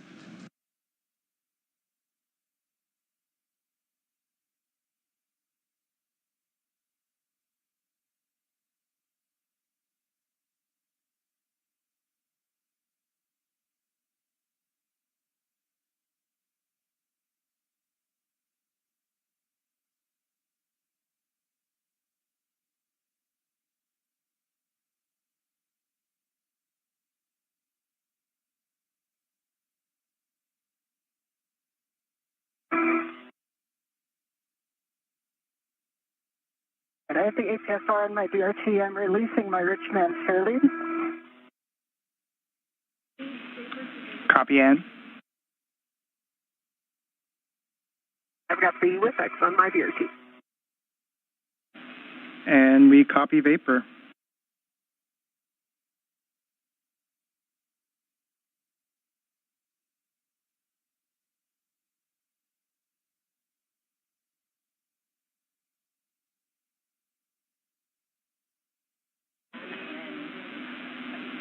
And in the Vapor looks, next for you is going to be translating to the work site, but we'll want Ann to lead first to deconflict safety tethers.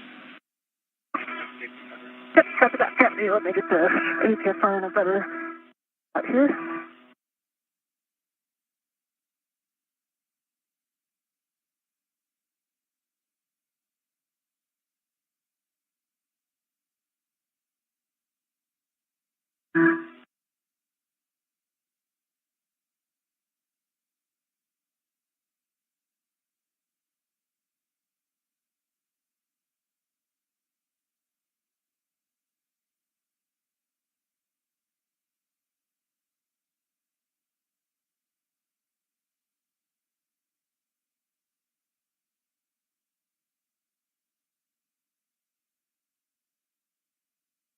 Your legs are just under a cable, so you have to go. Nope.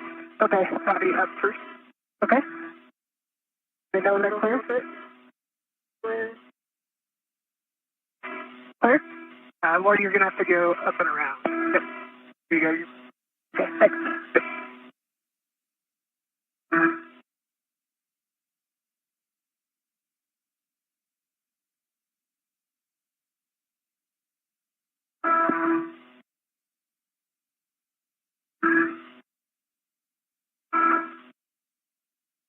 I like how my safety tethers are on the HFR standby one. And at this point, NASA astronauts Ann McClain and Nichole Ayers are just working on completing the cleanup tasks ahead of moving into the Common Communications for Visiting Vehicle antenna relocation task.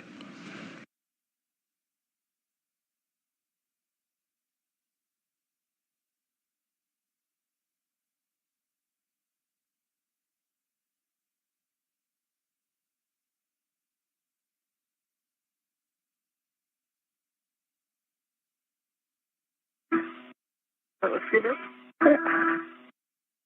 This guy got locked out.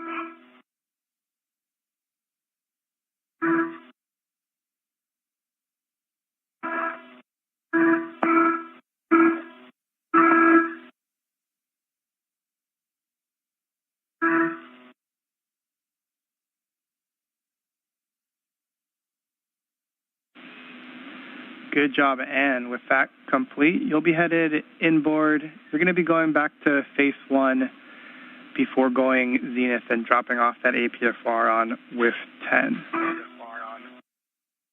Copy with 10.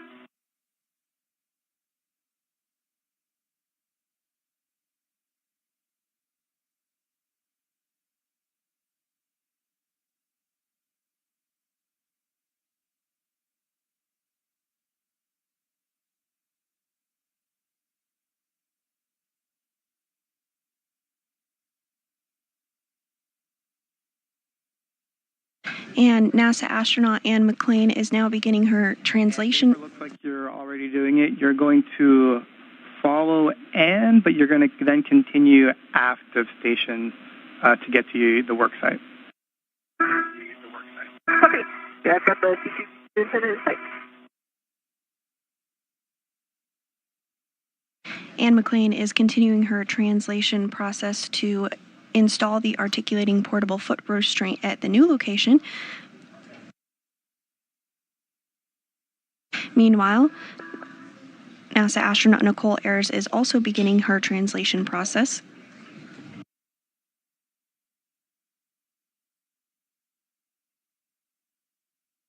Marcus, remind me exactly where I'm going up with mile marker. You're going to be going up at the P1, P3 interface, so right when you see that DCDU, you'll be going zenith. Okay.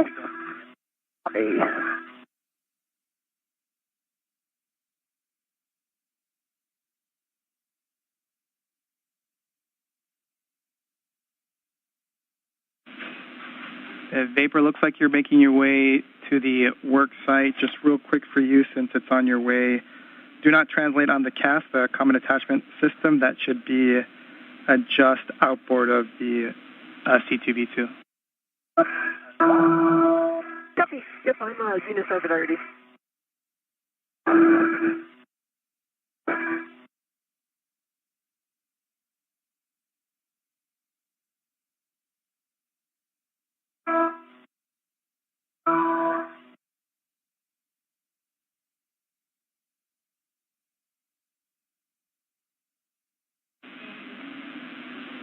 And we see you, and that is the correct translation. Okay. Once you reach the phase 2-3 edge, so the tippy top of station, you're going to be headed to with 10, which is back outboard. Copy, I see it. Copy, and then we'll like you to fair lead. There should be a handrail right at that P1, P3 intersection at the tippy top. We like you to fair lead your safety tether there just to make sure it stays away from the radiator. Copy. And is that a Richmond? Say again? Is that a Richmond fair lead you want? Negative. It could be a poor man. Okay.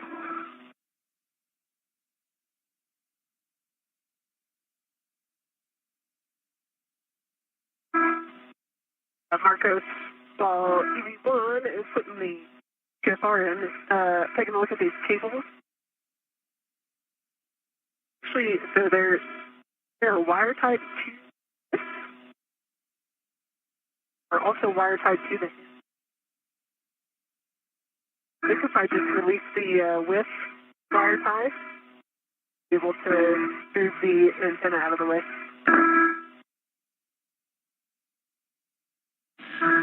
And Vapor, thank you for the view and those words. We concur with your plan where you're going to untie the cables at the base of the antenna, and that should give you enough room.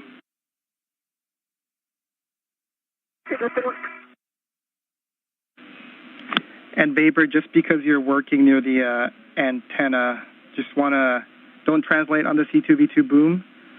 We've got the retro reflectors, and do not touch the glass. Don't touch the radome paint on the actual antennas. And then for the electrical cables, want to ensure that you avoid the radii of less than 6 inches.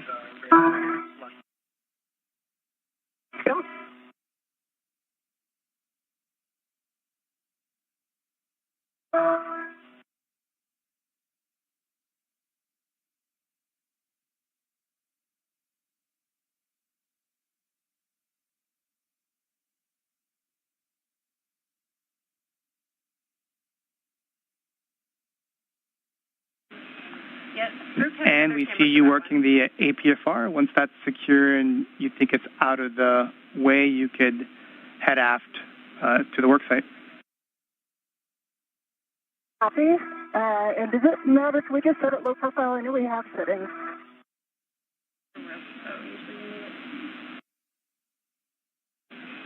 Checking and...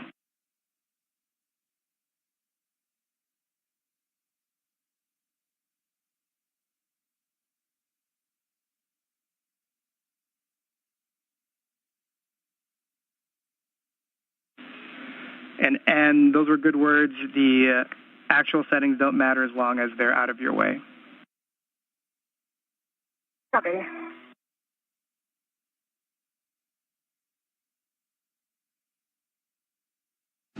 And this view of NASA astronaut Ann McClain as she is working to install that articulating portable foot restraint.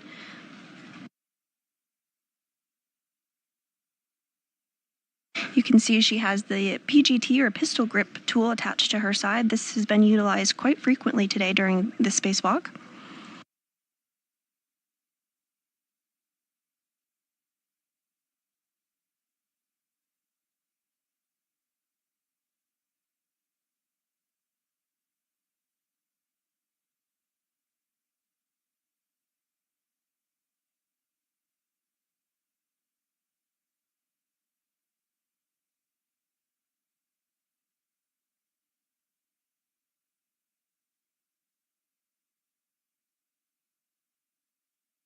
Yeah, now I got a good full twist test on it. And we copy Ann.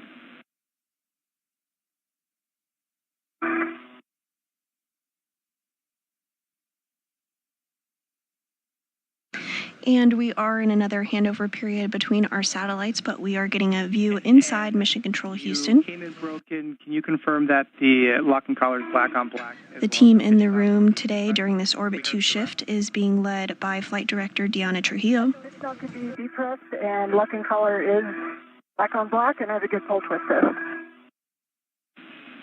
And we copy that. So you can head aft to the workstation, and just for both of your essays, we currently don't have a video feed. Copy. And for you, I read some of these for vapor. Just want to repeat because there are a lot of no-touch zones in this area. You want to avoid the dry lube that's on the shaft of the grapple fixture. For the C2V2 boom, don't translate on it, don't kick it, don't touch the glass on the reflectors, and don't touch the radome paint.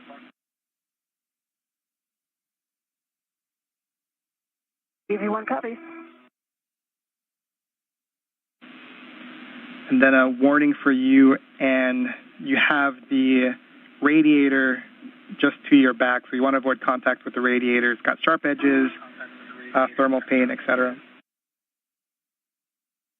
Copy.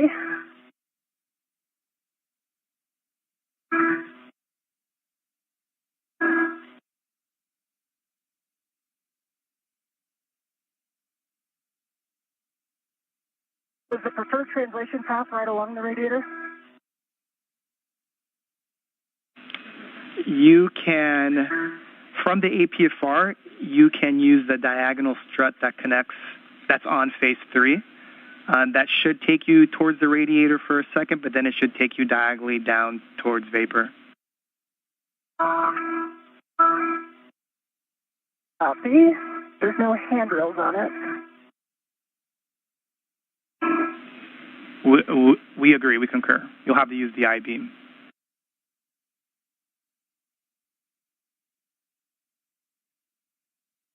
And with NASA astronaut Ann McClain successfully installing that articulating portable foot restraint, she's now working to translate to P3 ahead of the common communication for visiting vehicle relocation task.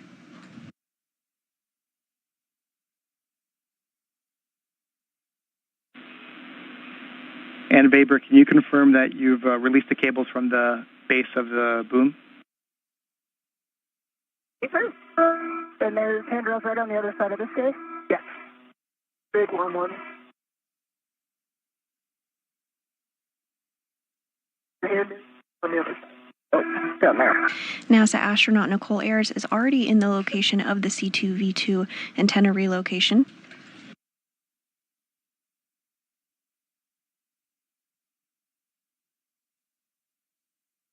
Good one.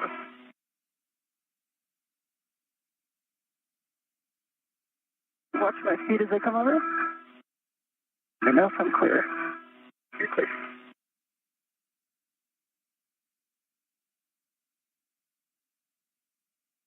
The Common Communications for Visiting Vehicles, or C2V2 antenna, is being relocated 1.5 feet to ensure better redundancy and communication with visiting spacecraft to the International Space Station. C2V2 and then release it from WIF 17. And if you need to use your BRT, we've got a handrail for you. Yep, I just put one down, so you can release. I'll be able to hold it. Okay.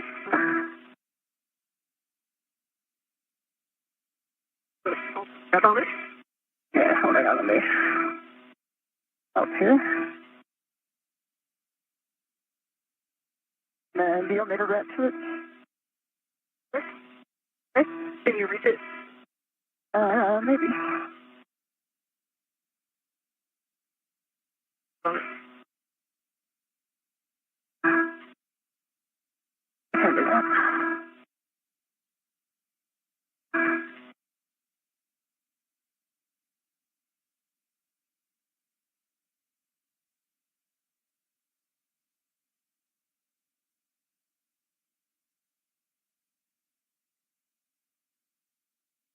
And we are getting some views of the Earth as the International Space Station flies 268 statute miles over Argentina. Could be from your side. Okay. That's it done.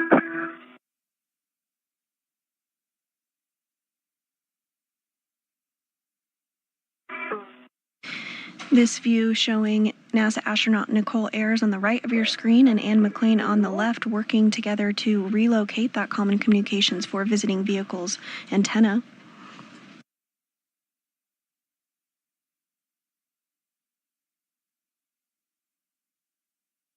Nice. See it.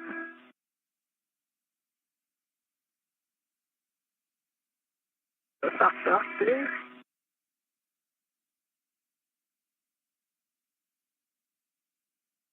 Looks like it's a cross deck. Might work better from the other side, or I can try to come in from this side. There you go, nice job.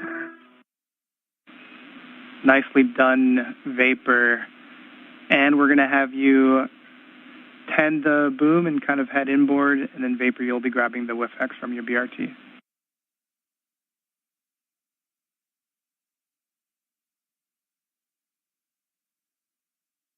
And as you can tell on your screen, McClain is holding that boom. They did successfully remove it from its current location. They're going to be moving it 1.5 feet over. Vapor, it'll be a pitch setting of alpha.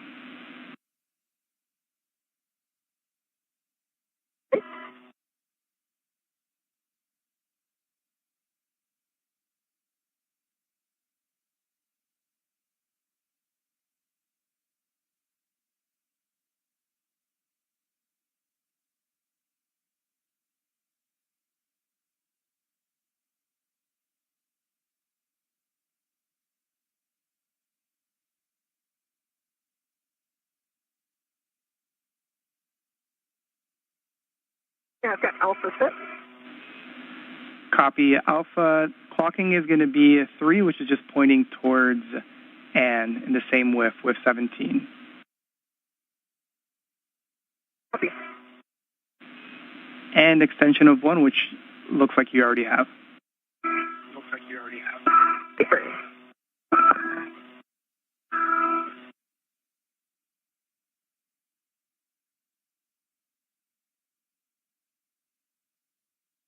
We're clocking a 3 pixel input test.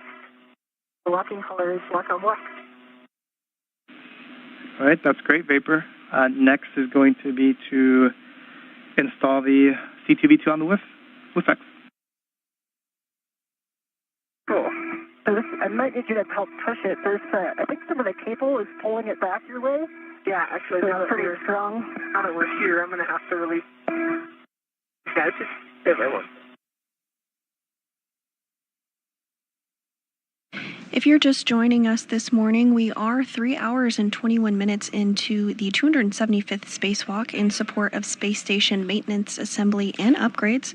NASA astronauts Anne McClain on the left of your screen and Nichole Ayers on the right of your screen are currently working to relocate a common communications for visiting vehicle antenna.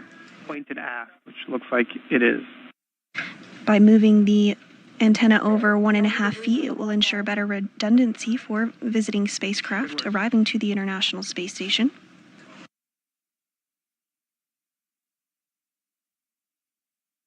Wire tie might be causing some friction.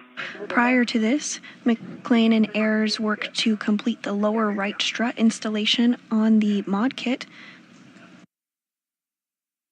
Given the higher priority of the C2V2 relocation task, the team stopped the work on the mod kit, cleaned up the IROSA work site, and is now moving on to the relocation task you see here. All right. I think the black line is facing aft, 90 degrees from the center black line. Concur. Copy orientation, copy pull and twist test, and then I may have missed it, but just the black on black. Black on black. That was the base of the, this was, or the, okay. I know it was the wires. We're going to have to get the wires so they're not moving. You got a full twist on the whip extender, right? I did, yep. All right, I'm going to release your ret. Okay. I'm going to release my ret. All right, next will be to recoil the cables and secure them with a wire tie. Right now we have handrail 3829, which is just beneath WIF 17, but Vapor and Ann, if you see a better place, we're open. So I could do maybe one coil at 3829. There's also a wire tie right at the base of the antenna that I could put another twist in and get the rest of this coil down. Yeah, that's the original coil that I undid. Oh, okay. Yeah. So I'll just put it back here? Yeah. If you do that, I'll tidy this one up. McClain and Ayers are now working to recoil cables and secure them with wire ties following the relocation of the C2V2 antenna. And then there will be 1 to 2 coils at 3829 as well. Copy that, Vapor, thanks. All right, that's in. Yeah, 2 minutes until handover. Copy.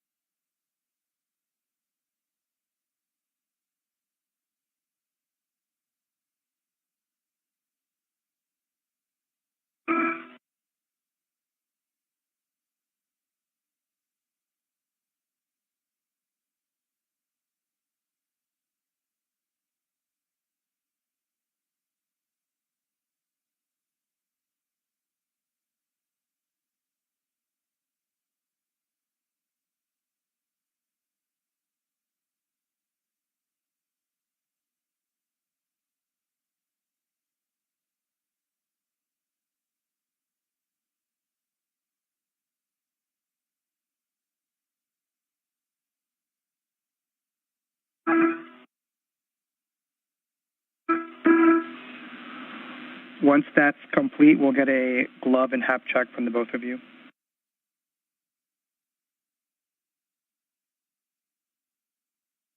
All right, EB1 has a good glove check on the left and a good glove check on the right. The spot's getting worn a little bit, but it doesn't look any more severe than it has been. And I have.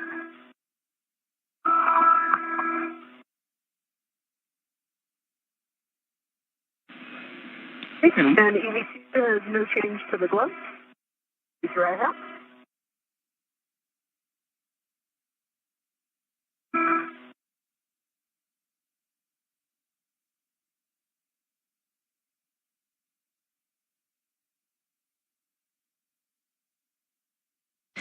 And we did just hear a good glove and HAP, or helmet absorption pad, check from both McClain and Ayers. These checks are done periodically throughout spacewalks to ensure everything is looking as expected.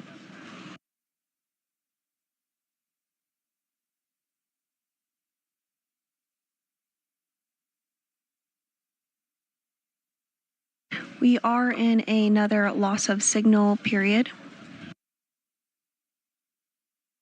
While we will have communications with the crew, we will not have video of them again for about 36 minutes. Now approaching the 3-hour and 30-minute mark in today's spacewalk. And we're just back with you after a 20-second handover.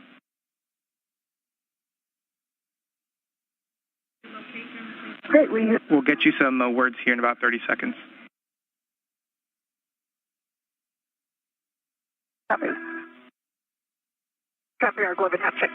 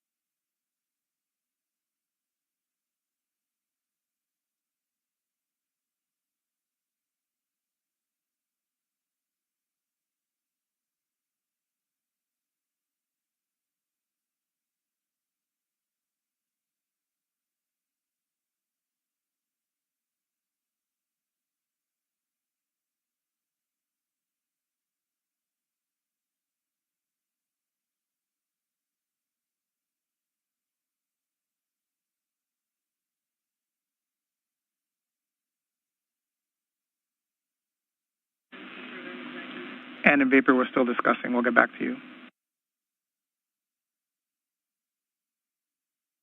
Okay, copy.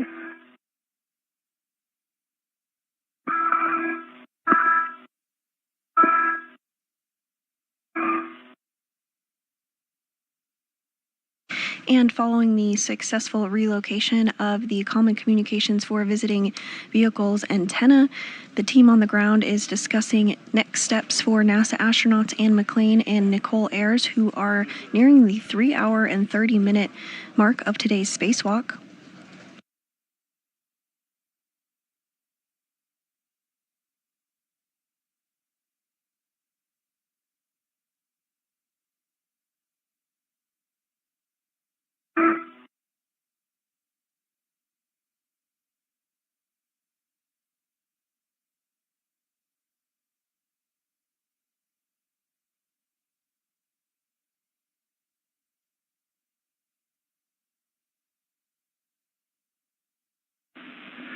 All right, and in vapor, we have some big picture words for you. Vapor, you're going to be going back to the work site, and you're going to be going back to the APFR and then translating inboard to the port feeder cart. And we'll continue to get you more words. We just want to get you moving. Okay, sounds good. Copy.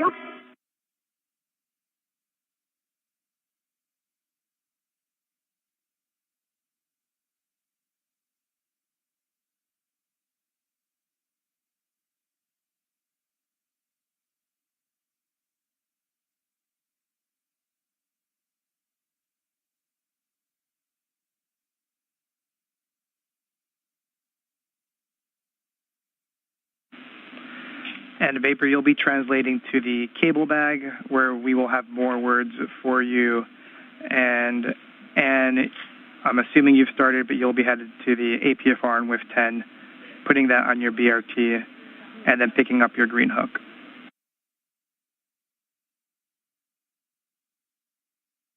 Okay. Copy. And just for the both of you, we are in a KU loss of signal for the next about 30 minutes, so we do not have video.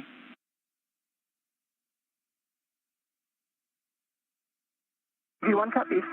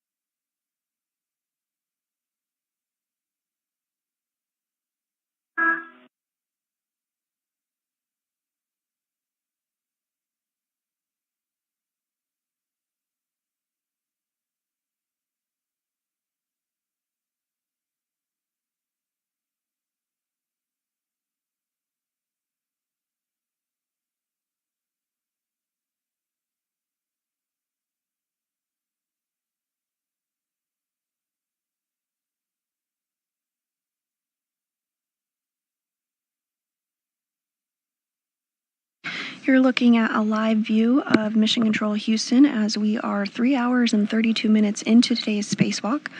This is the 275th spacewalk in support of space station maintenance, assembly, and upgrades.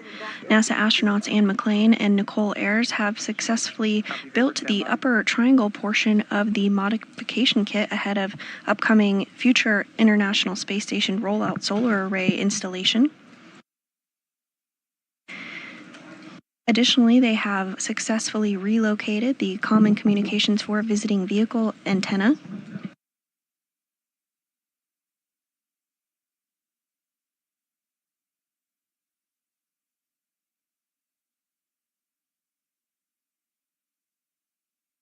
At this point, the team on the ground is discussing next steps for cleanup tasks for McClain and Ayers to complete.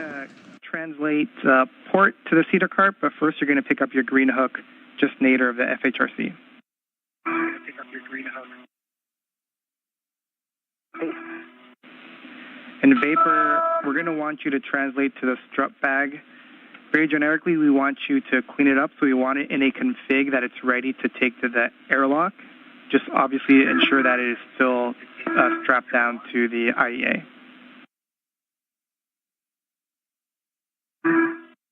Hey, Tuffy, do you want me to move the free rent table bag? Negative Vapor, we'll keep the free rets in the strut bag. Right now, big picture, the intent is to bring both bags into the airlock. Okay.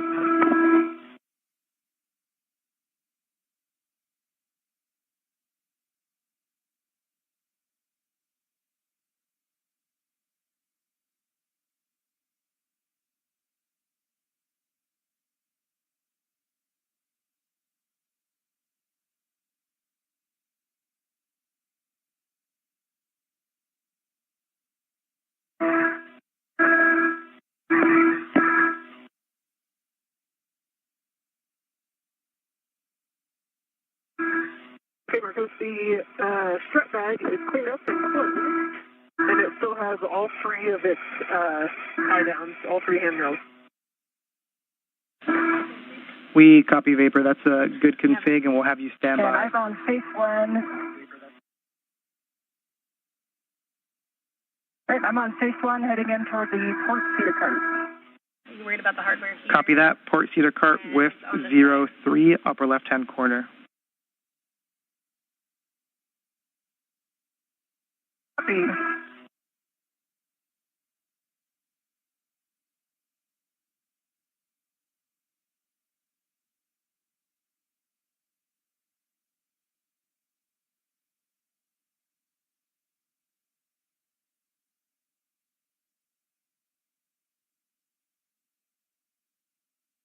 Bring up my green hook.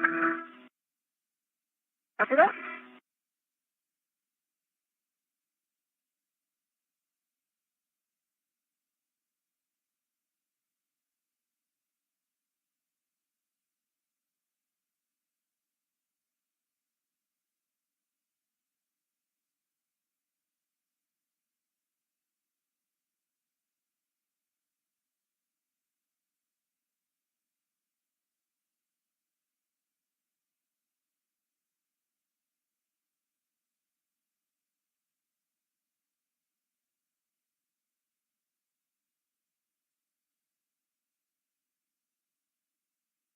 All right, my green hook is on my red reel, and I'm continuing translation. Copy, Ann.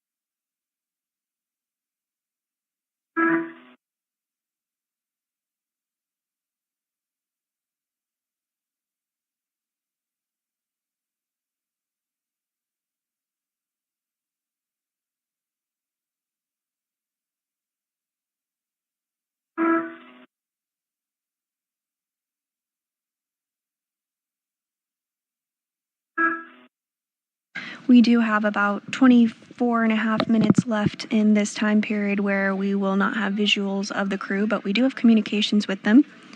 You're looking at a view inside Mission Control Houston that is currently being led, the Orbit 2 team currently being led by NASA Flight Director Deanna Trujillo.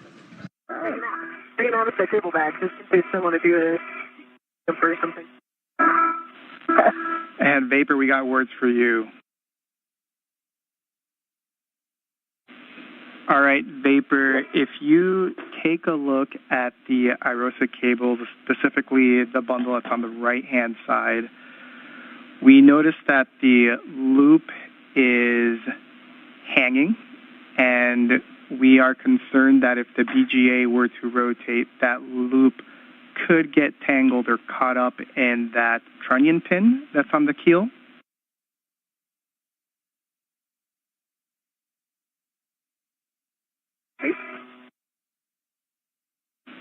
And so we have some words to have you tie down that bundle onto the lower strut. And so we would like you to translate very slowly at standby. That's just big picture, and we'll give you a final go here in a second, just so you know what's coming.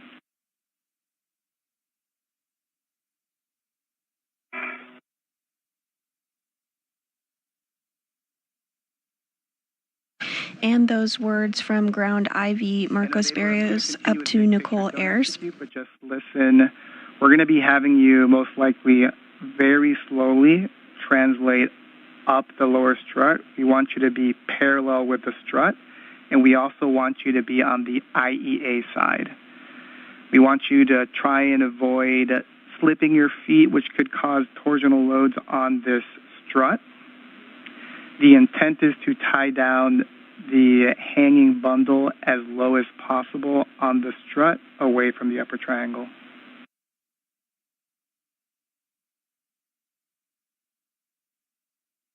Okay. Well, if it doesn't work.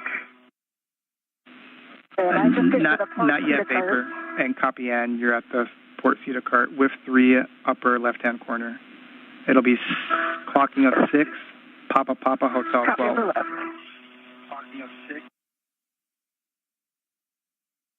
6 Papa Papa Hotel 12.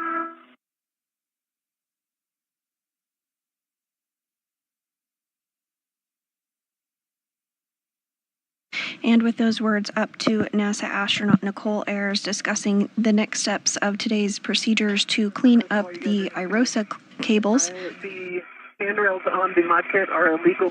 Ayers will also work to ensure that the bundle is tied down on the lower strut as a precautionary measure. That is affirmative, Vapor, just minimize load. Meanwhile, NASA astronaut Ann McClain is working to install the articulating portable foot restraint in a different location on the International Space Station.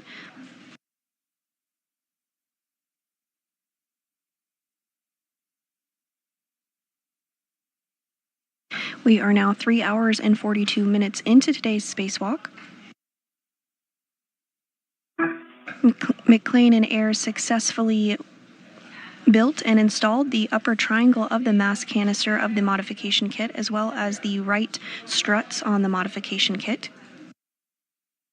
Following this, a higher priority task, the antenna relocation for the Common Communications for Visiting Vehicles, was reprioritized. The duo successfully removed and relocated that antenna. Big picture word so you visualize it before we move forward. So I want you to locate the upper handrail, so the handrail closest to the solar panels on the lower strut. Right now that bundle should be wire tied to the zenith stanchion, or the uppermost stanchion. And we're going to want you to also have a wire tie on the lower stanchion of that same handrail.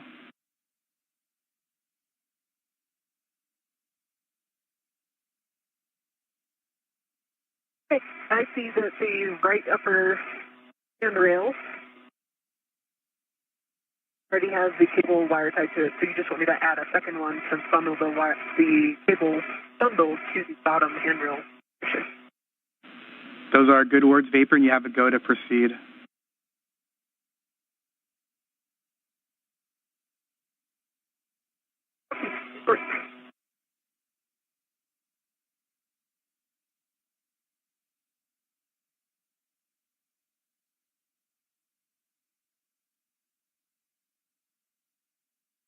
I have Papa Papa Hotel 12 set, and I'll get it in at a clocking of 6. Is that correct? Those are good words, Ann.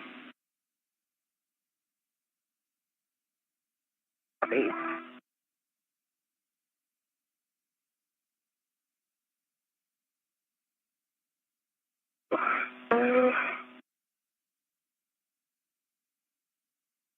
We do have about 19 minutes remaining in the loss of signal period where we do not have visual of the crew, but as you can hear, we do have communications with them. I'm sure I can reach from handrail to handrail without moving my... At this time, NASA astronaut Nichole Ayers is back at the modification kit zone, which is the 2A location of the International Space Station. And the Vapor, she's currently stepping through procedures to clean up some of the cables that were left out following the reprioritization of the C2V2 antenna relocation. Get one on both handrails. And we copy. By tying down the bundle on the lower strut portion of the modification kit, this is being done as a precautionary measure.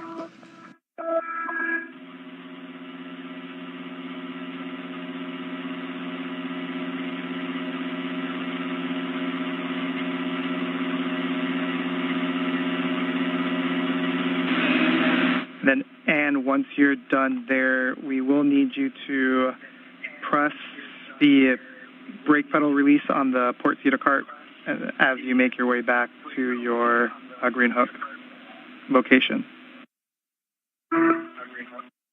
Copy. And hey, at 6 Papa Papa, if I try to get in a clock at 6, the ingress aid is coming into contact with structure. Can I put it at 7 or 8? Checking.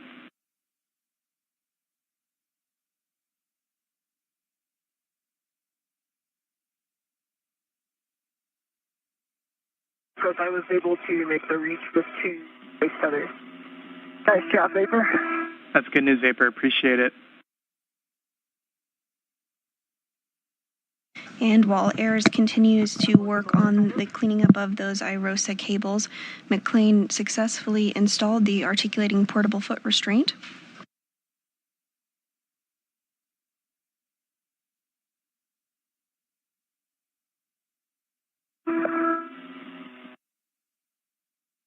Marcus, there's a trunnion pin structure, and with the ingress aid, it's retracted, but it's laying down. So I can either kind of set it at a clocking of 7, or I could lift the ingress aid so it was sticking out more toward the MT and put it at a clocking of 6. I copy your words, and the team is still discussing.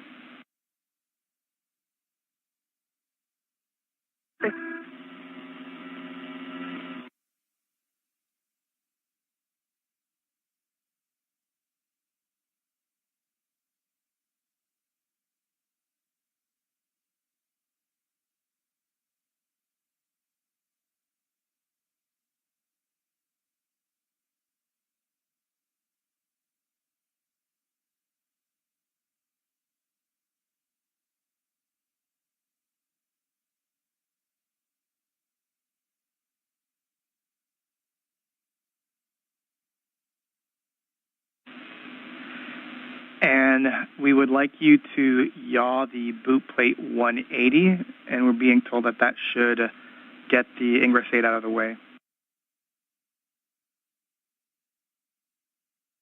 Okay, yaw at 180.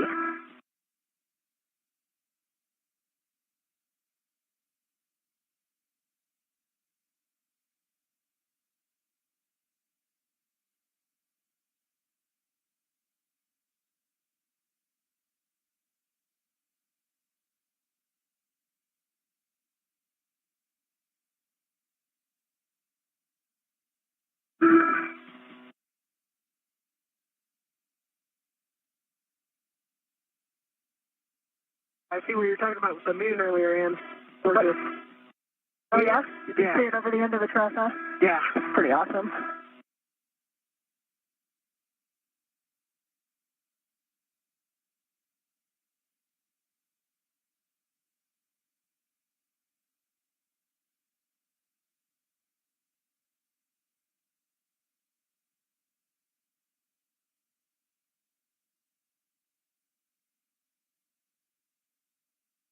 Okay, Marcos, we are at a clocking of 6, and we are now at a yaw of 6 also. I have black on black and a good pull twist fit. Copy that. And if you actuated the pitch axis, just make sure the knob can be depressed.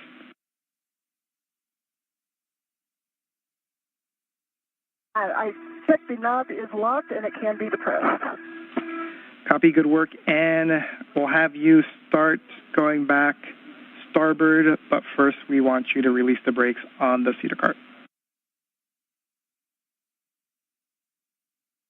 Copy. Hey, good.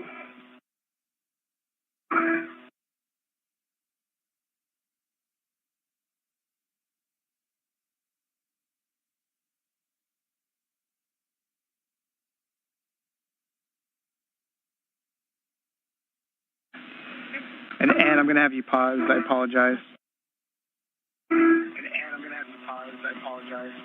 Okay, pausing here.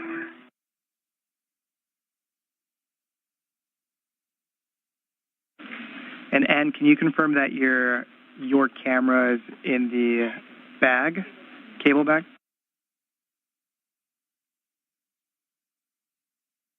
My camera is on me. So we'd like you to take a picture of the final configuration where you dropped off the APFR. Okay.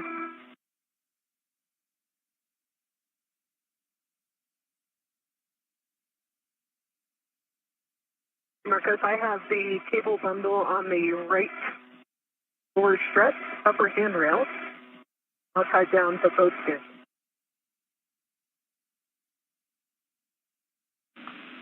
Copy. And Vapor, did you use one of your wire ties, or was it an existing one? I used one of my long wire ties off my BRT. Perfect. Thanks, Vapor. We'll give you more words here. And then, Vapor, we'd like a photo of that final config if you could. Okay. I'm looking at the clearance of the trunnion pins. And then it almost seems like the NZGL connectors might need an extra wire tie. Copy. We appreciate those words, Vapor. Yeah. And Copy. We appreciate those.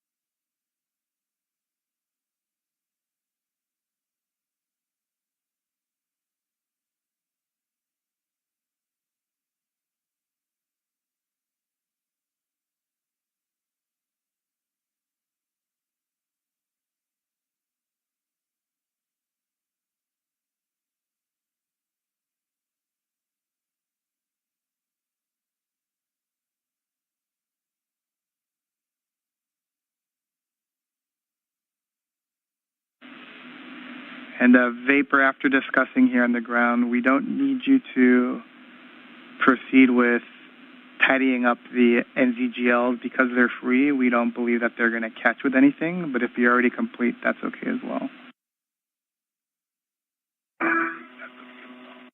It's still written forward.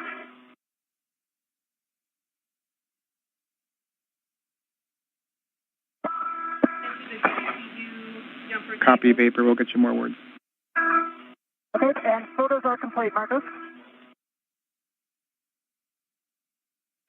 Was that you, Vapor? Sorry, EV1, photos are complete. Copy. Photos complete.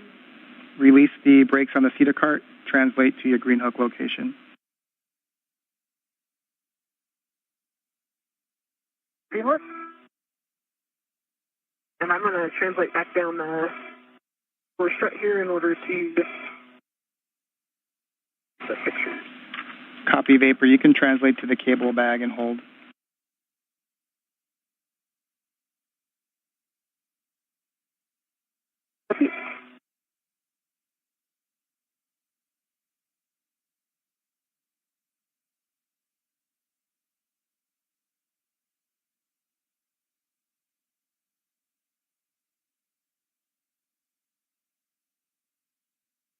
All right, I have 2 pumps on the cedar brakes, and I'm translating out phase 1.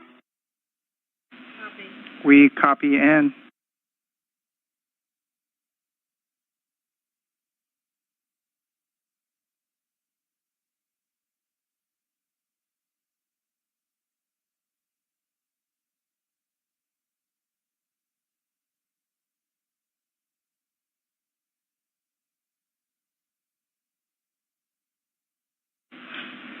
And in Vapor, just big picture so you're aware.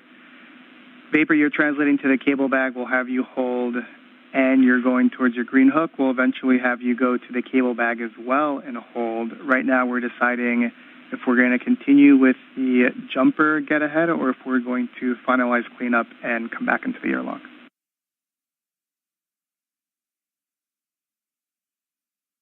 Do 1 copy. 2 copies. Because for USA, I haven't taken pictures of the lower strut cables yet. I was too close when I was there, and now it's too dark probably, so we're going to wait. We copy you haven't taken the pictures yet. Once sunrise should be in about 14 minutes and we'll get those then.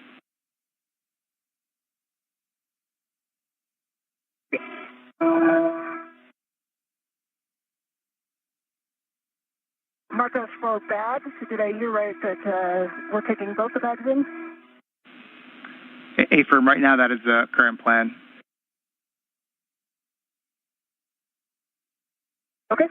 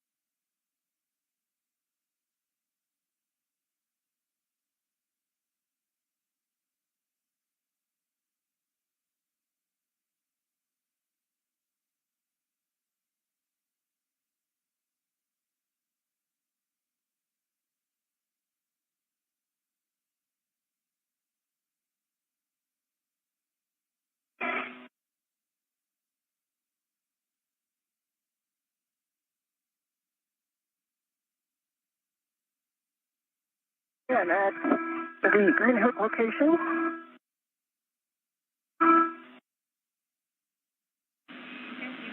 Copy, and you'll drop your green hook, then head towards the cable bag. We'll just make sure your gauntlets are in place. Copy.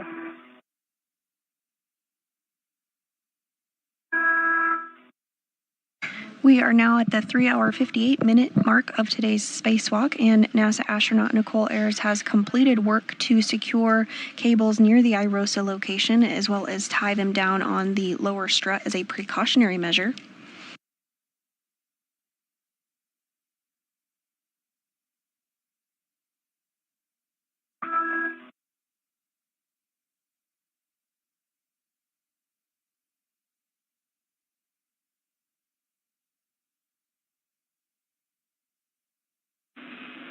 All right, add in Vapor, update on the big picture words. We are going to proceed with accomplishing the 2 get-aheads. So Vapor, you'll be doing the jumper, and then Ann, you'll be doing the MMOD cover.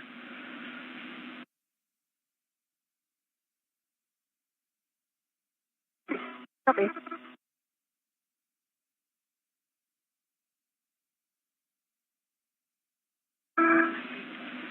And we're going to be accounting additional time, an extra 30 minutes to account for the fact that we are bringing in the strut bag into the airlock. And so all this together puts us at a PET of 610 with that extra margin. And right now, our limiting consumable continues to be the MEDOX, and it's about a 630, 645, almost 7 now.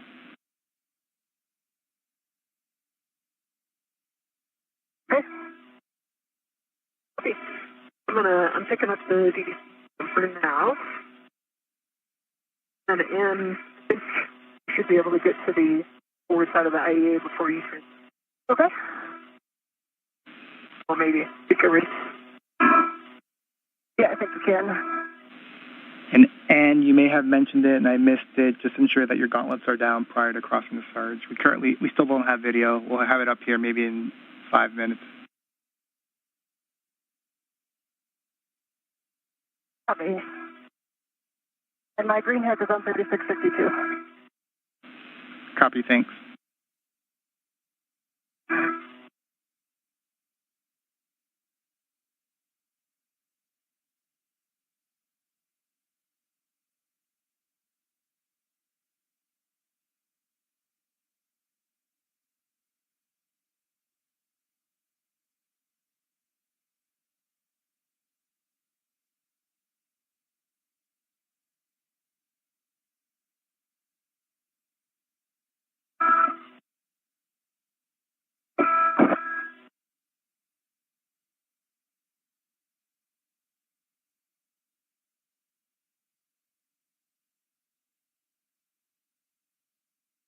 All right, what's your status, Vapor?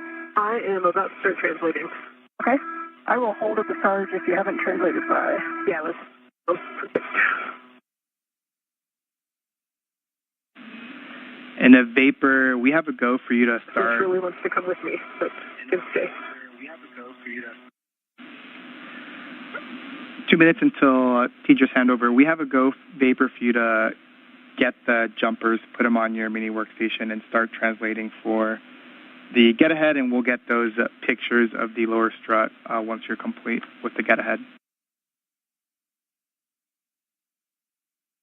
Okay, copy that. I am sitting now.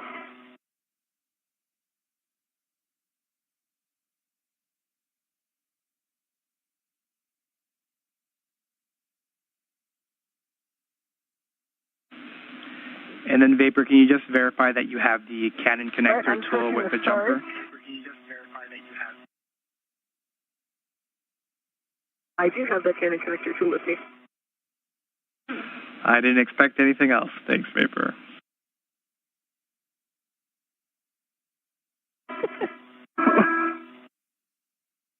Hello. Hi. Make this corner and then out of your way. Sounds good.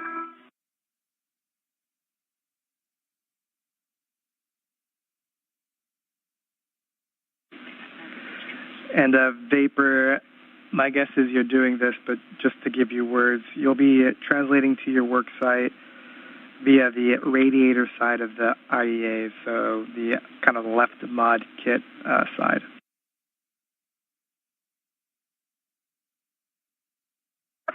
Then what? It's better stock on my truck. Not right, so it's not quite as big. It is low. It looks fine at the green hooks. I'm going to barely leave it here, so it's like that again. Okay? I'll take a look at it as I come down. 10 seconds until teacher's handover.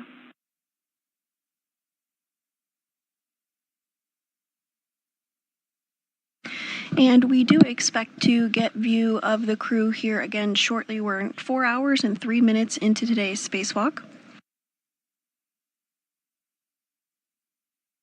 Following the relocation of the Common Communication for Visiting Vehicles antenna, there's a couple get-ahead tasks that McClain and Ayers are now going to be working on. NASA astronaut Ann McClain is going to work to remove a bolt on an MMOD cover.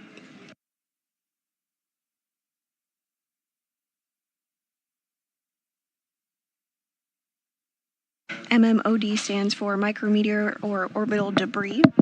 Just going to remove this bolt using the pistol grip tool. Vapor, I saw it was cut on and got it off. Thank you. Yep. Meanwhile, NASA astronaut Nichole Ayers is going to work on a jumper cable installation, which is a DC to DC converter, converting power from the P6 truss to the acceptable voltage for the Russian segment of the International Space Station. I am back with you. Give me 10 seconds and I'll give you some more words. See, I'm going to work a socket swap. If they are 7/16, right? A-firm, 7/16 by 6-inch wobble. Copy. I will work a socket swap.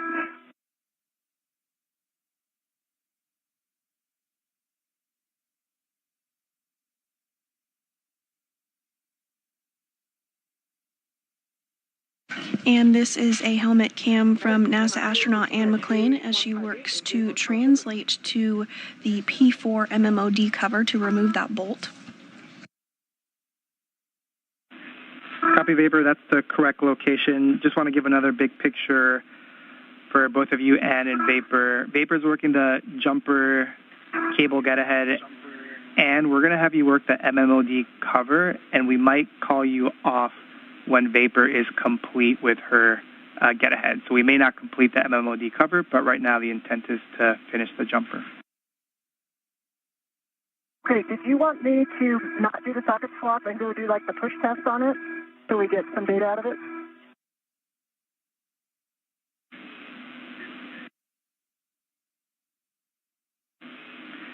And we prefer the socket swap right now, and then continue to get the data.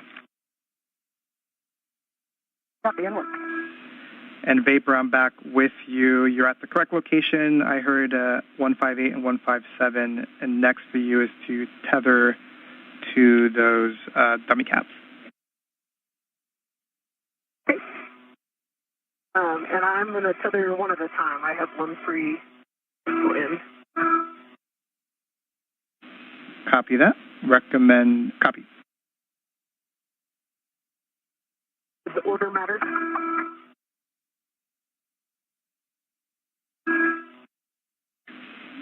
Order matters for ease of install, so we would recommend 158 first.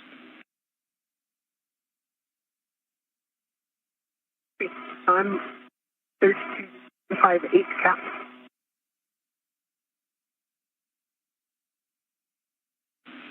Copy the 158 cap. After that, you'll install the Canon connector tool onto 158.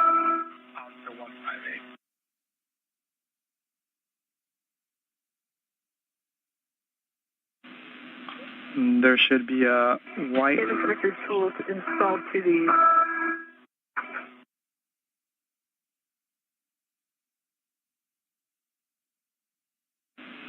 Yeah, and I think I heard that the Canon connector tool is installed to the Canon connector itself.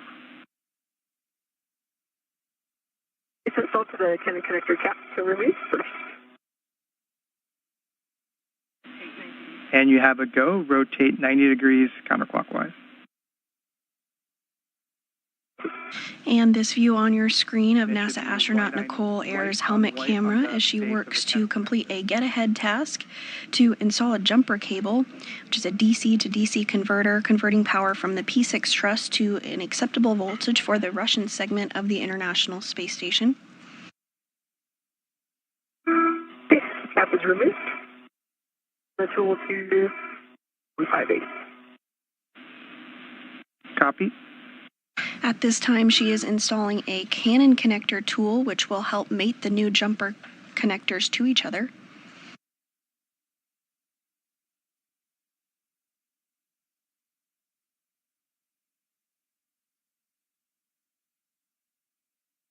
Marcus, I have a 7/16 wobble socket on my PGT, good full test.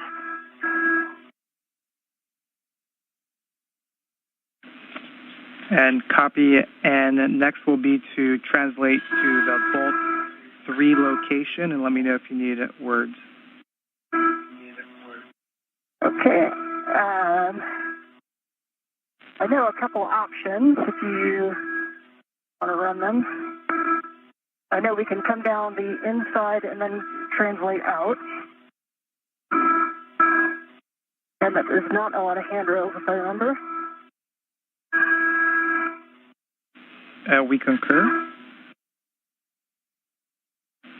So an option is to go zenith. And here we are getting a view of both NASA astronaut Anne McClain on the left from her helmet camera and Nichole Ayers on the right as they both work to complete their respective get-ahead tasks. Anne McClain is working to remove a bolt on a micrometeoroid orbital debris area.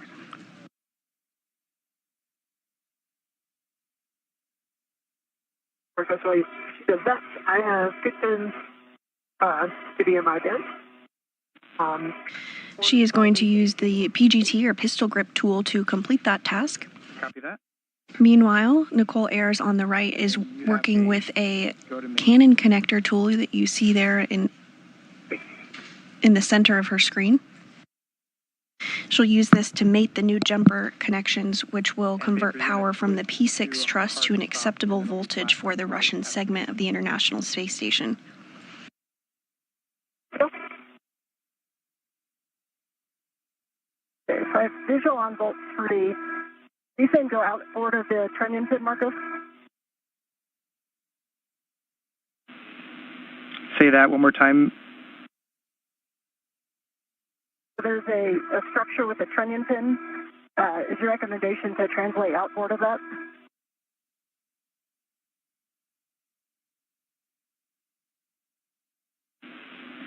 And right now, we're being told that the recommendation is to first go inboard along the edge of the IEA, then go zenith, so it's in between the SARG and the IEA, and then go outboard towards the Bolt 3 location, which is more or less midway. So I was just able to come across shield fingertip to fingertip. Got it. And that works for us, Ann. And we are getting a view there of NASA astronaut Nichole Ayers, who is working on that jumper cable installation. And we copy. And then just a note for you, Ann, that the bolts will pop up when they are fully released. Okay, and so I'm ready for my Bolt 3 action. Well, first we'll have you get stable, so BRT to handrail close by. We've got 5124, and we're going to perform the cover rigidity test. Okay. And it's a 5125. 5125, I'm there. Marcos, I've got the P158 needed to J158. Good full test, and it's white on black.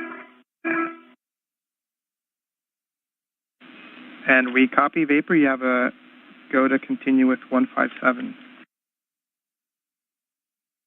Okay, Marcos, I am BRT'd to 5125. I have a hand in the middle of the shield. And Ayers is working to make those new jumper connectors. We are ready for you to press inward on the MMOD covered. So center between the microsquares like you have between the rivet lines. And then we'll ask you to describe the reaction. Okay, let me go a little bit more if I'm going to get centered on those rivets. Copy.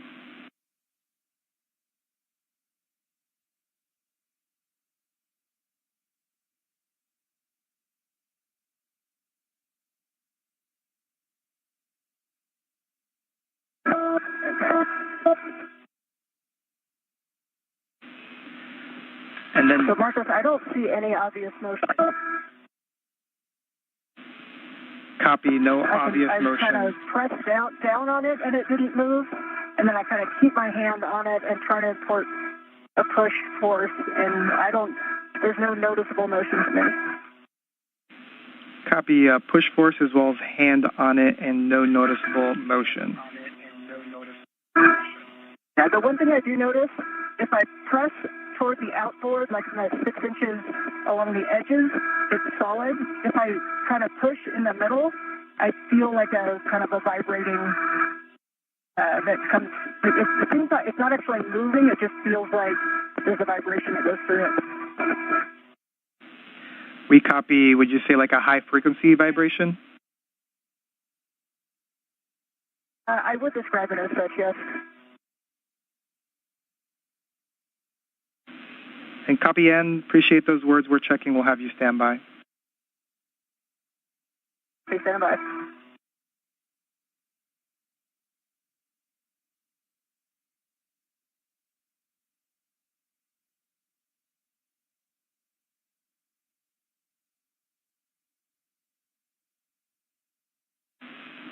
And Vapor, just as a reminder, because I did not give it to you, on the demated Canon connectors, we don't want you to rotate the collar or manipulate the cable or the connector using the collar or the connector tool. Look at that. And the hook on the inland connector cap interfering with taking it off, so I'm swapping over to one of my ramps. Leave some room here. Vapor, we copy. You have a go, and Vapor, we have video back. Copy. And NASA astronaut Ann McClain is working through procedures to inspect the MMOD cover. She reported out her findings to the team here on the ground, who are discussing. And we're still waiting on... Meanwhile, Nichole Ayers on the right continues work to install the jumper cables.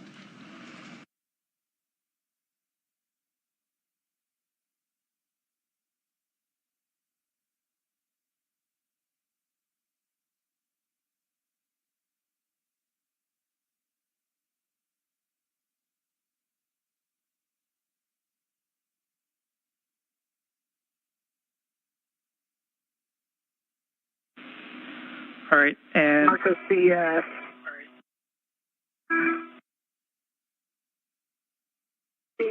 DDC for cable has quite a bit of memory in it, so it's not going to lay flat like the picture had. It's kind of going to go up and around. You can see that in my head or not, but...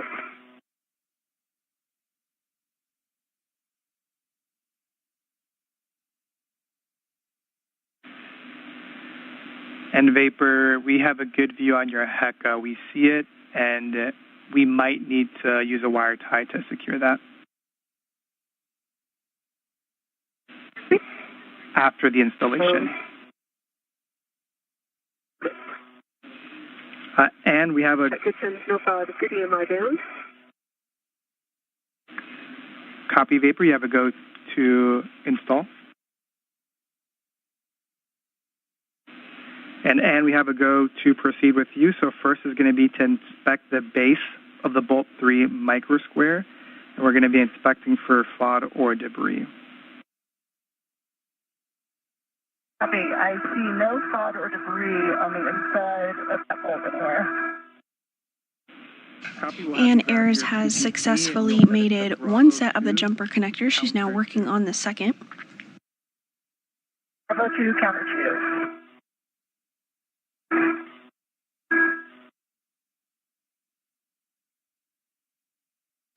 Meanwhile, NASA astronaut Ann McClain on the left of your screen is going to utilize the pistol grip tool for the next set of procedures for the bolt release.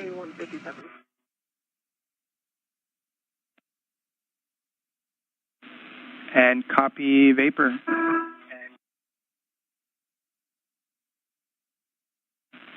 And we're discussing whether or not we need to tie down that jumper. For your essay, there's not a whole lot of places I could go to the handrail 5243. That. And Vapor, we like that location.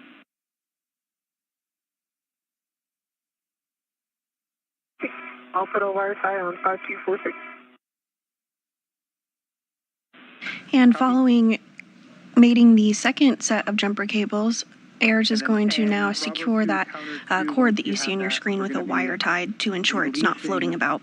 3 exactly 2 turns, and we'll want a torque readout. Copy, exactly. Okay, I have Bravo 2, counter 2 set. Understand exactly 2 turns.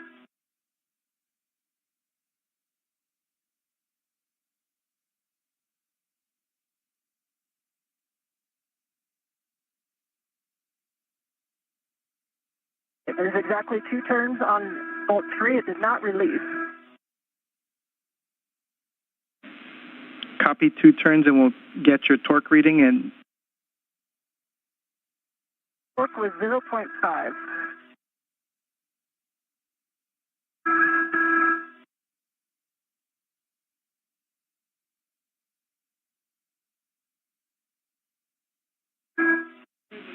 Copy. All right, copy. And the bolt 3 did not fully release. We're going to be translating to bolt 4, which should just be inboard of bolt 3. Okay.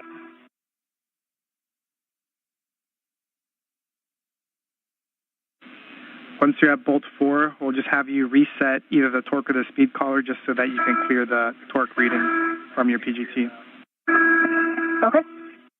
Good. McClain now translating to another bolt location. The bolt she was previously on, bolt 3, did not release following the pistol grip tool attempt.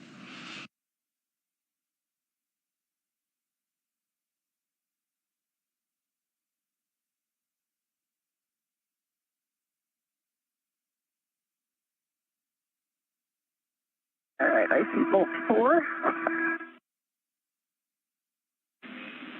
Copy, bolt 4. We'll have you inspect the base of bolt 4 for FOD and debris as well. Okay.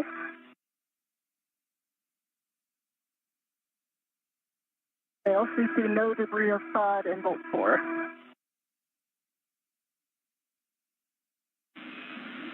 Copy, and we'll have you reset the torque or speed collar just so that we get accurate torque reading. And we're going to have you release bolt 4 approximately 9 turns, and it should be popping out. 9 turns. And this view of NASA astronaut Nichole Ayers as she works to secure that cable there with a wire tie following the successful mating and connection of jumper cables to provide power from the P6 truss to an acceptable voltage for the Russian segment of the International Space Station.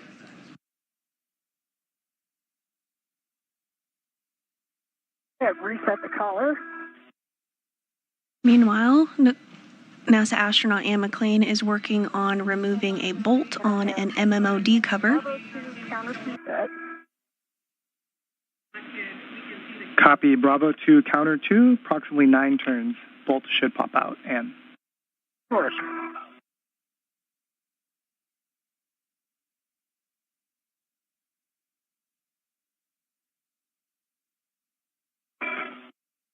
Okay, I've got the for wire time. 243. Feel free to call Johnny. And Vapor, that looks good. We're going to have you make sure you have your Canon connector tool, the 2 caps, and any tethers from the jumpers on your person, on your mini workstation. And Marcos, I did exactly 9 turns. It popped out at 8, and it has a 5.0 torque. Copy, the bolt popped out. 8 turns, 5.0 on torque. We'll have you translate to bolt 1. Copy, bolt 1. Which should be just nadir. I see both. Yeah, I need to go back out just to get my safety tether straight. Just for ED2, I've got both adjustables, both Canon connector caps, and the tool all on my mini.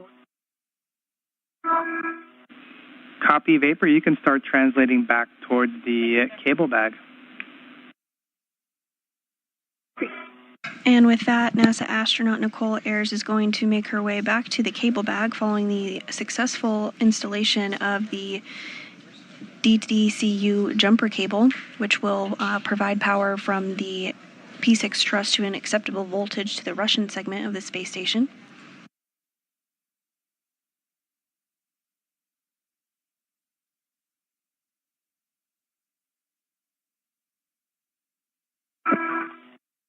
All right, I'm at the strap bag, coming back in.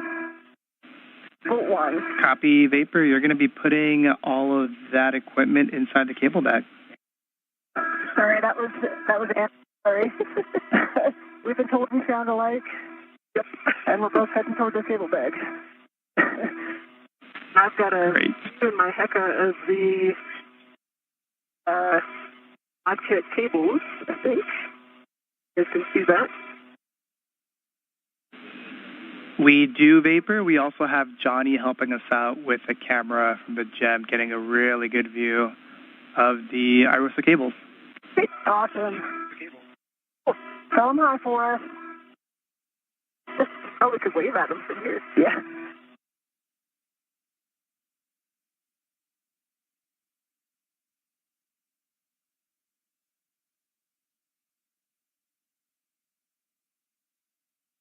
Okay, I'm at bolt 1.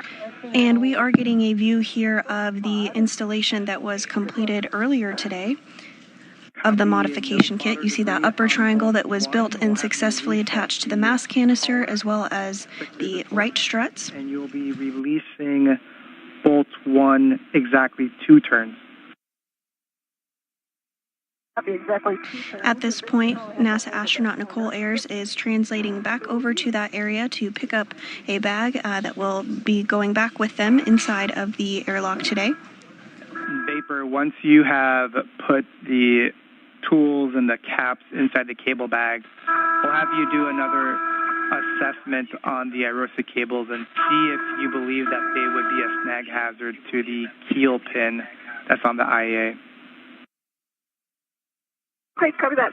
I'm going to hold at the inboard radiator side of the IEA just because our PC feathers already have one up in them, and I don't want to do it. And we copy. Thanks, Vapor.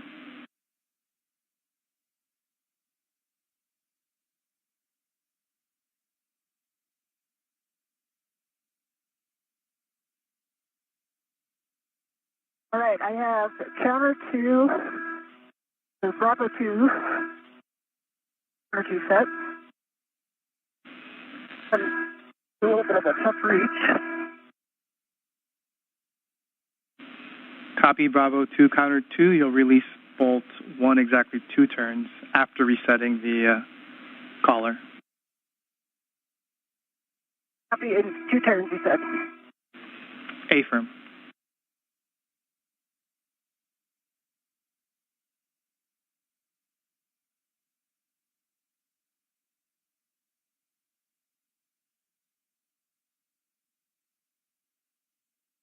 Okay, it's easy. So I'm hanging out here, my gloves, there's no change. Pistol set. That was first. Copy, no changes to your glove and hap.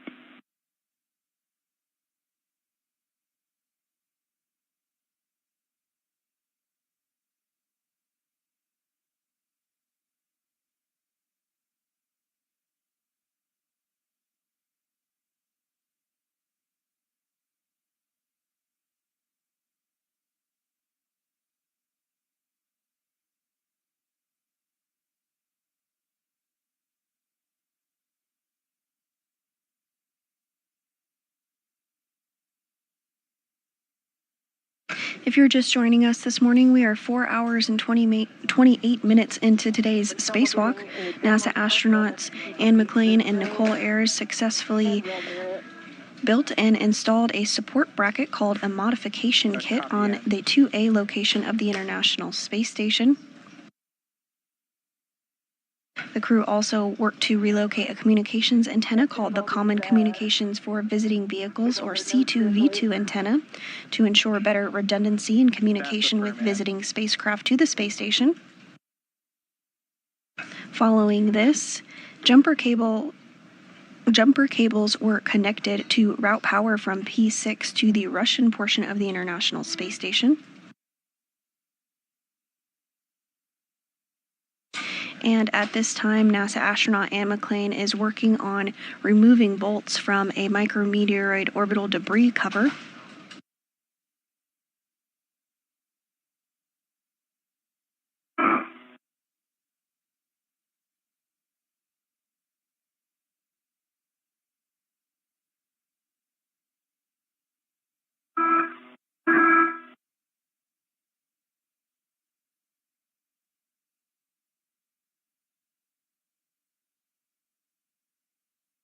Right, I got 2 turns on it. Bravo 2, counter 2, and they see the torque. Torque was 9.5. It felt higher. Copy, 2 turns, torque of 9.5. We're going to have you translate to bolt 2. And it'll be similar. You'll inspect the microsquare for fodder debris, and then we'll have you reset the collar. Copy.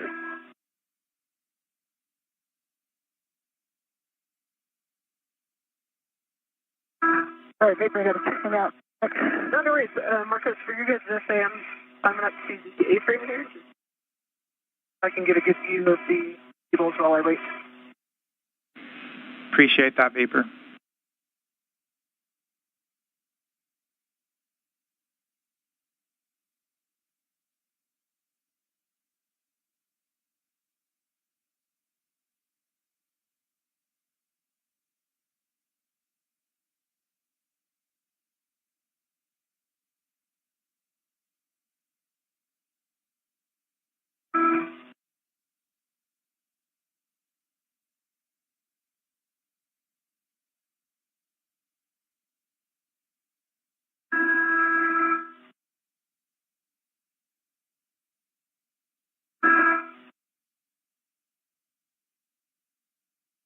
And Marcos, you said bolt 2, right? Our last bolt? Affirm. Bolt 2 is the last bolt. You would just be heading outboard from bolt 1. Okay, I'm there, and it is 3 of pod, and I've reset the collar. Copy. With the same settings of Bravo 2 counter 2, you're going to release bolt 2 exactly 2 turns. Copy exactly 2. And McClain now working to remove the last bolt on this cover. Okay, at 2 turns on bolt 2, running torque was 4.8. 2 turns, 4.8. Copy, Ann. Great.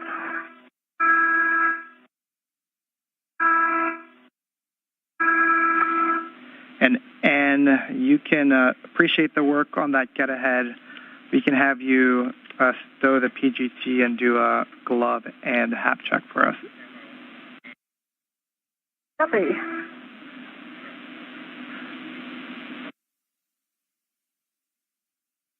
Does appear to be no change.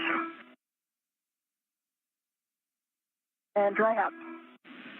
Copy, and after you've stowed your PGT, we'd actually like to do the cover rigidity test again, and so we'd have you translate to bolt 3. Okay, can I do it from the zenith side of it, since it's kind of in the center? Affirm, and those are good words. You can do it from there. Okay, awesome, thanks. A little bit of a tricky translation.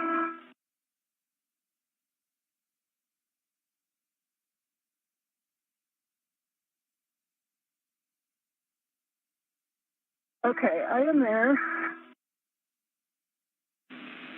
Copy, Ann. Let me give Vapor some words here. Vapor, so we have looked at the IROSA cables, and we would like the end configuration to look like the following. We want both bundles as well as where the NZGLs are. We want those in a more flat configuration and more kind of parallel to the mounting bracket. Yeah, I'm saying what you guys are saying, and they're all breaking the plane of the kill pin. Affirm, that's exactly our concern. I understand the issue. Yeah. You might be able to just translate here over there. That way I can...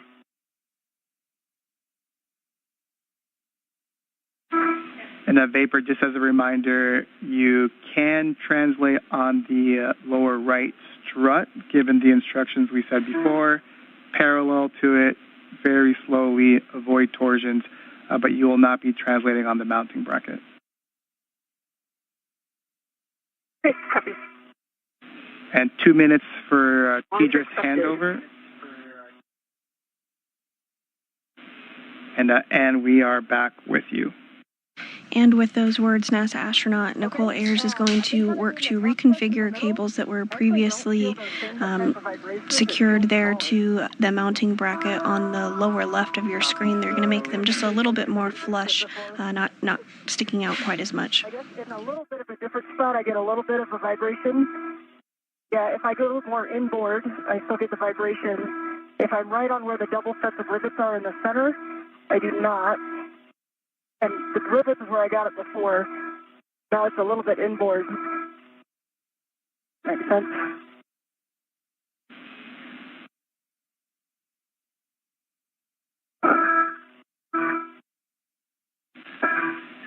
And we copy all. That's a good description, and we are complete with this get ahead. Okay. Is there anything I can do to help? Kind of a one-person job. I'm not so stressed. Yeah. If I can get through here. And we're discussing.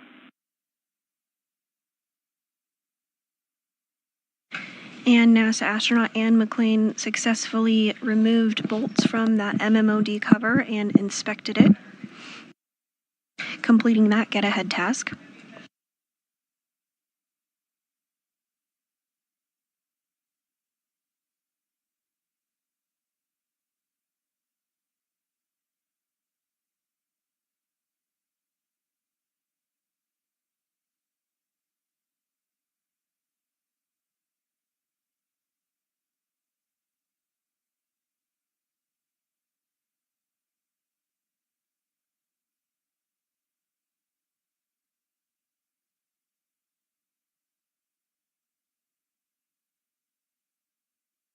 And we are in a brief handover period between our satellites, but we'll regain views here shortly.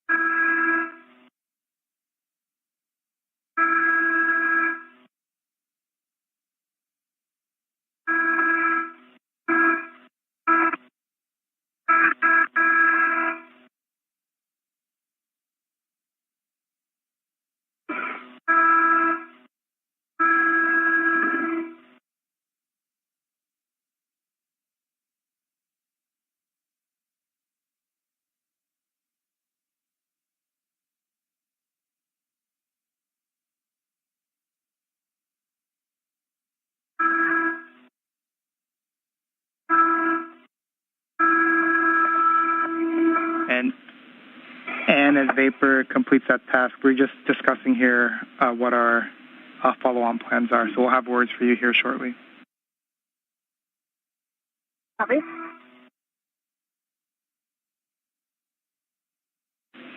It looks like if you take that bundle that's to your left and just do one more loop on the... This guy? Yeah. Yeah, I'm wondering if one on the bracket looks like they'll be clear.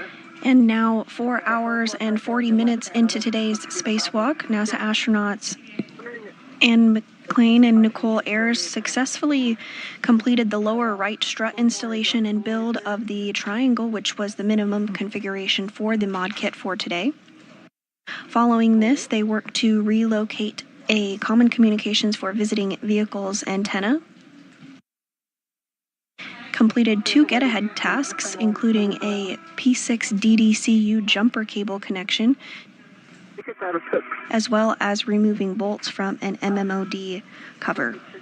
At this point, NASA astronaut Nichole Ayers is working to reconfigure cables for future IROSA preparation spacewalks. All right.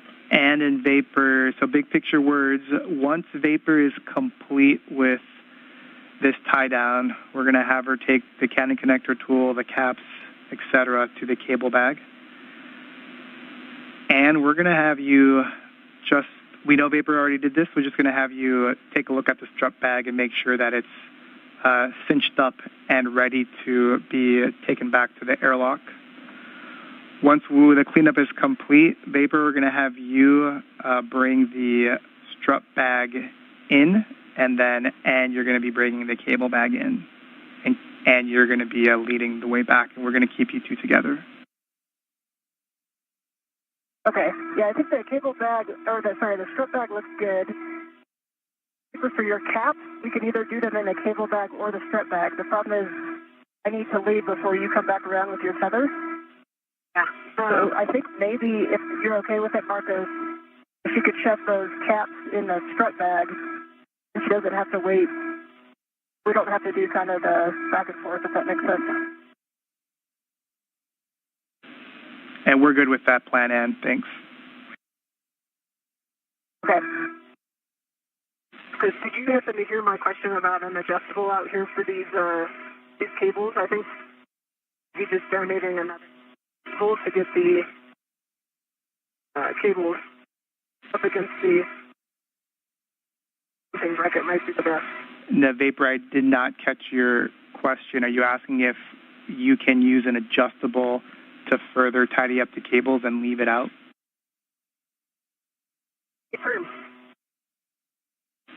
We're checking, and while we're checking, Ann, can we have you turn your HECA back on?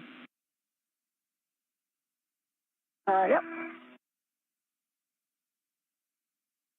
All right. Bye.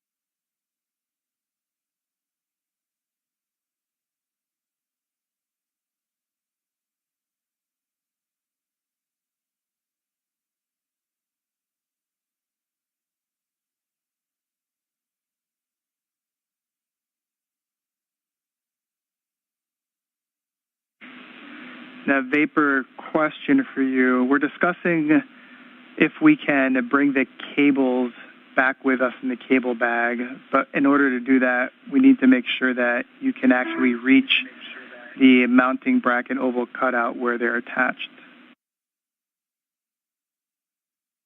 I can reach it. All right, Vapor, then the plan is to release the IROSA cable bundles from the mounting bracket, and we're going to be putting them back in the cable bag. Okay, copy that. I will put them in work. All right. And following discussion here on the ground, the team has decided to bring that cable back inside the crew lock bag, inside the airlock today. And we copy Ann.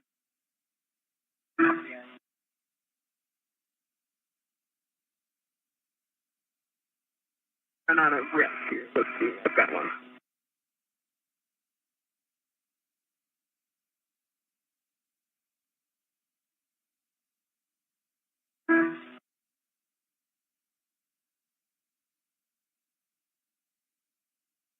I'm ready to the adjustable that has the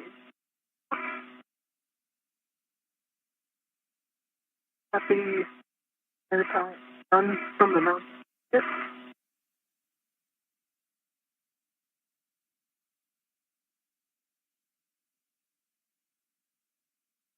Just talking this out loud, Marcos, so you guys can back me up here. Appreciate it.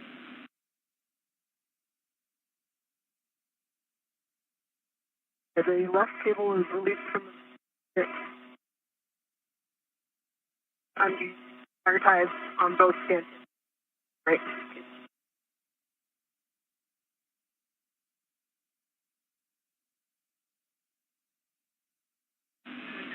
Good work, Vapor.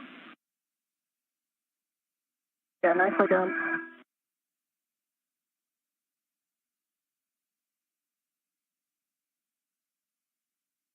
Marcos, do you want me to leave the wire ties on the handrail? A-firm. They each have 3 twists on the stanchion.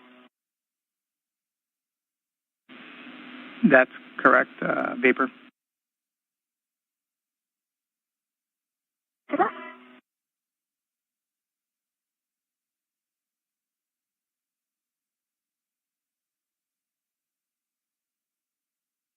And actually, if you have a free hand, I might ask you to come to the base of the strut and just take these cables off of me.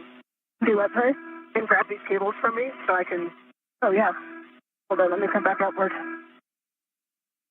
But I don't want Medusa on me while I'm trying to get that base again. Yeah, for sure.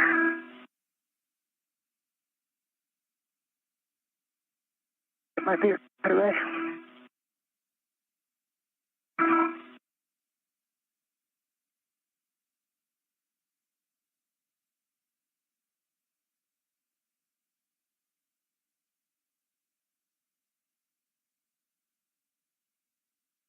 On the way.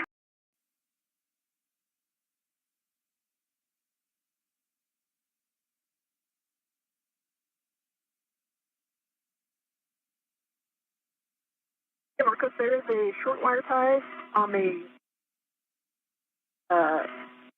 section that's closest to the mounting bracket. Long wire tie. Just to the top bolt. And NASA astronaut Ann McClain is making her way over to Nichole Ayers to assist with that cable gathering and putting it in the bag to bring it back into the airlock today.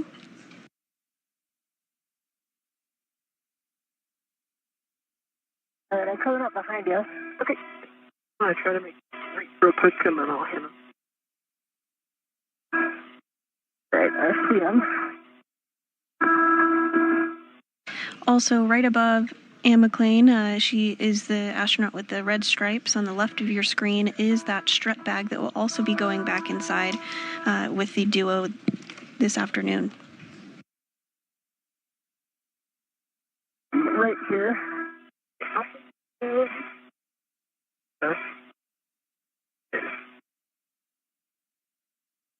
Right, I'm ready to the cable. Okay.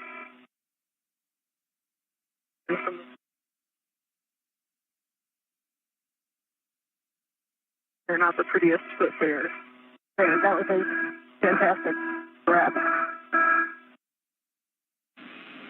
And Ann and Vapor, just for your awareness, Vapor, it seems like your safety tether is wrapped around that trunnion pin on the keel.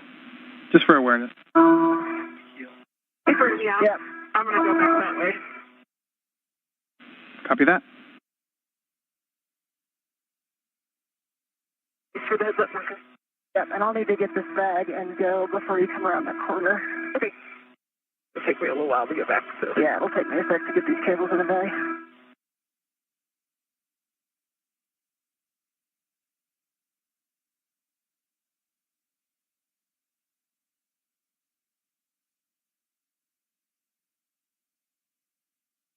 And can you just take a look at my safety tether? I've lost where it is.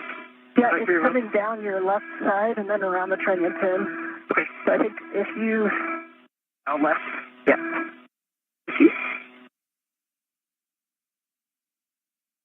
And I can get better eyes on it in just a sec.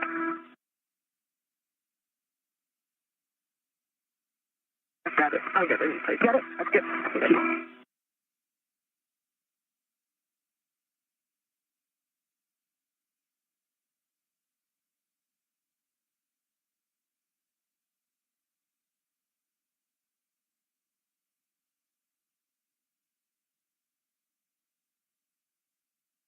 Okay, I'm back at the cable bag. I'm going to work on loading these up.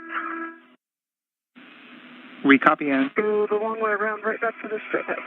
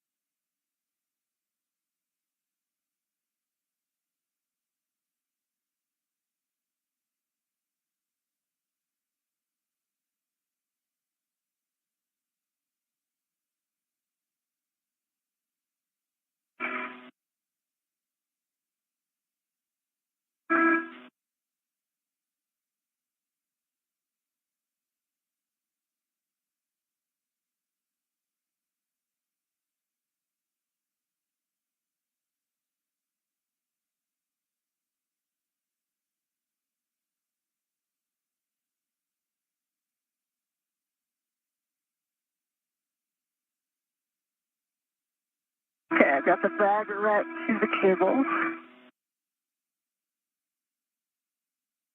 Round the tree. Copy.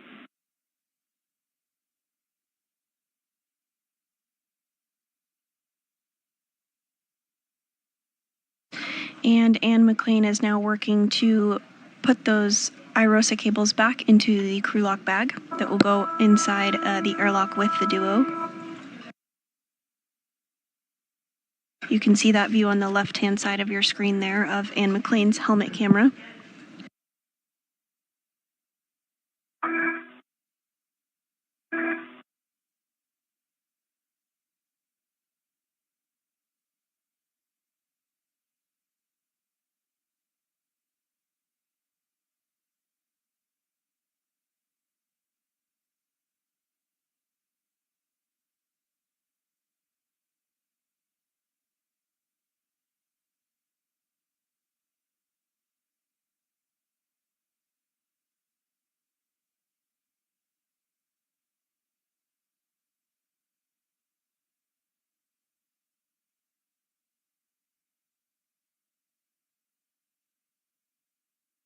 Seems like it's 3 times more full than when it came out.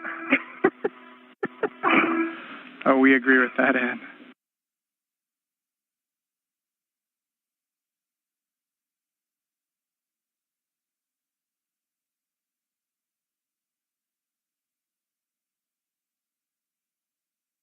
So I'm going to have you take a look at mine. All right, I got the bag closed. Good work, Ann.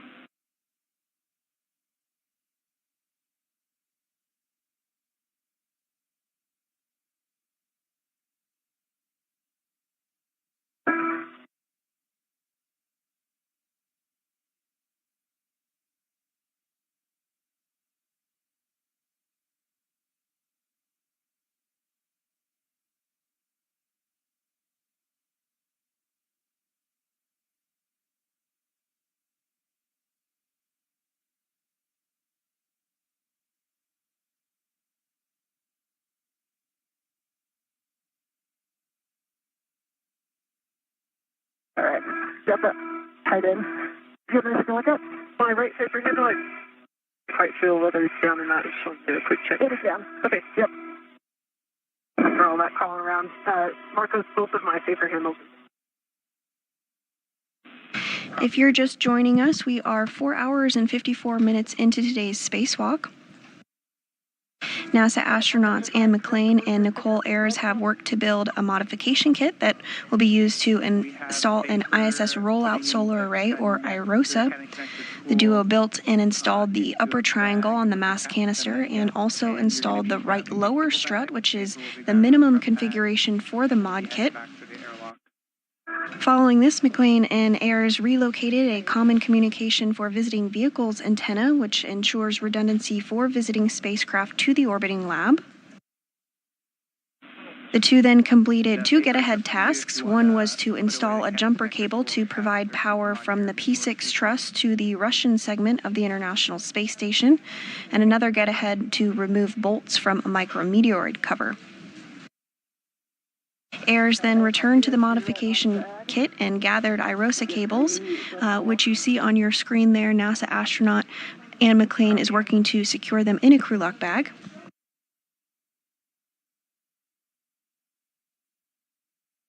Following this, the duo will gather the strut bag and also bring that back with them to the airlock.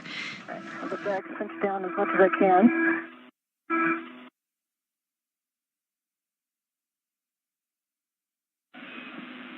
Today's spacewalk is the 275th in support of space station maintenance, assemblies, and upgrades, and is the third for McClain and the very first for Nichole Ayers. I've got 4 of the integral AETs connected to the lid and tightened. Copy that, Ann. We're good with that.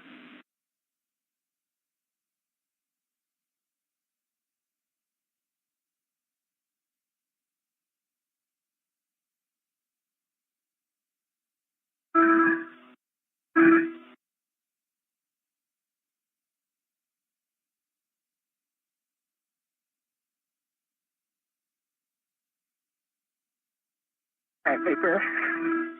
I'm going to start moving here. Okay. I fairway my tether around the corner of the IEA here, so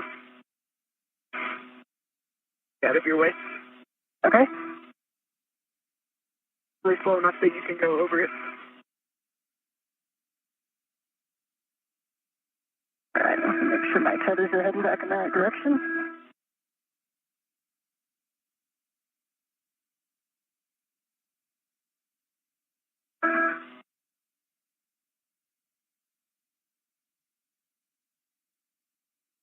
All right, I see yours.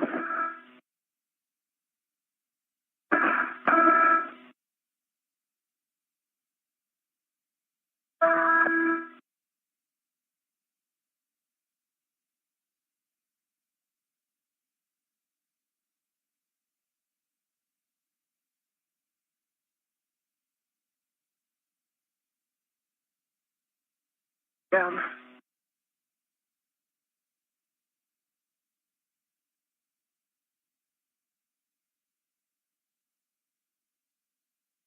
Okay, your tether's free. And as the duo prepares to head back to the airlock, you are getting a view inside the flight control room here at the Johnson Space Center in Houston, Texas. This Orbit 2 team is being led by NASA Flight Director Diana Trujillo. All of the equipment is back into the strut bag. Vapor, that's going on your BRT, and sounds like you have the cable bag on your BRT. We'll be translating inboard, and we're going to be... We are entering a period where we will not have video of the crew for approximately 40 minutes. This is due to a handover period between our satellites. Your tether's clear, but I'm going to pause here before I pick up my green HUD in case I need to come back out.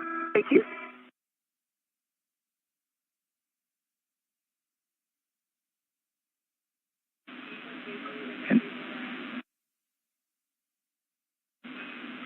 Copy.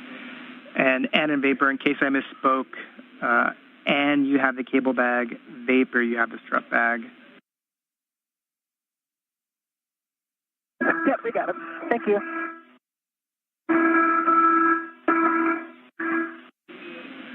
And also for your awareness, we are going to have a 45-minute KU band handover, so we will lose all video streams in 1 minute.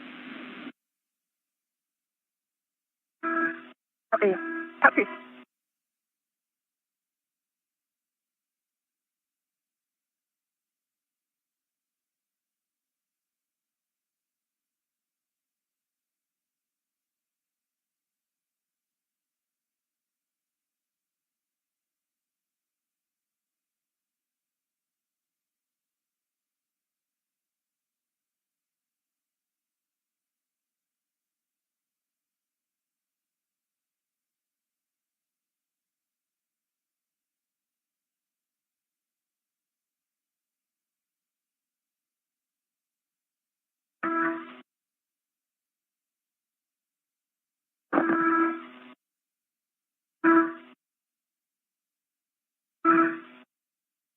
Because for you, I think the two adjustables, one cannon and one cap for bag, and I'll take one cap back with me on my MWS.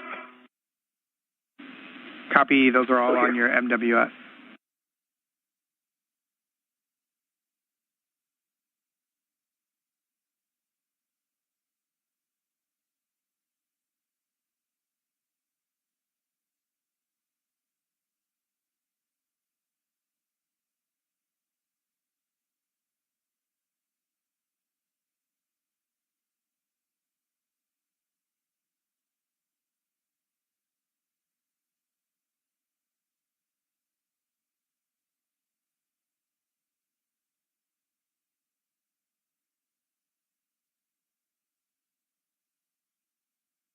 And at this point, NASA astronaut Ann McClain is working to retrieve the cable, the crew lock bag, and stow it on her body restraint tethers, and then will make her way back to the airlock. Similarly, Nichole Ayers is working to retrieve the strut bag, which she will stow on her body restraint tether before translating back to the airlock as well.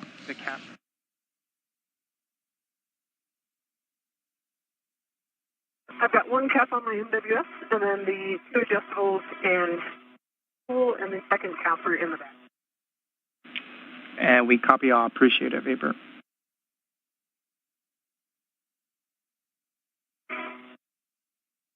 The T-Ret is on the back, and the mark 13 out. I'll be moving in. Copy that.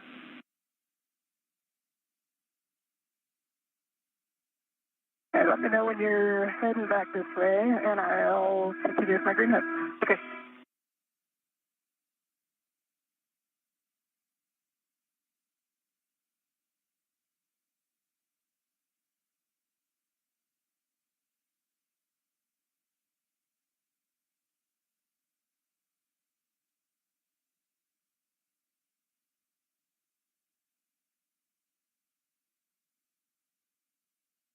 You lost some weight. Yeah, good thing. Just one getting a little.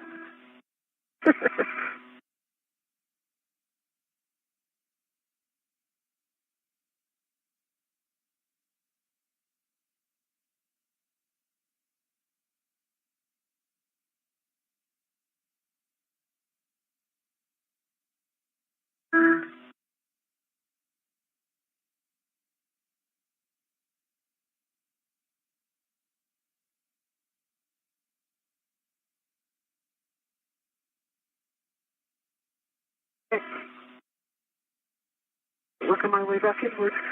Okay. Once McClain and Ayers are back inside of the airlock, NASA astronaut Johnny Kim and JAXA astronaut Takoya Onishi will continue help, just as was done this morning, to get the airlock repressurized and get the crew out of their spacesuits.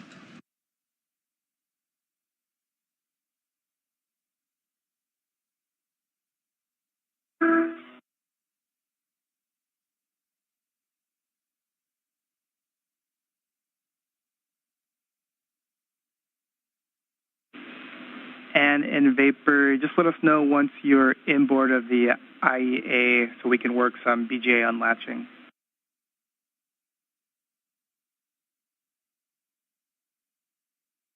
Copy. Okay.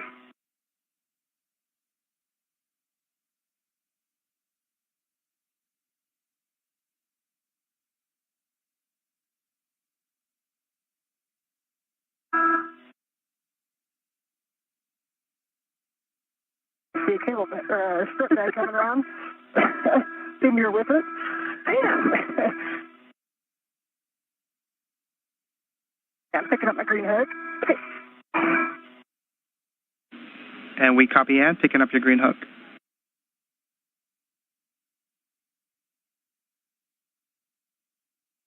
And my green hook is on my red reel. And Vapor, your tethers are nice and clear as you would expect them to be. Okay. I'm going to move to inboard. I'm going to get too far ahead of you. Okay.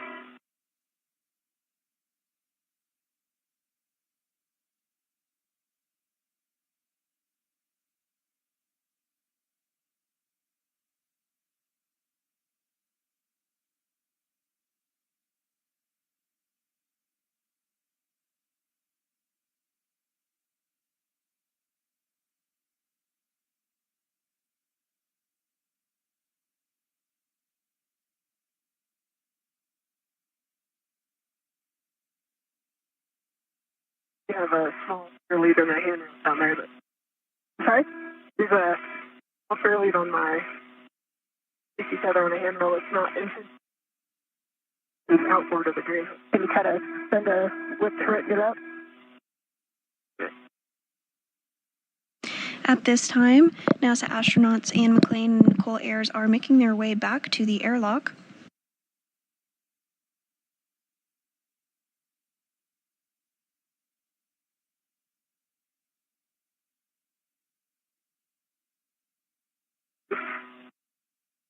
We just surpassed the 5-hour, 6-minute mark of today's spacewalk, which officially began at 8:05 a.m. Eastern.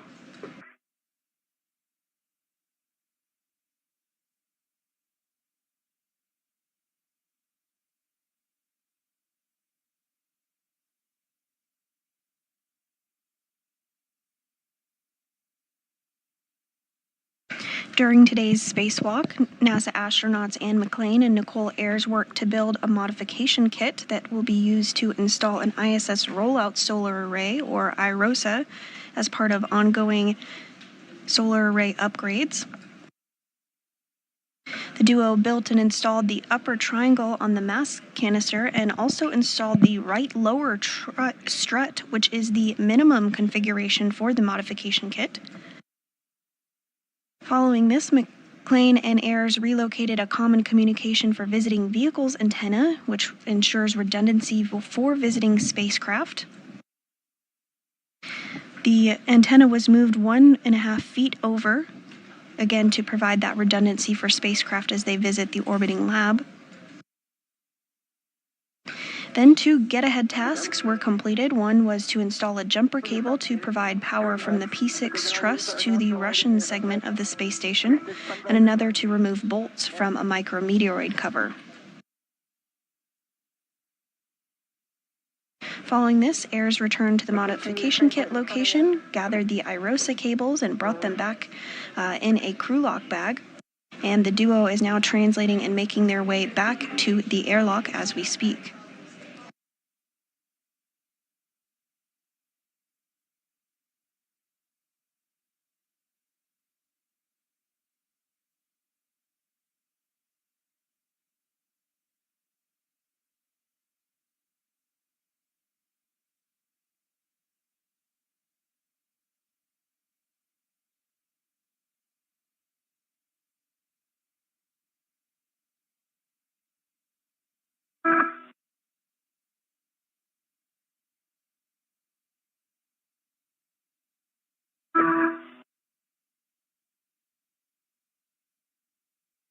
My green hook is back on my red reel.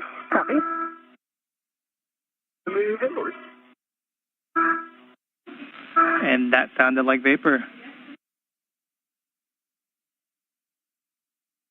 That was me. I guess I think you have a head start on keeping our voices apart. I agree, and I think that high pitch ending for vapor is my key.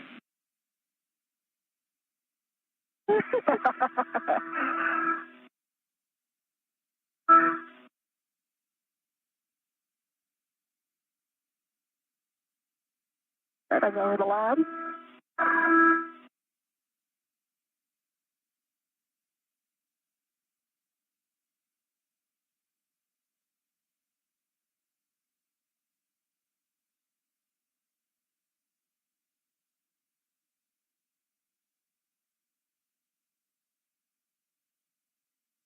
Thinking about ingress vapor, I think almost just reverse of what we did.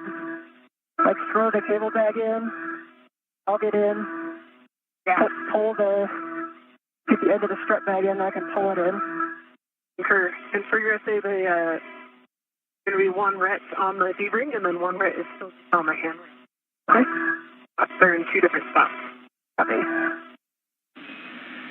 And in vapor, we can let you know what we thought of, and then you can compare and contrast, and you tell us what might work better.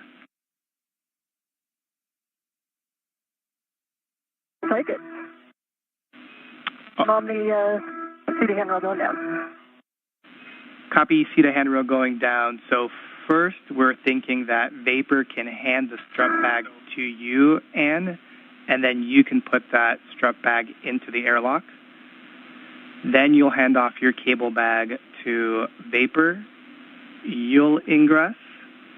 Then vapor will give you the cable bag.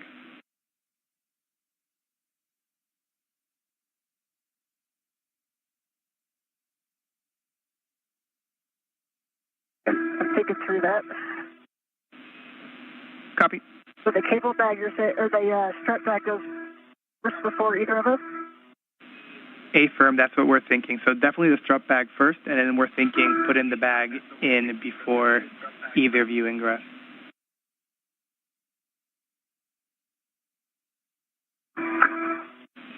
And we were thinking positioning it along the aft edge, and then the starboard edge zenith, so almost like just diagonally.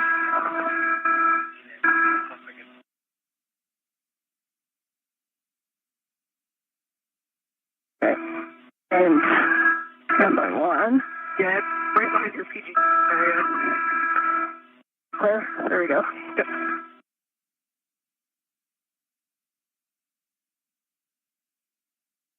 What do you prefer, Vic? What do you think? It might be easier to pull the strut bag than push it. I'm really concerned is that if it gets stuck on anything, nobody's in there to kind of deconstruct it from. Yeah.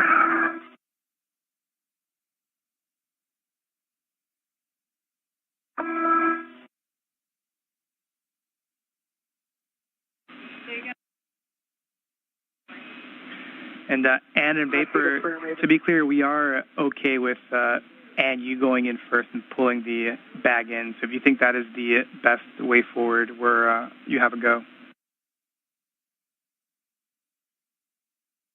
Okay. The thermal cover is open.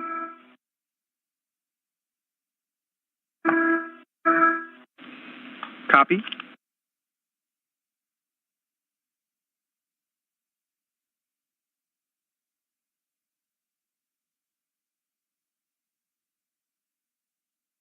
Vapor, I think I could get this one in before you come down. One less thing to worry about. Yep.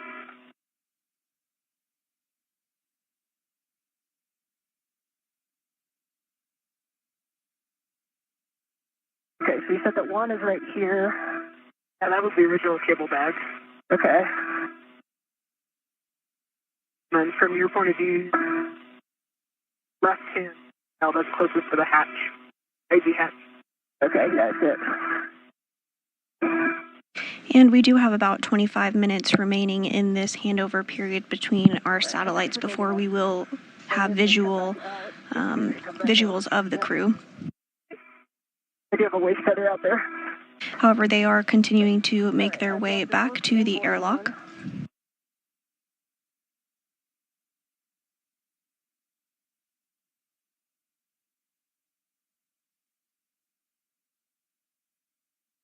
All right, cable bag is secured inside the airlock. My BR2 at back. Copy.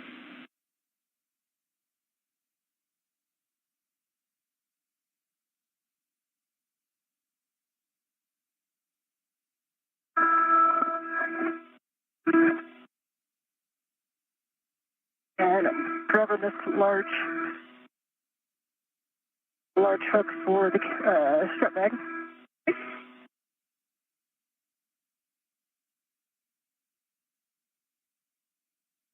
All right. And I'm coming back up. I got a little momentum. Sorry, it's right away. All good. Things are, the earn of their name is V3. Okay, should be clear now. Okay.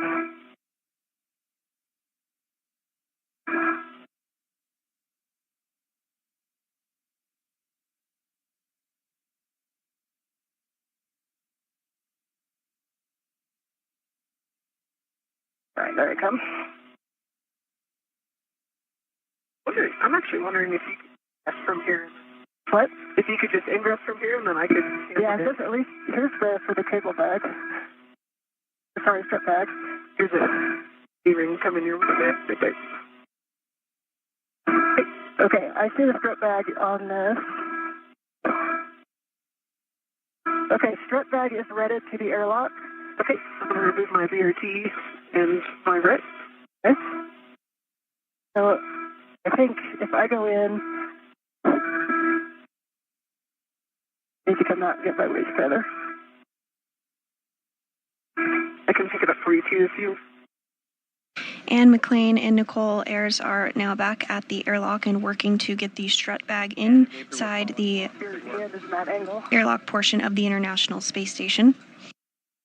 Following this, they will both enter themselves and repressurization will occur.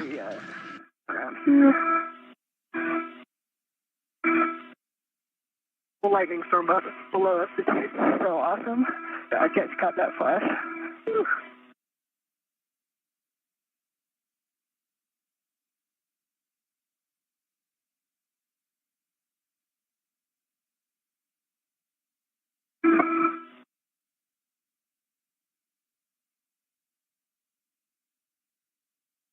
All right, my right waist tether is on the airlock D-ring extender. Big plus slider lock black on black. And we copy Ann.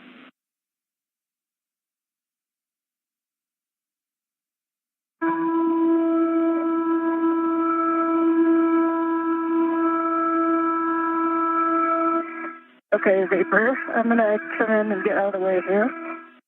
So, you feed it in.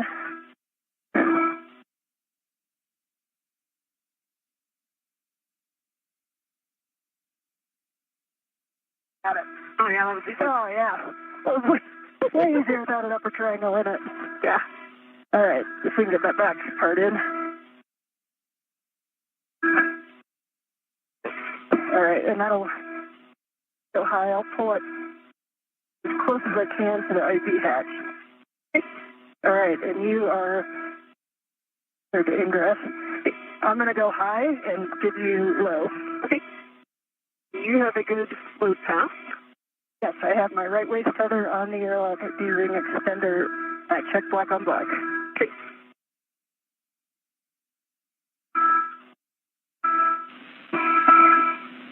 And Vapor, seems like you may be already be working it, but from Ann's go, you can attach Ann's anchor hook to your waist tether.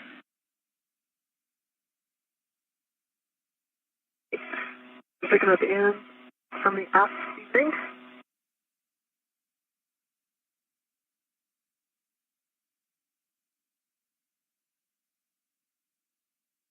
It is on my left waist tether. Both gates are closed. They're locked black on black.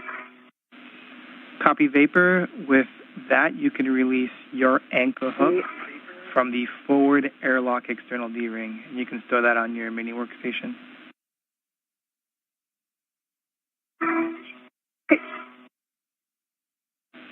And Ann, while we're waiting, we'll have you turn off your HECA. The HECA's coming off.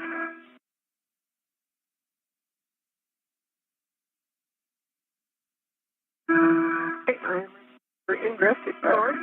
Yes, and I am biased high and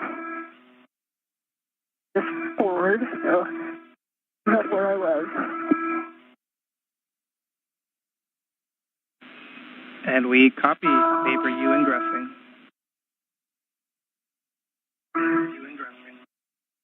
Sure.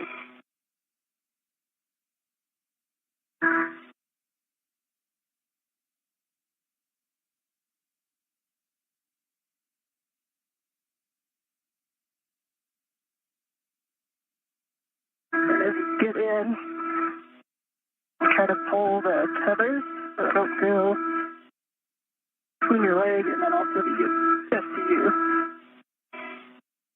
All right, let me get more out of your way. We are now 5 hours and 20 minutes into today's spacewalk. NASA astronauts Ann McClain and Nichole Ayers are back near the airlock and working to ingress or enter back inside of the airlock. I'll move that. Okay, now you should have seat room. All right, how's that feel? That feels pretty good. Okay, and I'm going to move this guy even more so you can come down when you do the catch. Yeah, I'm going to grab the thermal cover real quick. And as you two continue to work the ingress, just FYI, just make sure you have access to the SCU.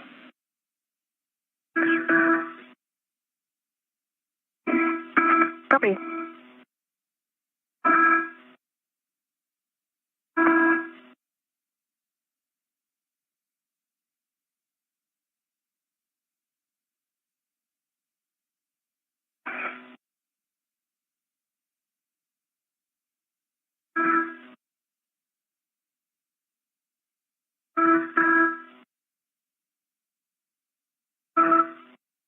All right, your SCU is nice and clear, and you're clear to come back in there.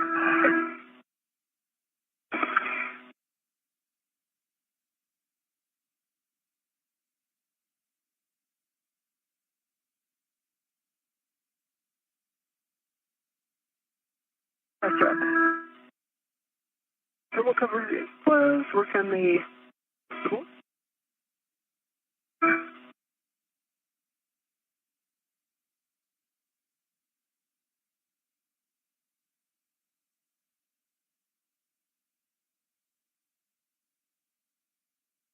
and my right foot is stuck on. Yeah, this bag it's actually, I can move it pretty easily, so if you feel something in the hatch, let me know. Okay, should be pretty out of your way now.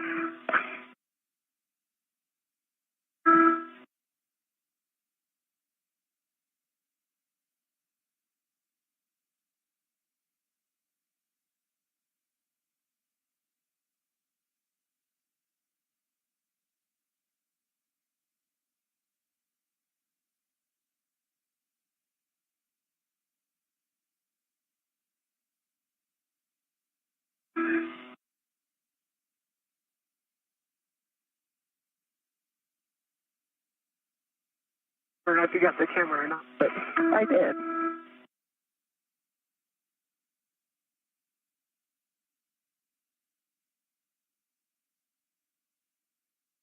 Again, the crew of today's spacewalk, NASA astronaut Ann McClain and NASA astronaut Nichole Ayers, are working to ingress or re-enter the airlock ahead of repressurization following today's spacewalk. McClain and Ayers work to build a modification kit that will be used to install an ISS Rollout solar array, or IROSA, during a future spacewalk. The duo built and installed the upper triangle on the mass canister and also installed the right lower strut, which is considered the minimum configuration for the mod kit. Following this, McClain and Ayers relocated a common communication for visiting vehicles antenna, ensuring redundancy for visiting spacecraft to the orbiting lab. Then two tasks were completed by the duo, one to install a jumper cable to provide power from the P6 truss to the Russian segment of the space station, and another to remove bolts from a micrometeoroid cover.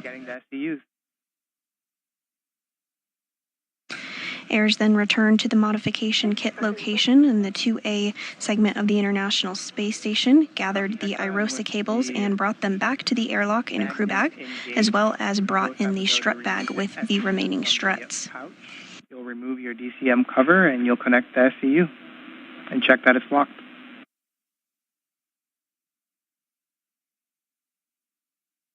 EV would work. EV want to work.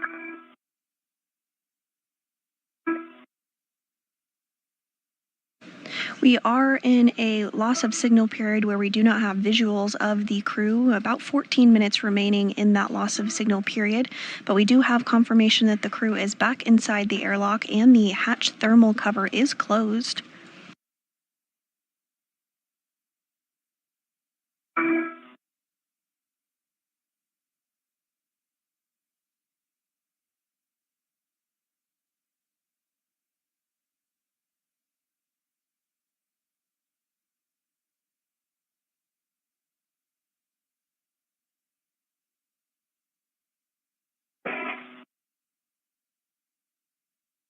Inside the International Space Station, NASA astronaut Johnny Kim and JAXA, or Japan Aerospace Exploration Agency astronaut Takuya Onishi, will be stepping through procedures to help repressurize the airlock and get the crew out of their spacesuits this afternoon.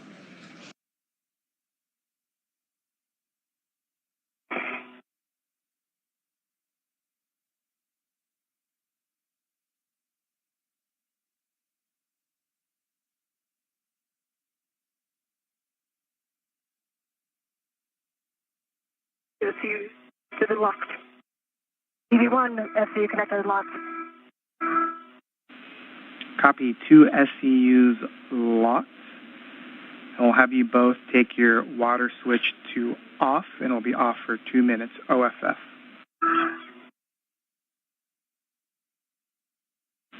You'll expect an H2 water off, OFF. Copy, expect EV1 a message. water off. Copy, we got the message. And Marcus, while we wait for these couple of minutes, from EV1 and I'd just like to say thanks to my family and friends from Washington to Kansas City, from Naples to LA. So I want to give a huge thanks to all the teams that made today safe and got the mission executed. Our prep team, Judd, Sandy, and Scott. Our execution team, Stephen, Bailey, Lucas, Farouk, Lauren, and the other Sandy. Good mission starts with a good plan. I want to also thank prior crew that have done this stretch. Kate, Victor, Aki, Tomas, Ila, Raja, Josh, Frank, Koichi, and Nichole. We stand on the shoulders of giants, and there were so many lessons from your EVAs learned put into this one. For our suit IVs, Takuya and Johnny, absolutely flawless execution. Can't wait to see you in a minute. I hope you put dinner in. To the two voices I've been listening to, Nichole and Marcos, you two are phenomenal. These are two, Nichole Ayers and Marcos Barrios. Remember those names. They're going to be our future giants in this office, and they represent the best of us. And most of all, I want to thank our flight director, Diana Trujillo. Behind every major NASA accomplishment in space is a flight director who holds ultimate responsibility for the planning and safe execution. Diana, EV Day 93 belongs to you. Human spaceflight is absolutely the ultimate achievement of our time, whether you work on the ground or if you fly to space for 6 months or 6 minutes. This incredible legacy is yours. Thank you to everyone. And over to you, Nichole. Well said, Ann. I mean, I think that with this year being the 25th anniversary of human presence in space, it seems fitting that we're continuing to upgrade the ISS to preserve the lives through 2030. We're honored to be a small part of a much larger team that facilitates the groundbreaking science that we perform here on the national lab that is the International Space Station. What we accomplish and learn here not only furthers our efforts toward the moon and onto Mars, but it informs how we do life on Earth. So huge thank you to the ground team that made this happen. Thank you to our friends and families for supporting us and getting us to this moment. And in Vapor, we really appreciate those words and really appreciate your calm and effective leadership throughout the entire prep as well as today, and it really showed even here on the ground. And Vapor, wow, what a special moment being able to watch you egress the airlock for the first time. You certainly have all the flies, the office, families, and friends extremely proud of you. So on behalf of the entire team here on the ground, congratulations for a well-executed spacewalk. We're proud of you, and it was an honor to have been able to contribute to the mission today.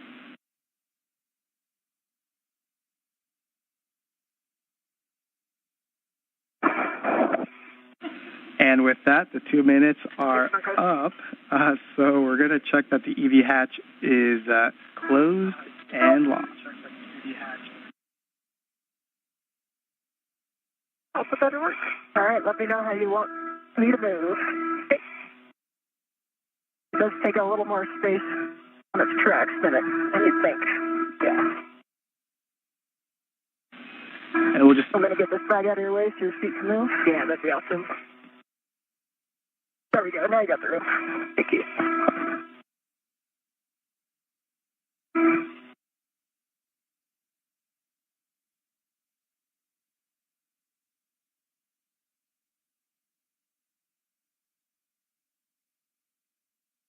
And some very special words from NASA astronauts Ann McClain and Nichole Ayers as we wrap up today's spacewalk now at the 5-hour and 30-minute mark. The crew is back inside the airlock and is going to work towards repressurization here shortly. And actually, if you just move it more center, I'm sorry? You just pull it more center. More center? It's actually at the end it's going to go up my end. Your end needs to go. Okay, good. Let's see, my feet are right above it.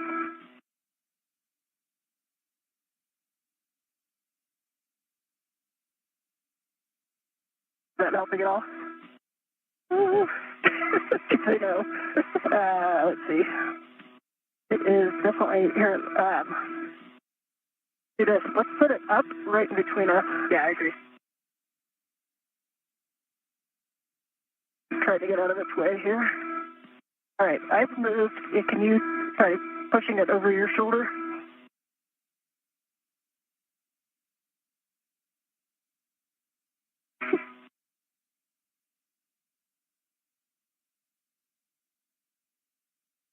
How big is it? That actually might be okay if you can hold there. Yes, I can hold it. You have about 2 feet. You can come down from your feet if you need to. Okay. Yeah. Try to get this guy out of your way. There we go. Now you got all the room. Perfect.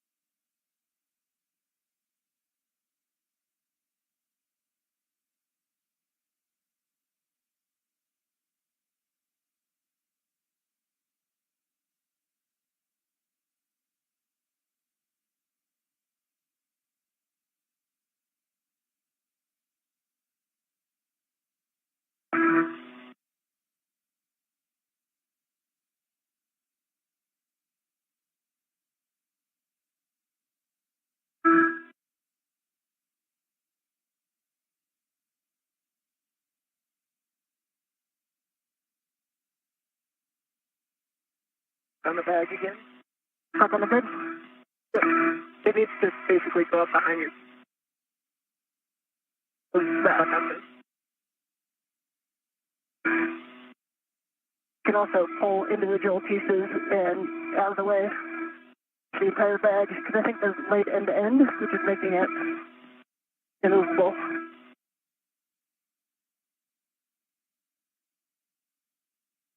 Able to take that off?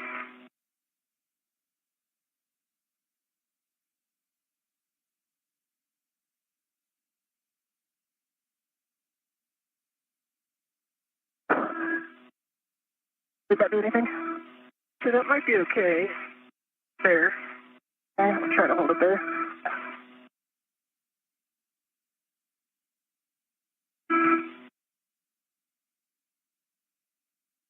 NASA astronauts Ann McClain and Nichole Ayers are back inside the airlock, working to get in a good configuration with the strut bag that is also inside the airlock with them before they can begin the repressurization process.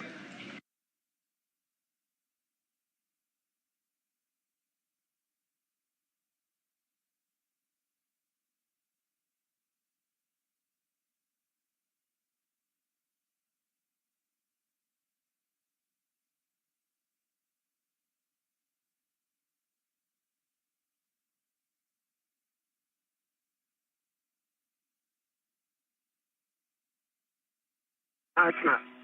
Okay. The bag's got to do something. Yeah. We're going to have to move it. So the SC. All right.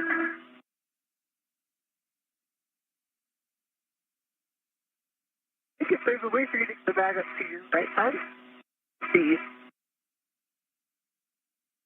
high end up with you. That should work. All right. Let me see if I can swap places with it.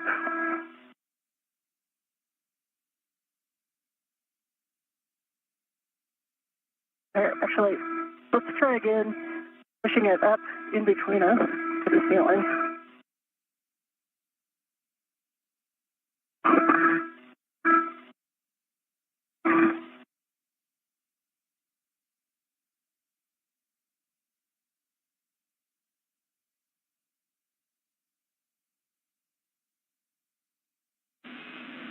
And in Vapor, if you have the bandwidth, if you could kind of give us a high-level summary description of what's preventing you from closing the hatch.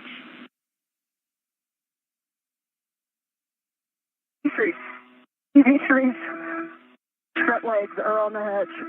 Okay, let's pause there. I think that's a decent spot. Okay. I can actually pull it a little more even like that. Okay. I did open it up and pull one of the strips. Also.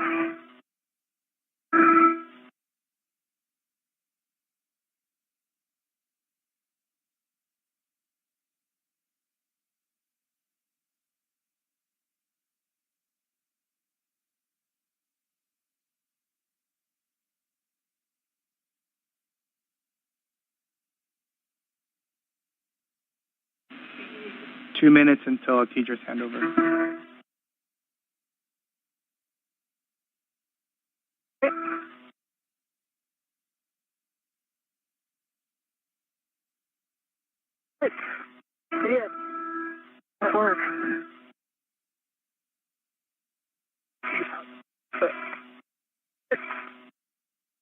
coming in broken. I think everything is clear. Nice job.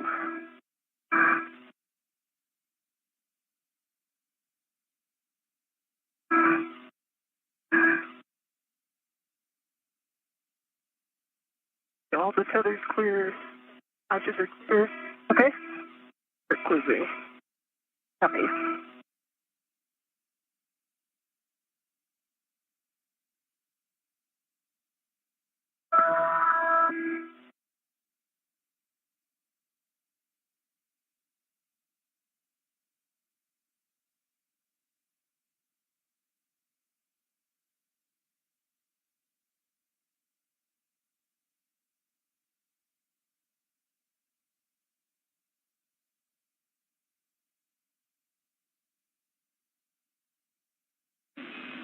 seconds to handover. 40 seconds till Tedra's handover.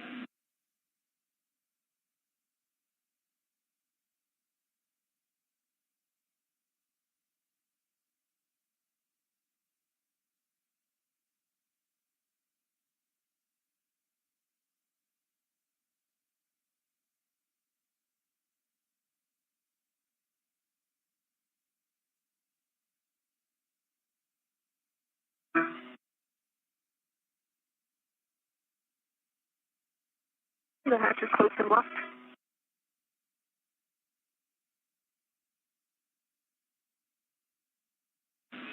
Copy, hatch closed and locked. Really good job. We got a handover and...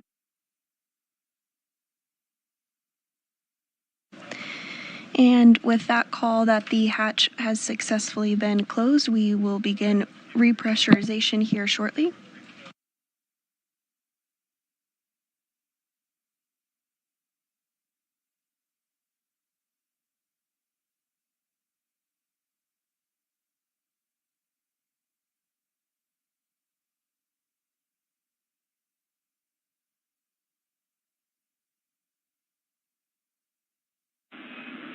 And in vapor comp check, I think we're back with you. We're back. Hatch is closed and locked. Copy. Excellent work. We're now going to get into the pre-repress cuff card. And so quickly we'll just check that both of your SEUs are still connected to the DCM. Vapor. V1, affirmative. Water switch is still OFF. It's been off for 2 minutes, and that the EV hatch is closed and locked. Water switch is off, OFF, and locked. EV1, same thing, water switch is off. Copy, and we're going to have you take the EMU 1 and 2 oxygen valves to open. Okay, EMU 1 and 2 oxygen are open. That's open. Copy. We'll take the power switch for EV1 and 2 on. Copy and work. And then you'll be checking that the EV1 and 2 EMU LEDs are on and that volts are 18 to 19. Right, EMU 1 is on, LED 18.6.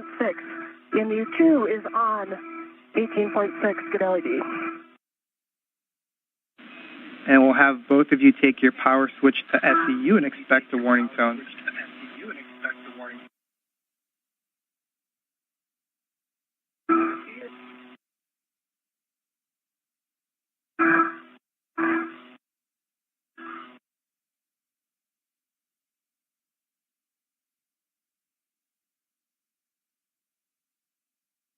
Right, Vapor, I don't know if I heard you. EV2 has power and SU. Okay, EV1 has power SU. Copy, both powers SEU. And in Vapor, was a pleasure. I'm going to hand you over to TOC. Marcos. Yeah, thank you, Marcos. Great job today. Okay, Marcos, we copy that. You guys did a great job today, so have a good rest. And Vapor and welcome back. We are so happy to have you back, and your dinner is ready, so don't worry about it. So for both crew members on DCM, set O2 actuator to press. and verify O2 position press displayed.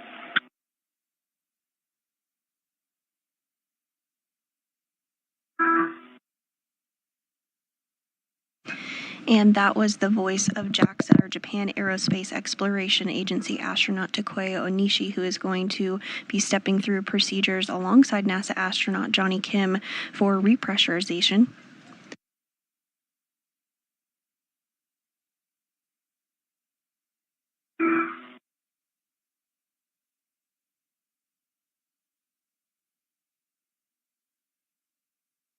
O2 is press. EV1, O2 press. Copy that. Next step is for paper. On the crew lock, check EV hatch MPEV is closed.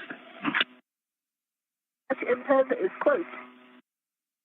Okay. In this view from inside the International Space Station, on your right is JAXA astronaut Takuya Onishi, and then on the left is NASA astronaut Johnny Kim. Again, they'll be stepping through the procedures with NASA astronauts Anne McClain and Nichole Ayers following their spacewalk today.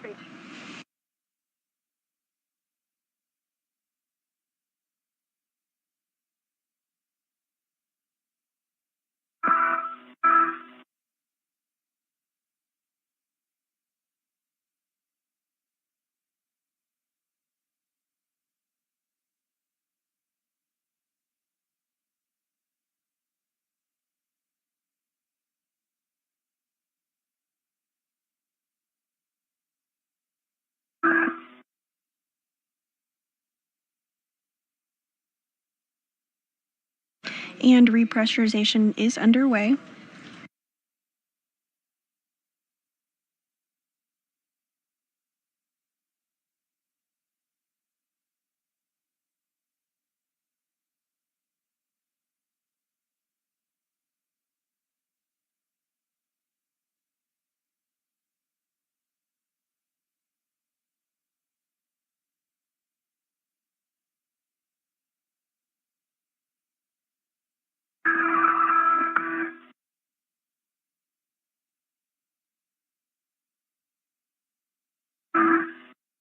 Top for EV. That's a good rate so far.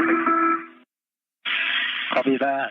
It's kind of in the middle of Auckland. And with repressurization underway at 1:49 p.m. Central Time this afternoon, that marks our spacewalk a 5-hour and 44-minute spacewalk today.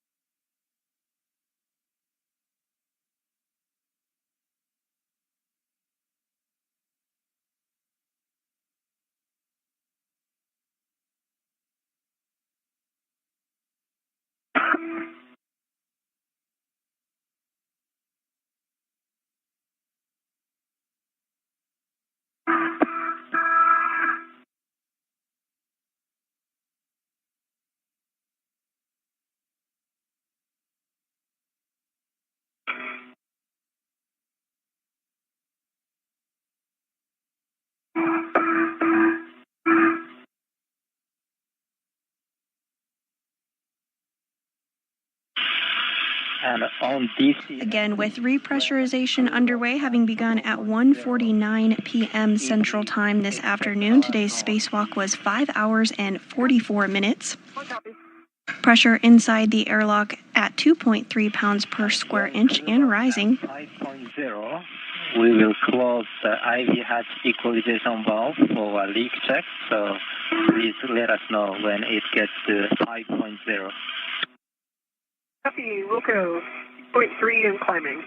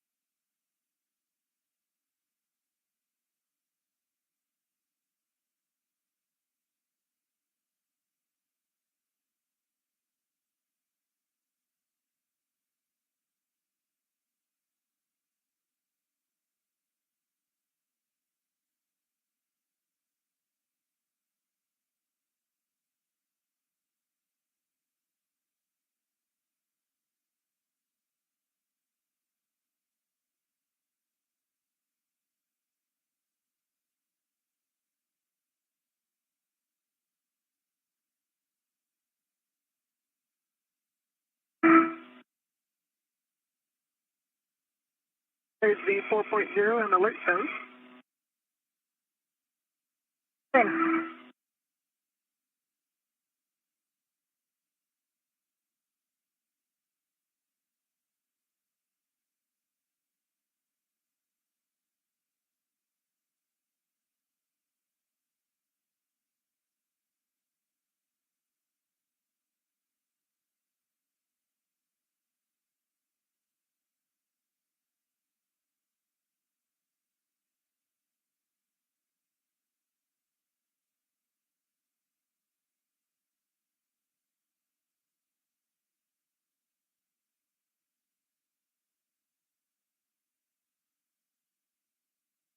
And this view from inside the equipment airlock of the International Space Station. JAXA astronaut Takuya Onishi on the left and NASA astronaut Johnny Kim on the right. Pressure inside the crew lock, where NASA astronauts Anne McClain and Nichole Ayers are currently located, continues to rise, now at 5 pounds per square inch. Now, IV hatch equalization valve is now closed off. So we wait here for 2 minutes for crew lock pressure to stabilize. Then we'll do a 1 minute leak check. Yep.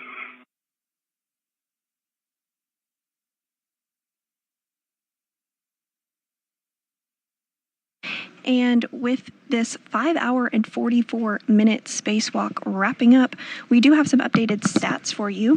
Today was the 275th spacewalk in support of space station maintenance, assembly, and upgrades, the third spacewalk out of station this year, and the first for Expedition 73.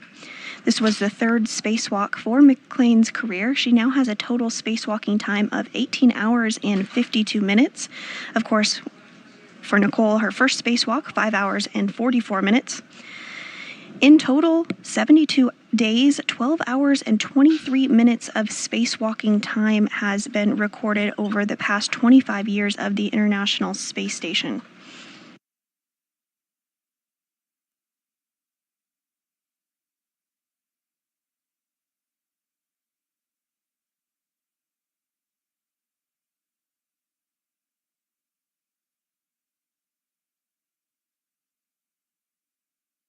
During today's spacewalk, NASA astronauts Anne McClain and Nichole Ayers worked to build a modification kit that will be used to install an ISS Rollout solar array, or IROSA, during a future spacewalk. The duo built and installed the upper triangle on the mass canister and also installed the right lower strut, which is the minimum configuration for the modification kit. Following this, McClain and Ayers relocated a common communication for visiting vehicles antenna to ensure redundancy for visiting spacecraft. The two then got 2 get-ahead tasks complete. One was to install a jumper cable to provide power from the P6 truss to the Russian segment of the space station, and another was to remove bolts from a micrometeoroid cover. The duo then returned to the airlock and are in the process of repressurization now. We're holding at 5 pounds per square inch to perform a leak check. Once everything checks out as expected, repressurization will continue. Again, we are looking for a repressurization of 14.5 pounds per square inch to be the equivalent of the pressure inside the International Space Station.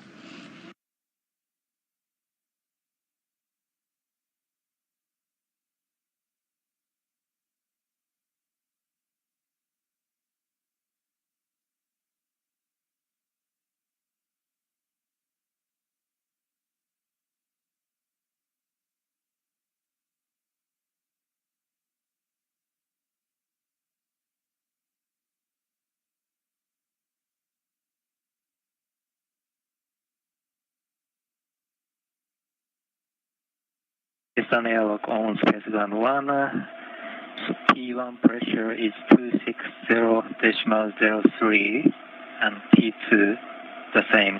So we have a good leak check.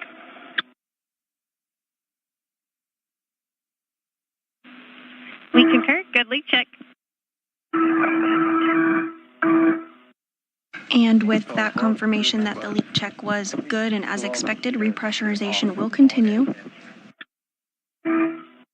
Tube locator, they're off. OSS. EV1 off. For check gloves for contamination and report back to Houston.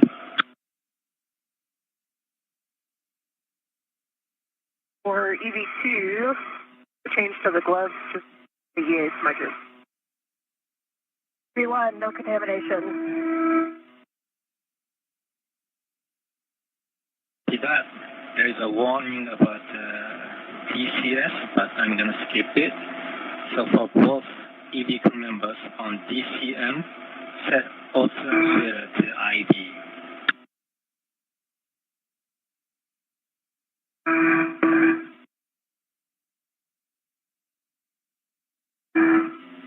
EV2, IV. EV1, IV. Next step is for IV crew. IV adds equalization valve to normal. We will gradually open the valve. After that, copy.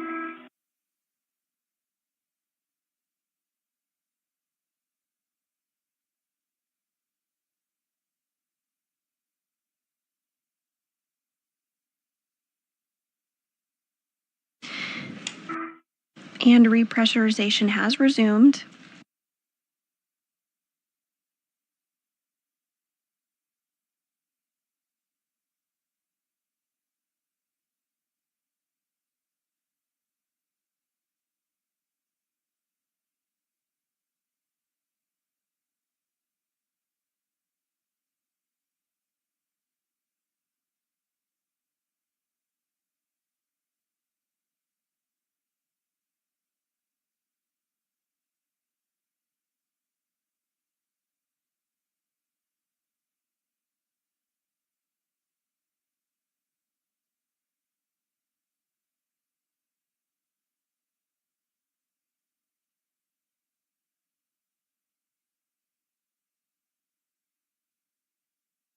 Pressure now at 6 pounds per square inch inside of the crew airlock and continuing to rise.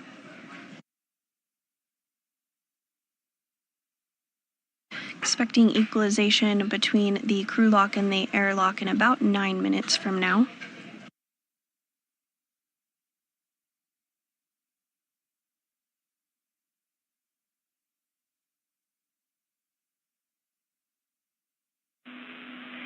Airlock Houston on Space to Ground 1. Just letting you request if we can take a look at Nichole's mic booms when you put her on the ETA, just to give us a data point on the comm today.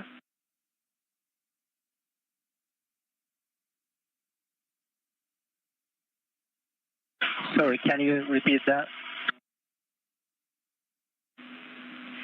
We would like you to take a look and report back on the placement of Vapor's mic booms, just so we have a data point on why some of the comm was cutting in and out. Copy that. We will make sure to take a note before we remove the helmet. That'd be great, and if you could take a photo, we'll give you bonus points. Copy that.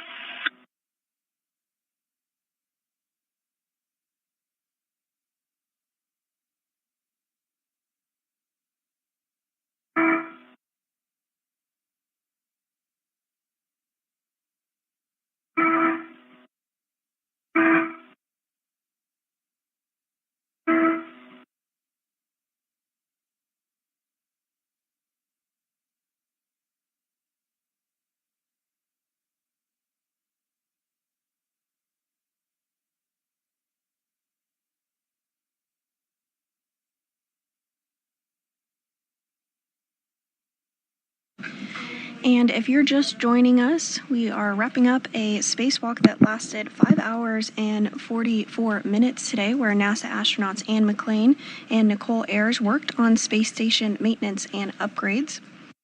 During today's spacewalk, McClain and Ayers worked to build a modification kit that will be used to install an ISS rollout solar array during a future spacewalk. They also worked to relocate a common communication for visiting vehicles antenna to ensure redundancy for visiting spacecraft. Additionally, the duo completed 2 get-ahead tasks, one to install a jumper cable to provide power from the P6 truss to the Russian segment of the space station, and another to remove bolts from a micrometeoroid cover. The duo is back in the airlock and repressurization is continuing as expected, now at 8.5 pounds per square inch of pressure.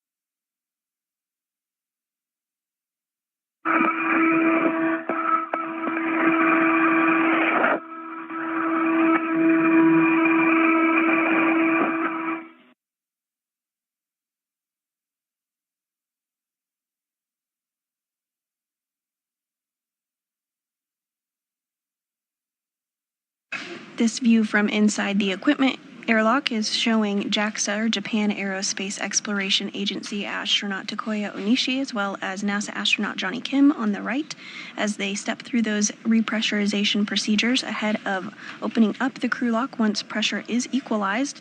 Now approaching 10 pounds per square inch of pressure. Again, we're looking for a pressure of about 14.5 pounds per square inch.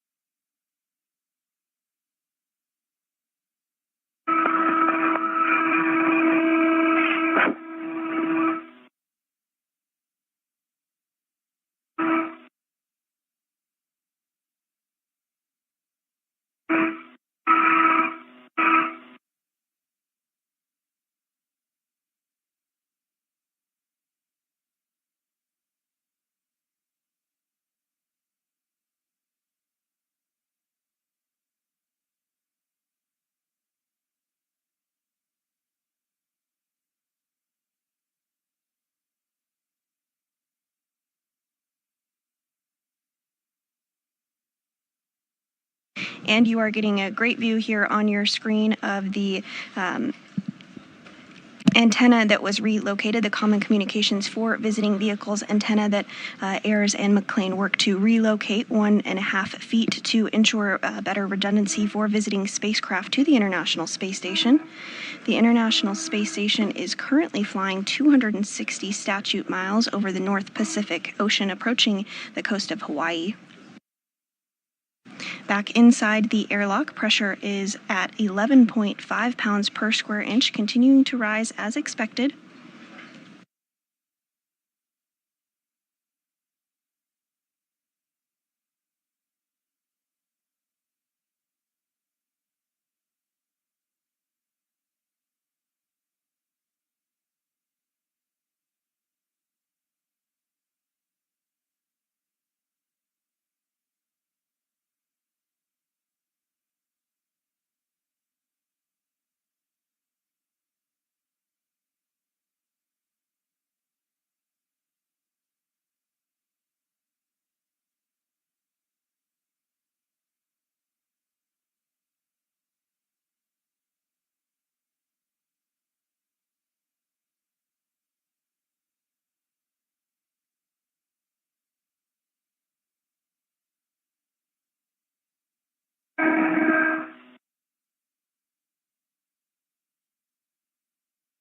Pressure now at 12.2 pounds per square inch, closing in on our 14.5 pounds per square inch target.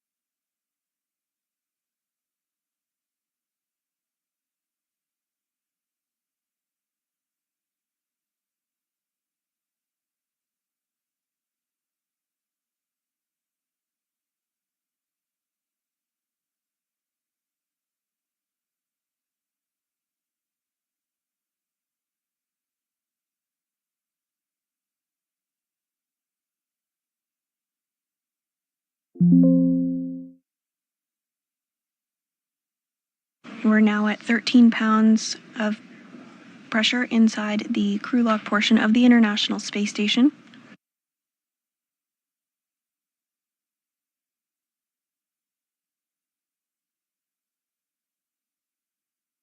We are getting close to the nominal pressure, and when the dPdt becomes nearly zero, you guys expect alert tone. Copy. Copy. Once equalization complete, we will open the hatch and perform safer docking and suit docking. Sounds great. EV1 copy.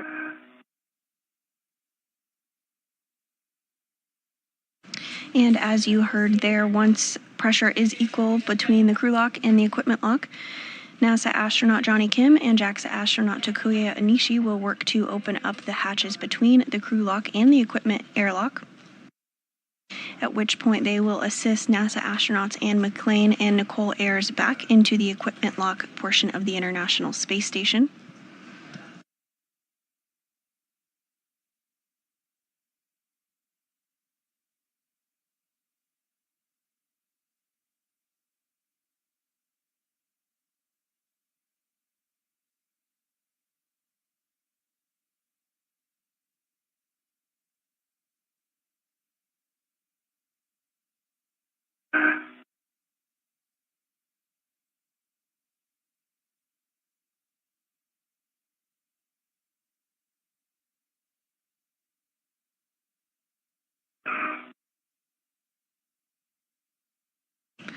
Pressure now at 13.9 pounds per square inch.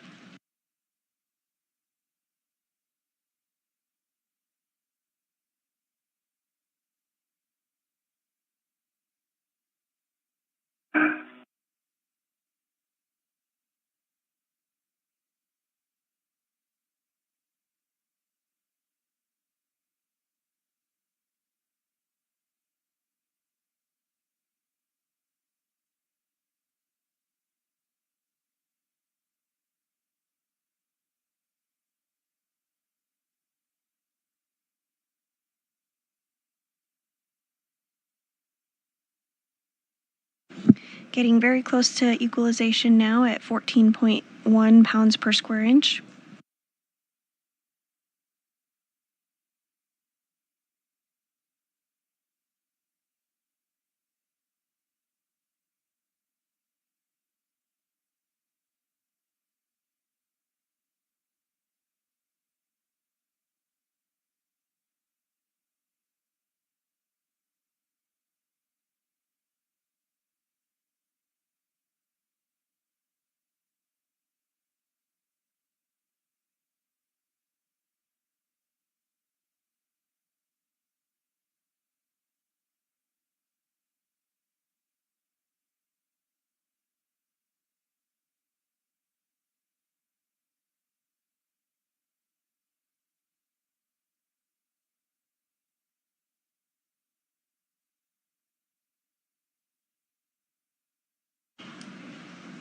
And it looks like NASA astronaut Johnny Kim is now going to work on opening up the hatch between the equipment lock and the crew lock.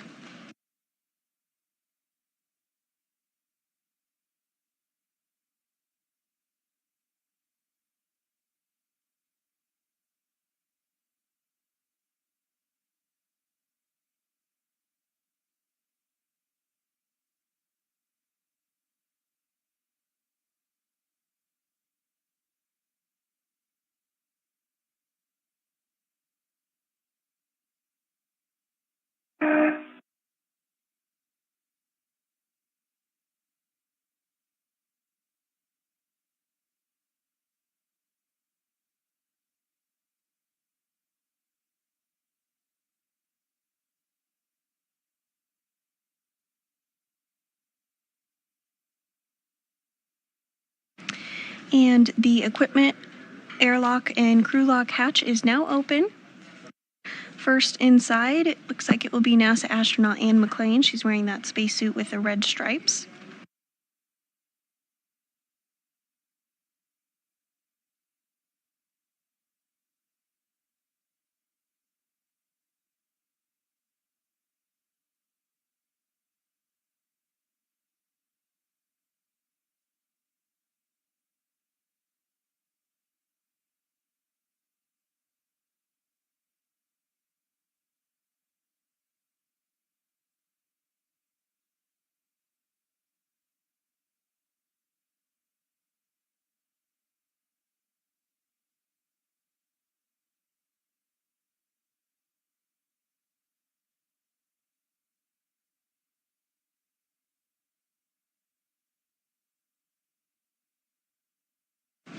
And Onishi and Kim continuing to work together to get NASA astronaut and McClain back inside the equipment lock.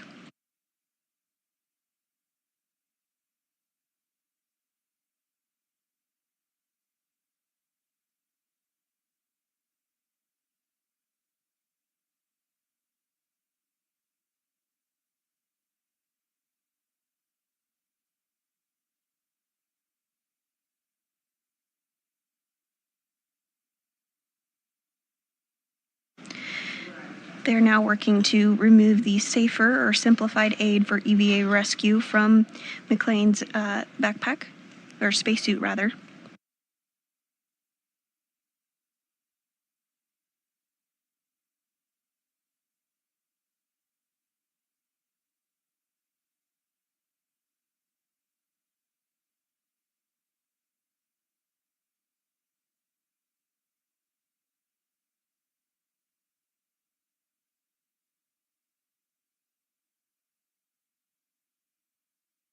And McClain's safer has been removed.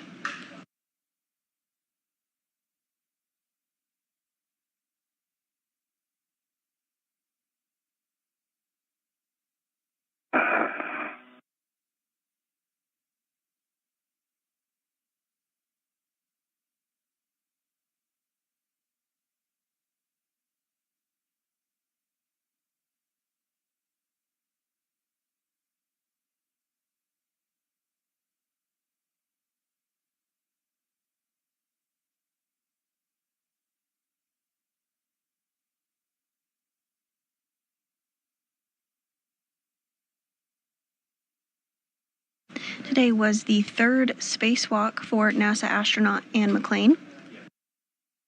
She now has a career total of 18 hours and 52 minutes of spacewalking time.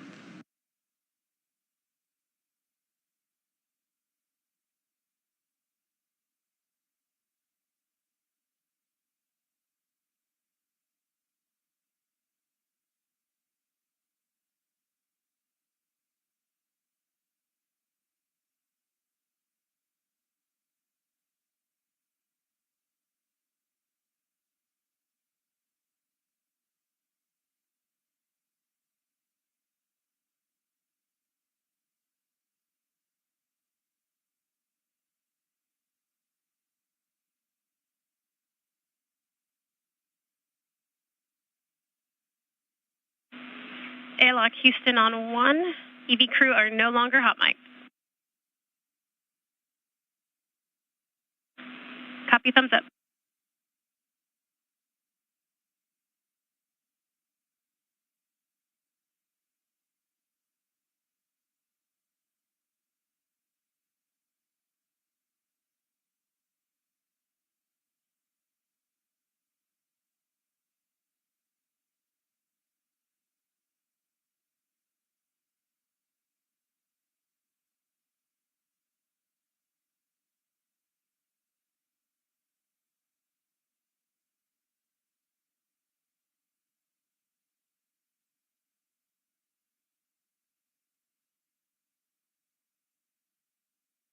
And next up, Johnny Kim is going to help NASA astronaut Nichole Ayers get back inside of the airlock.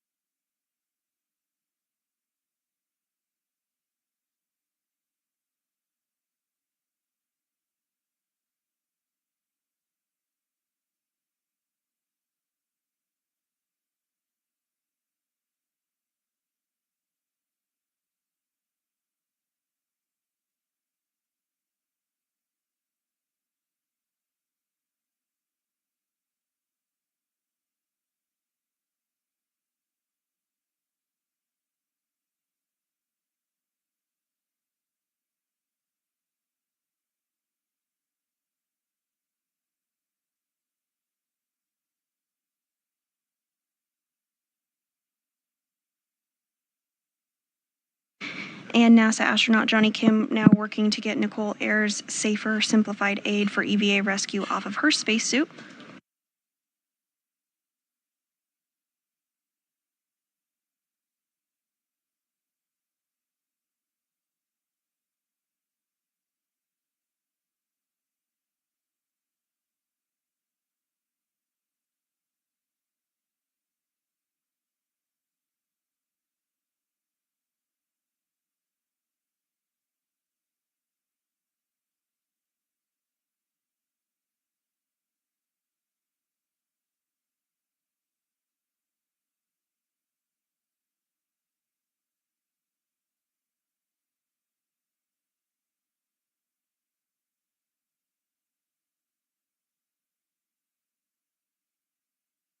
And Nichole Ayers' safer is now off of her spacesuit as well.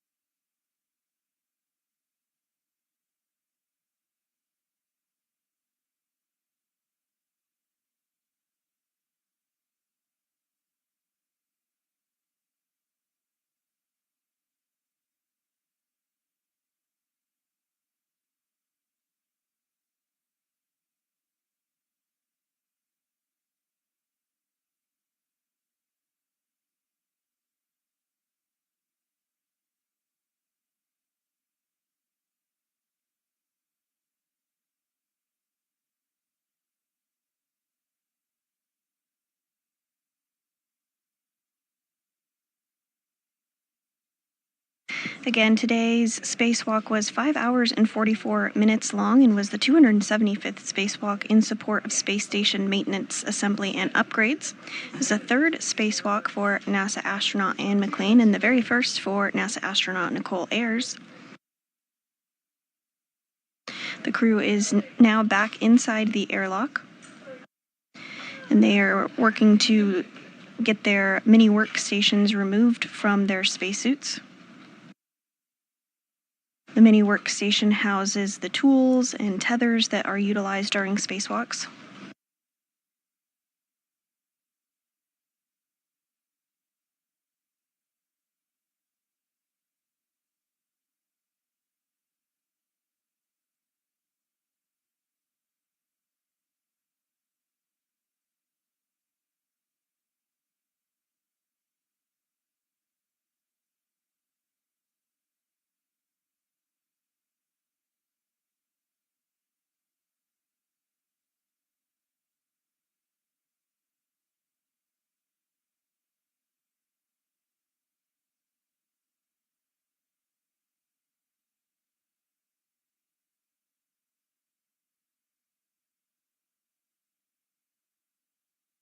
Station on set 1.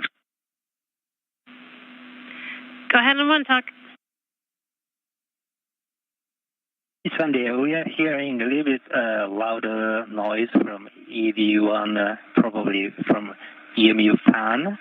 So we are now taking some record on the GoPro camera, then we will continue to the suit docking. We copy. Thank you.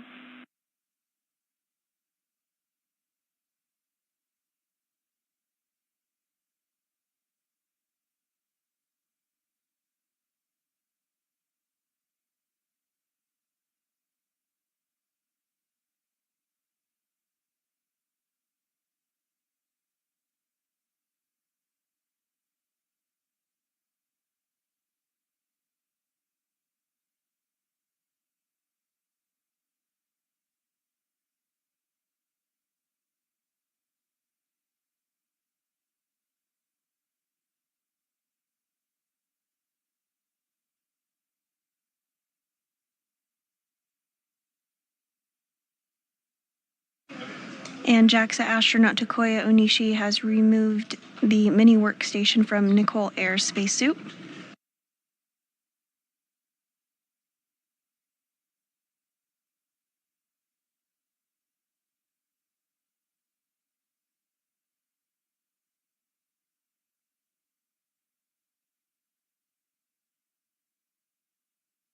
Johnny Kim is working to remove NASA astronaut Anne McClain's mini workstation from her spacesuit.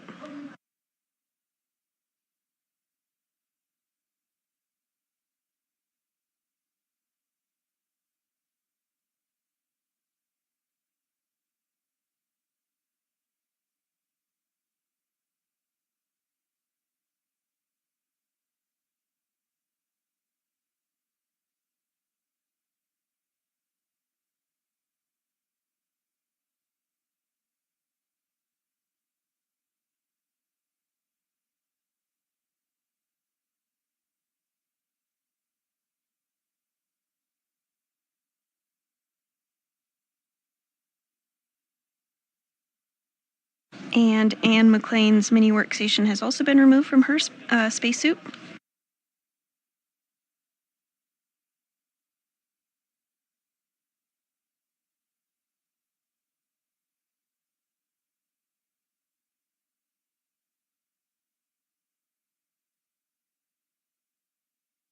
And we are in a brief expected handover period between our satellites, but we'll regain views here shortly.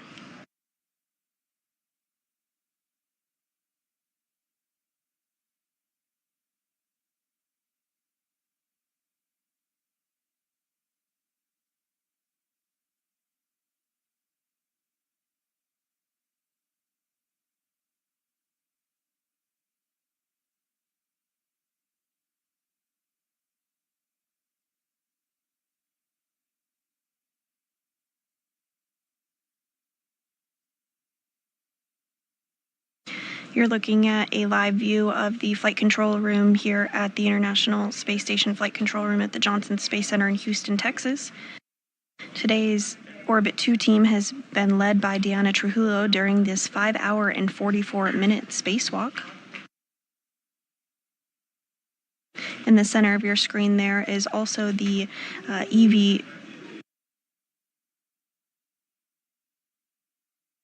the ground IV, who is NASA astronaut Marcos Berrios. During the spacewalk, he was the individual who was communicating with McClain and Ayers.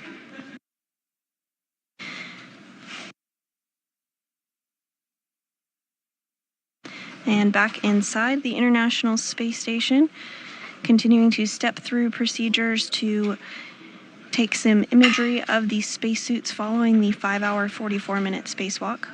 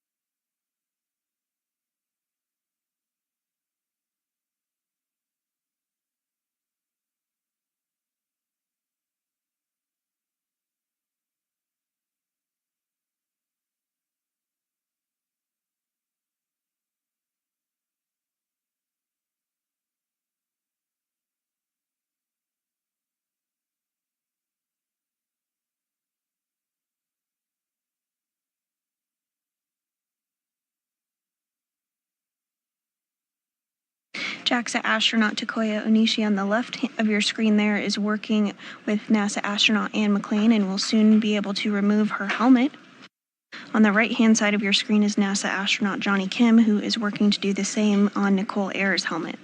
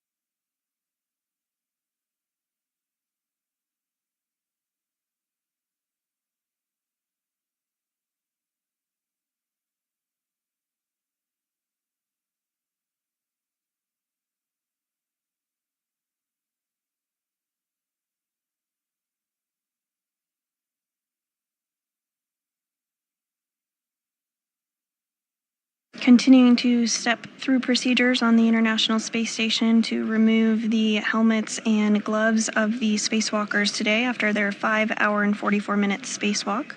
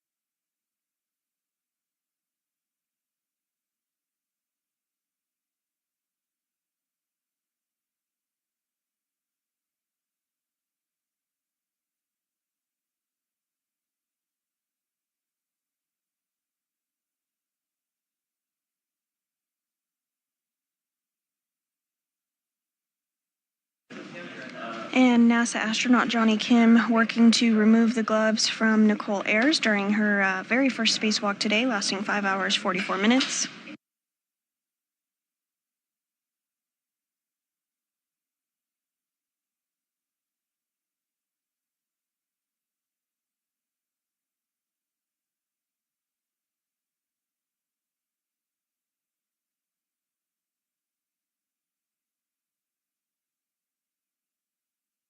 And JAXA astronaut Nichole doing the same with NASA astronaut Anne McClain, her third spacewalk today.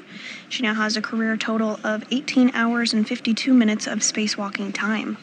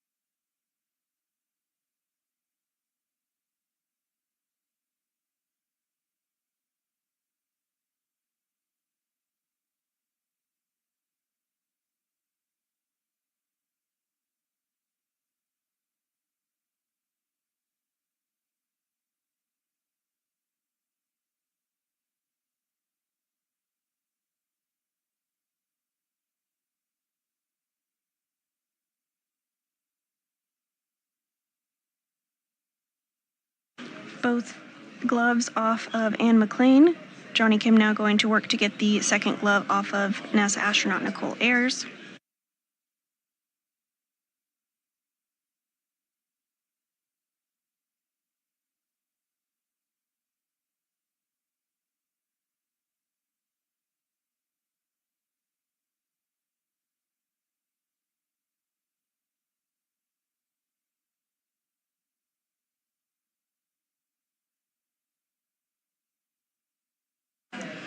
And Anne McClain's helmet is now off.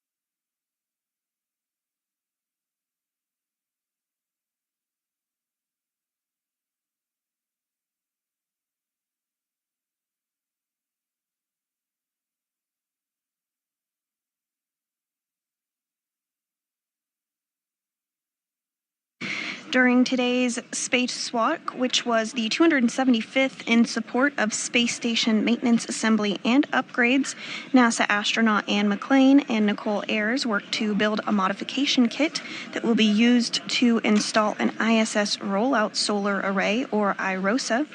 The duo built and installed the upper triangle on the mass canister and also installed the right lower strut, which is the minimum configuration for the modification kit. Following this, McClain and Ayers relocated a common communication for visiting vehicles antenna, ensuring redundancy for visiting spacecraft. The two then completed two get-ahead tasks, one to install a jumper cable to provide power from the P6 truss to the Russian segment of the space station, and another to remove bolts from a micrometeoroid cover. The duo then returned to the airlock and completed the repressurization process. With both spacewalkers now back safely inside the International Space Station with their helmets off, that will complete our coverage of today's 5-hour and 44-minute spacewalk. This is Mission Control Houston.